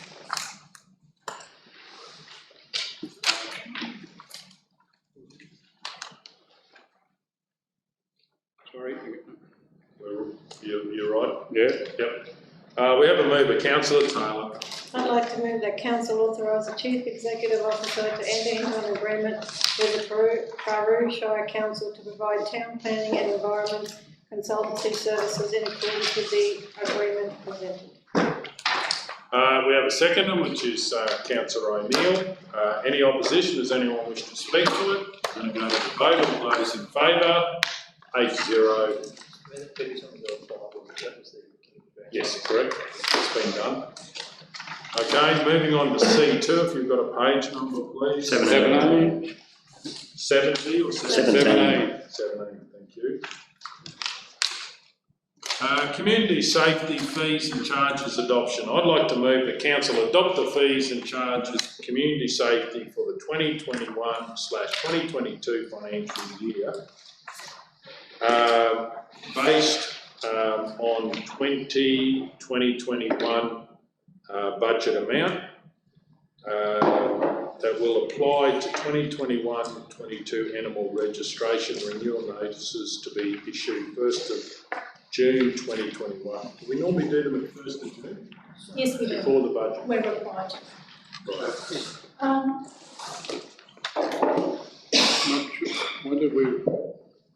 So 2020, Based on the 1920 budget, would it be? 2021. That's what we're in it. Fees. It's not really the budget amount, but No, it's the you want the fees. 2021 fees and charges, don't you? Yeah, 2021, that's right. Fees and charges. Which, for clarity for councillors, will have the COVID assistance in there, as well as fees staying the same except for the dangerous dogs, I think, went up as part of We just say the 2021 fees and charges, including the any applicable COVID waivers. Yeah. So that was a 50% waiver fee. It was, but it wasn't on all fees. Yeah, same as last year's what I'm putting forward. Yes. The officer's recommendation is to remove the 50% waiver fee. Correct. Correct. Is that enough clarity, Director Sharon? Yes, after waivers, we have a comment noting that fees will apply to the 2021 animal registration notices to be issued. So you don't need 22 there, just 20? No, that's fine, just as it is. Okay, we've got to move it. Do we have a seconder? Could you add that in front of will apply to Sorry, add that where? that the fees will apply to the 2021-22 animal registration registration line, yeah. I'll just read that again. That council adopt the fees and charges for community safety for 2021 financial year based on the 2021 fees and charges, including any applicable COVID-19 waivers, noting that the fees will apply for the 2021/2022 animal registration renewal notices to be issued on the 1st of June 2021. There's a couple of different words that the mayor didn't read it out. Will apply to the, and then in the first sentence he changed for the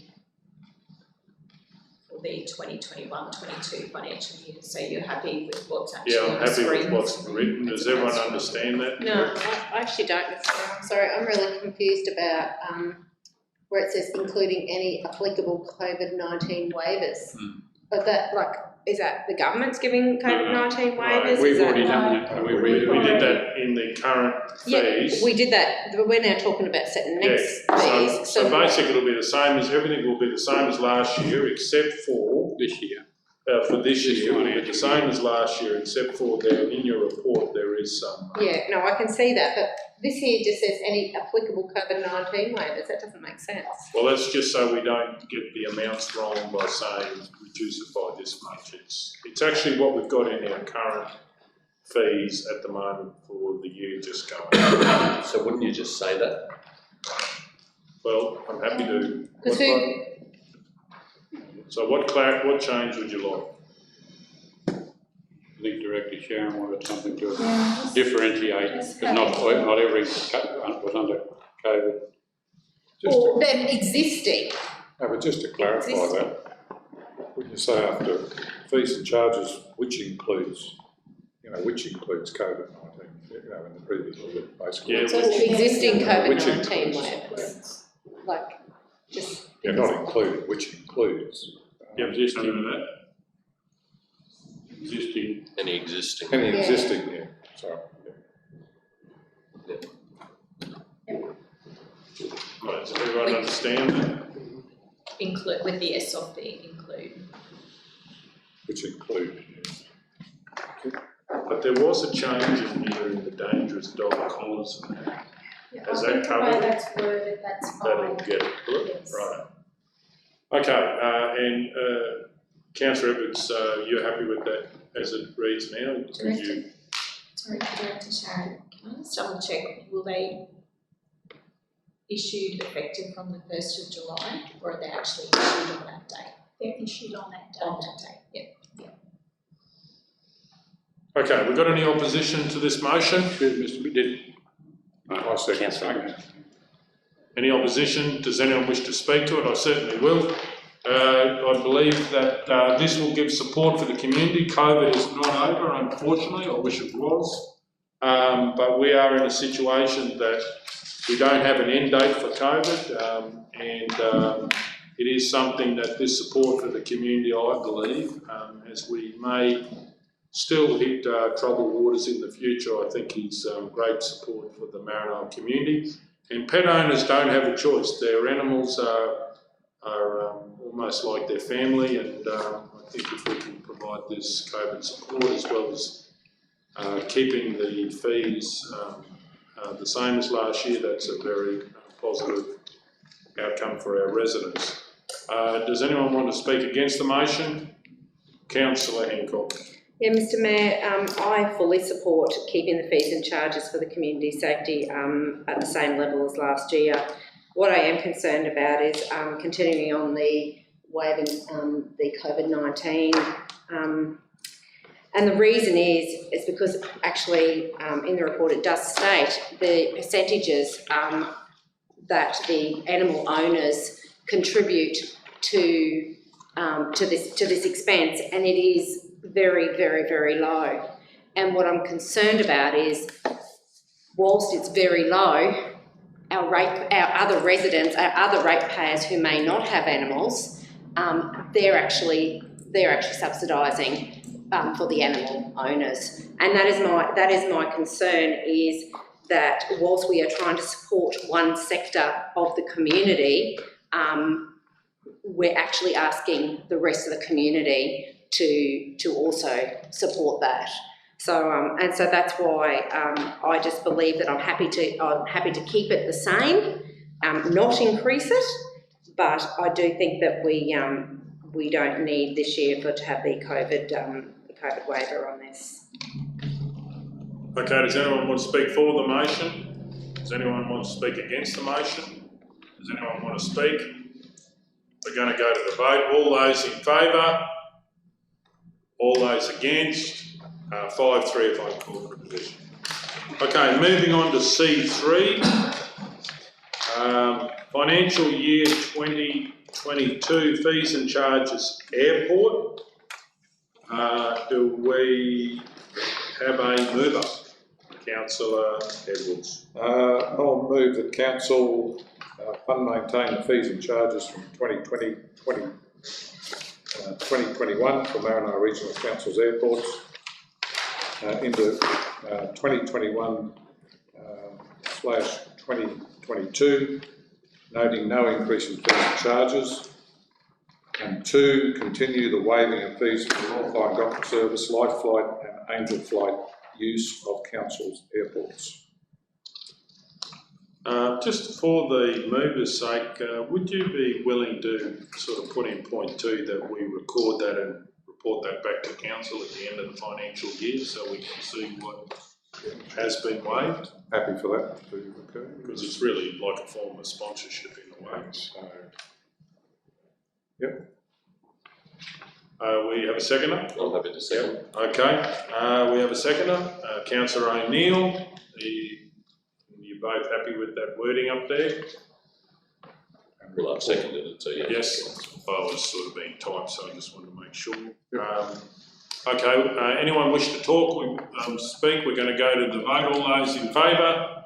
8-0.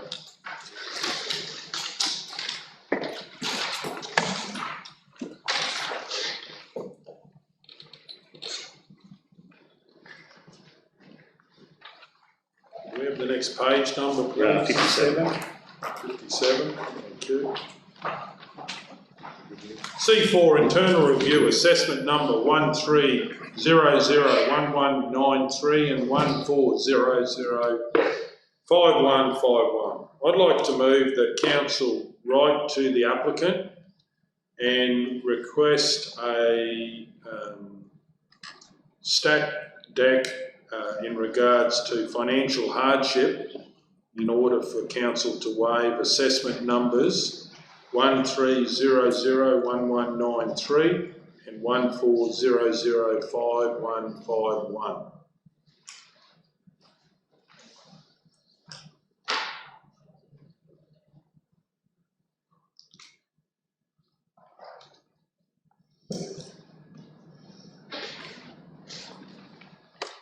So just cover it all.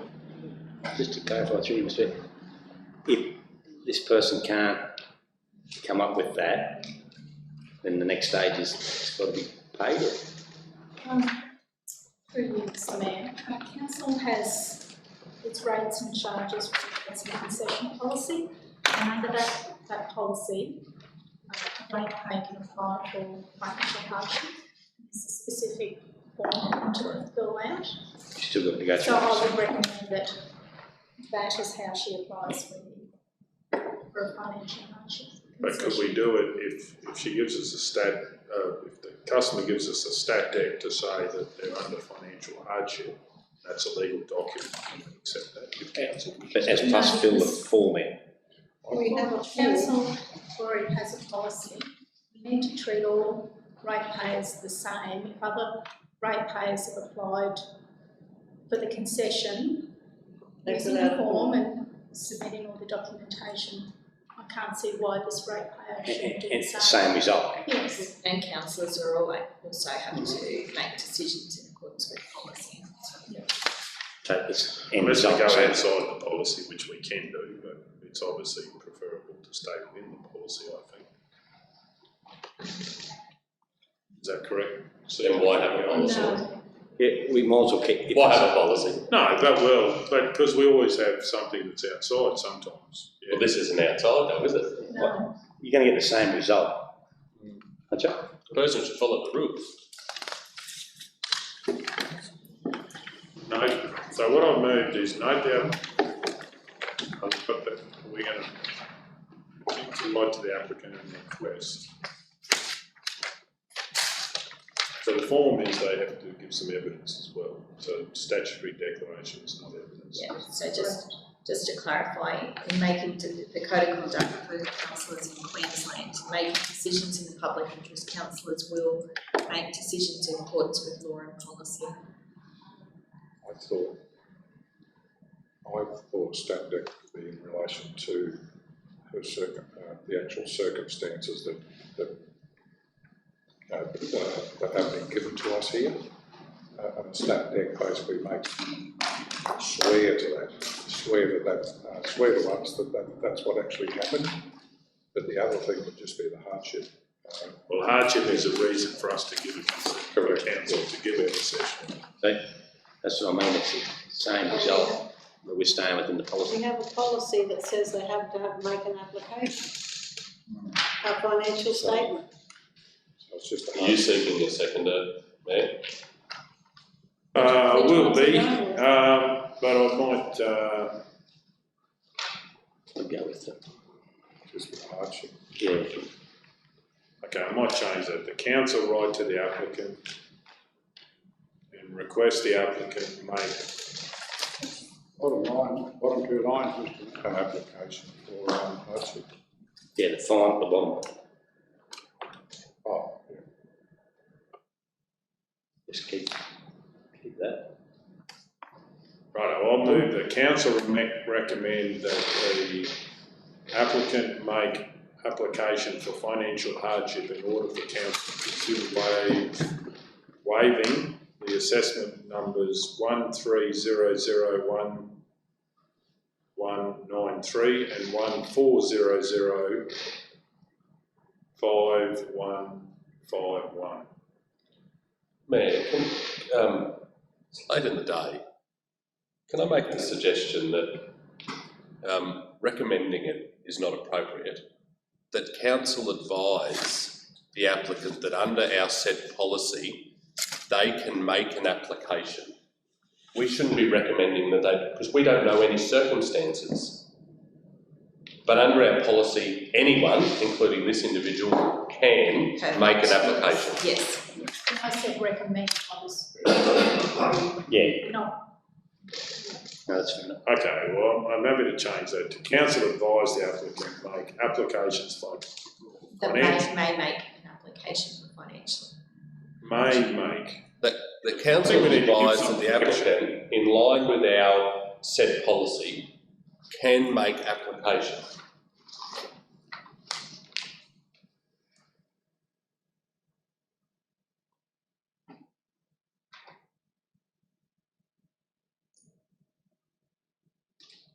And then take out the rest of that. Oh, no, I think I'll leave it in. No, Which part did you want to take out? because it's not the second part.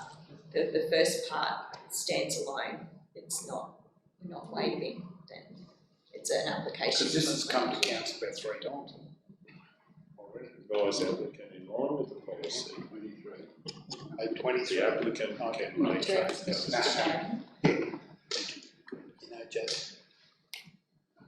In line with the rates and charges, rebate and concession policy.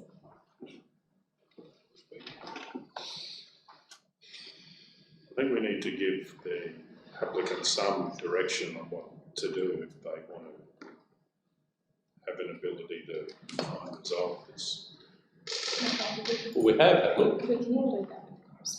Can you? Yeah. The council advise the applicant that in line with the rates and charges and rebate policy, they can make application for financial hardship.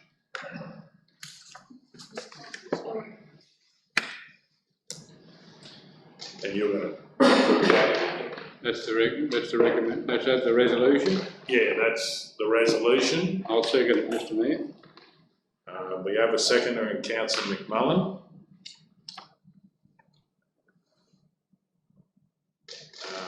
Do we have any opposition? Does anyone wish to speak to it? We'll go to the vote. All those in favour? All those against? That's carried 6-1. I'd call for a division. Okay, do we put Councillor Hancock back?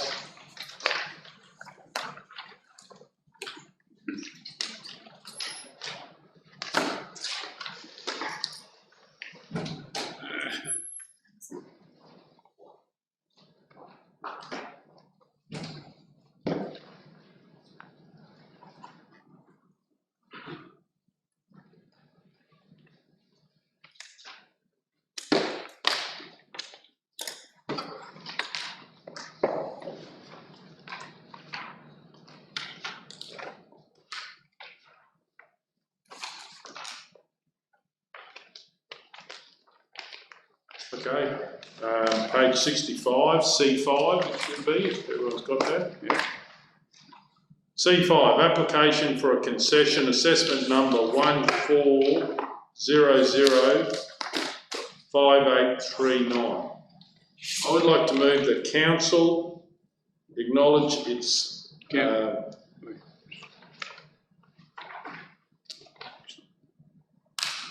righto.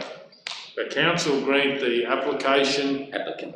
applicant a concession under section 121D of the Local Government Regulation 2012 for the amount of $40,000. This concession will be applied to the 2021-22 assessment period for the period of the 12 months. Okay, do we have a seconder for that motion? Councillor Ladbrook. Any opposition? Does anyone wish to speak to it? No one wishes to speak. We're going to go to the vote. All those in favour? 8-0. I'll just give reasons, and everyone can give reasons, but I'll give reasons for that this decision will encourage the economic development of part or all of the region through creating competitive local business.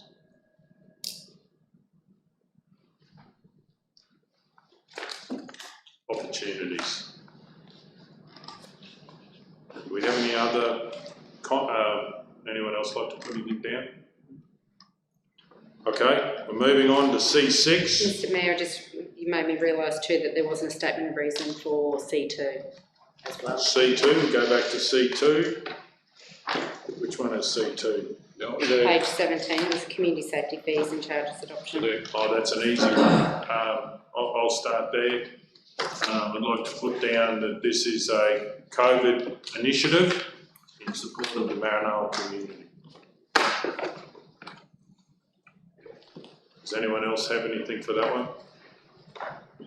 Okay, we'll keep moving on then.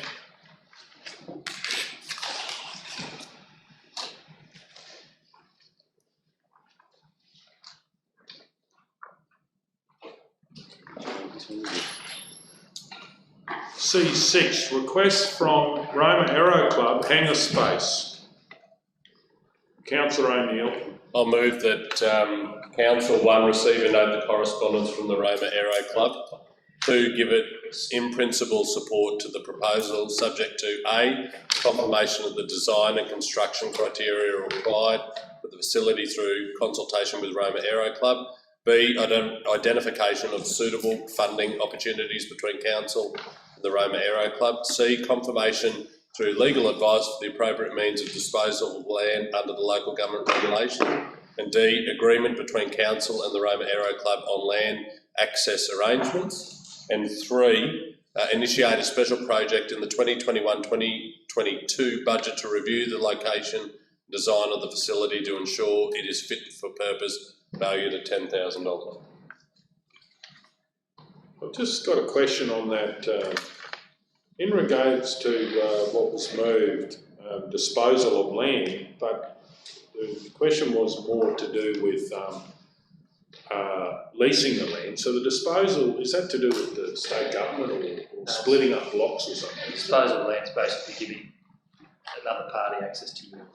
Oh yeah, so it's not selling it necessarily. Oh, it could be disposal by like leases. Leasing or. Right, okay, so it's not necessarily definite.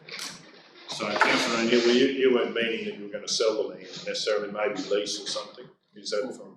Well, I'm happy with the advice that the director has just provided. Right. Okay, so that was. Kelly, there's just two edits. In point 2, the principal should be Ali. Sorry, I didn't hear that. Principal should be Ali. Ali. Ali.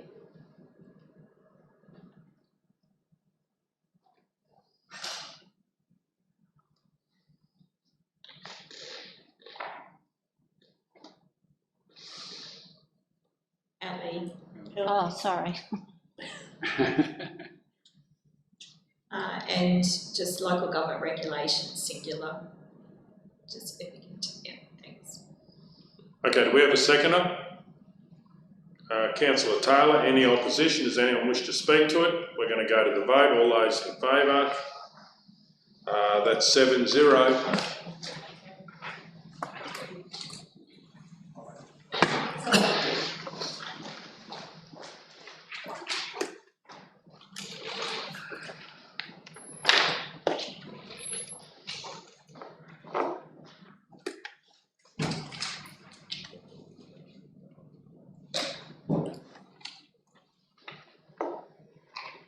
Okay, page 82, C7. Roma Airport Car Park Operations. Do we have a mover?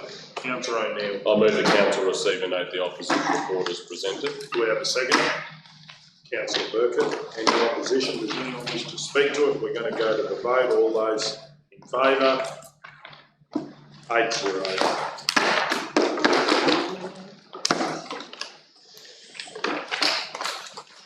Moving on to the late closed. LC1, Domestic Airport Security Costs Support Grant Program. Councillor Burkett. I'd like to move that Council 1 submit an application for funding under the Federal Government Domestic Airport Security Cost Support Grant Program, DASCS. 2, authorise the Chief Executive Officer or Delegate to sign the funding agreement with the Department of Infrastructure, Transport, Regional Development and Communications if the application is successful. We have a second to Councillor Edwards. Any opposition? Does anyone wish to speak to it? We're going to go to the vote. All those in favour? 8-0. LC2, Miscamble Street Culvert Upgrade, Carnarvon Highway, White Street. Councillor Hancock. I move that council approve the allocation of $185,000 as a partial contribution to the construction of a new reinforced concrete box culvert on Miscamble Street between the Carnarvon Highway and Wright Street. We have a second to Councillor Edwards. Any opposition to the motion? Does the mover wish to speak to the motion? No, thanks.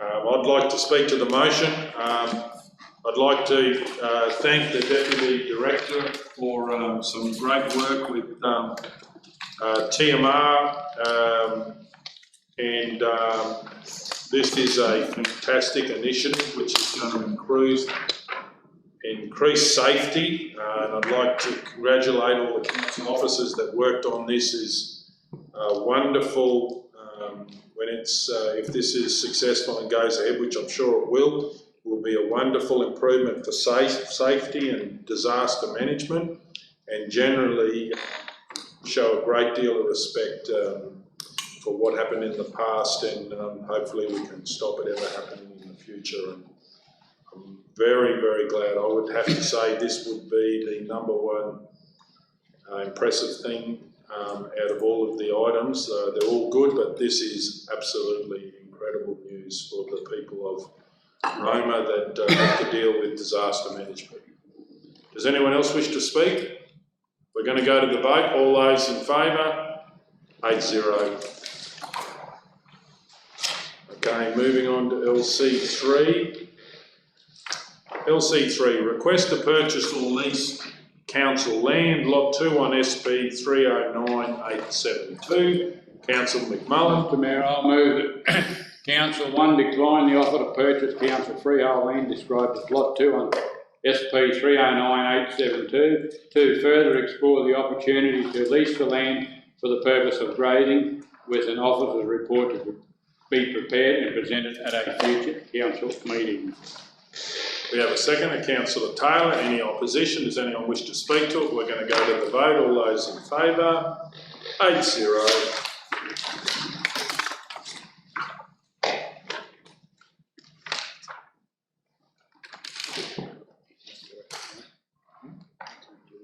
LC4, Quarter 3, 2020-2021 Budget Review. Do we have a mover? Councillor Edwards. I'd like to move that Council adopt 1, the Quarter 3 2020-21 budget amendments as presented. 2, the revised financial statements for Quarter 3 2020-21 budget amendments as shown in the report's attachments. Revenue policy 2020-21, revenue statement 2020-21, revised budget financial statements 2020-21 and following 2 years. Revised budget financial statements 2020-21 and following 9 years. Revised financial sustainability ratios 2020-21. Total value of change in rates and charges. And that the documents be placed on the council's website. http://www.maranoa.queensland.gov.au/council/budgets. Okay, do we have a seconder? Councillor Hancock. Any opposition? Does anyone wish to speak? We're going to go to the vote. All those in favour? 8-0. Okay, LC5. Do we have a page number, please? 154. Thank you.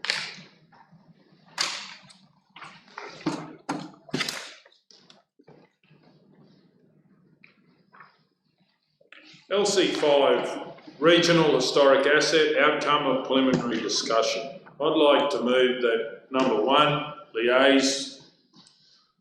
that council liaise with the landowner of the property about council obtaining an independent valuation of the land with a copy to be tabled as part of subsequent report to council.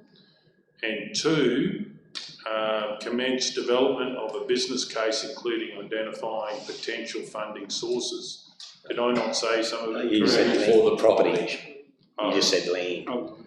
Did I? Okay, so I'll just clarify that. Valuation for the property. Okay. Do we have a seconder? Councillor Ladbrook. Any opposition? Does anyone wish to speak? We're going to go to the vote. All those in favour? 8-0. LC6.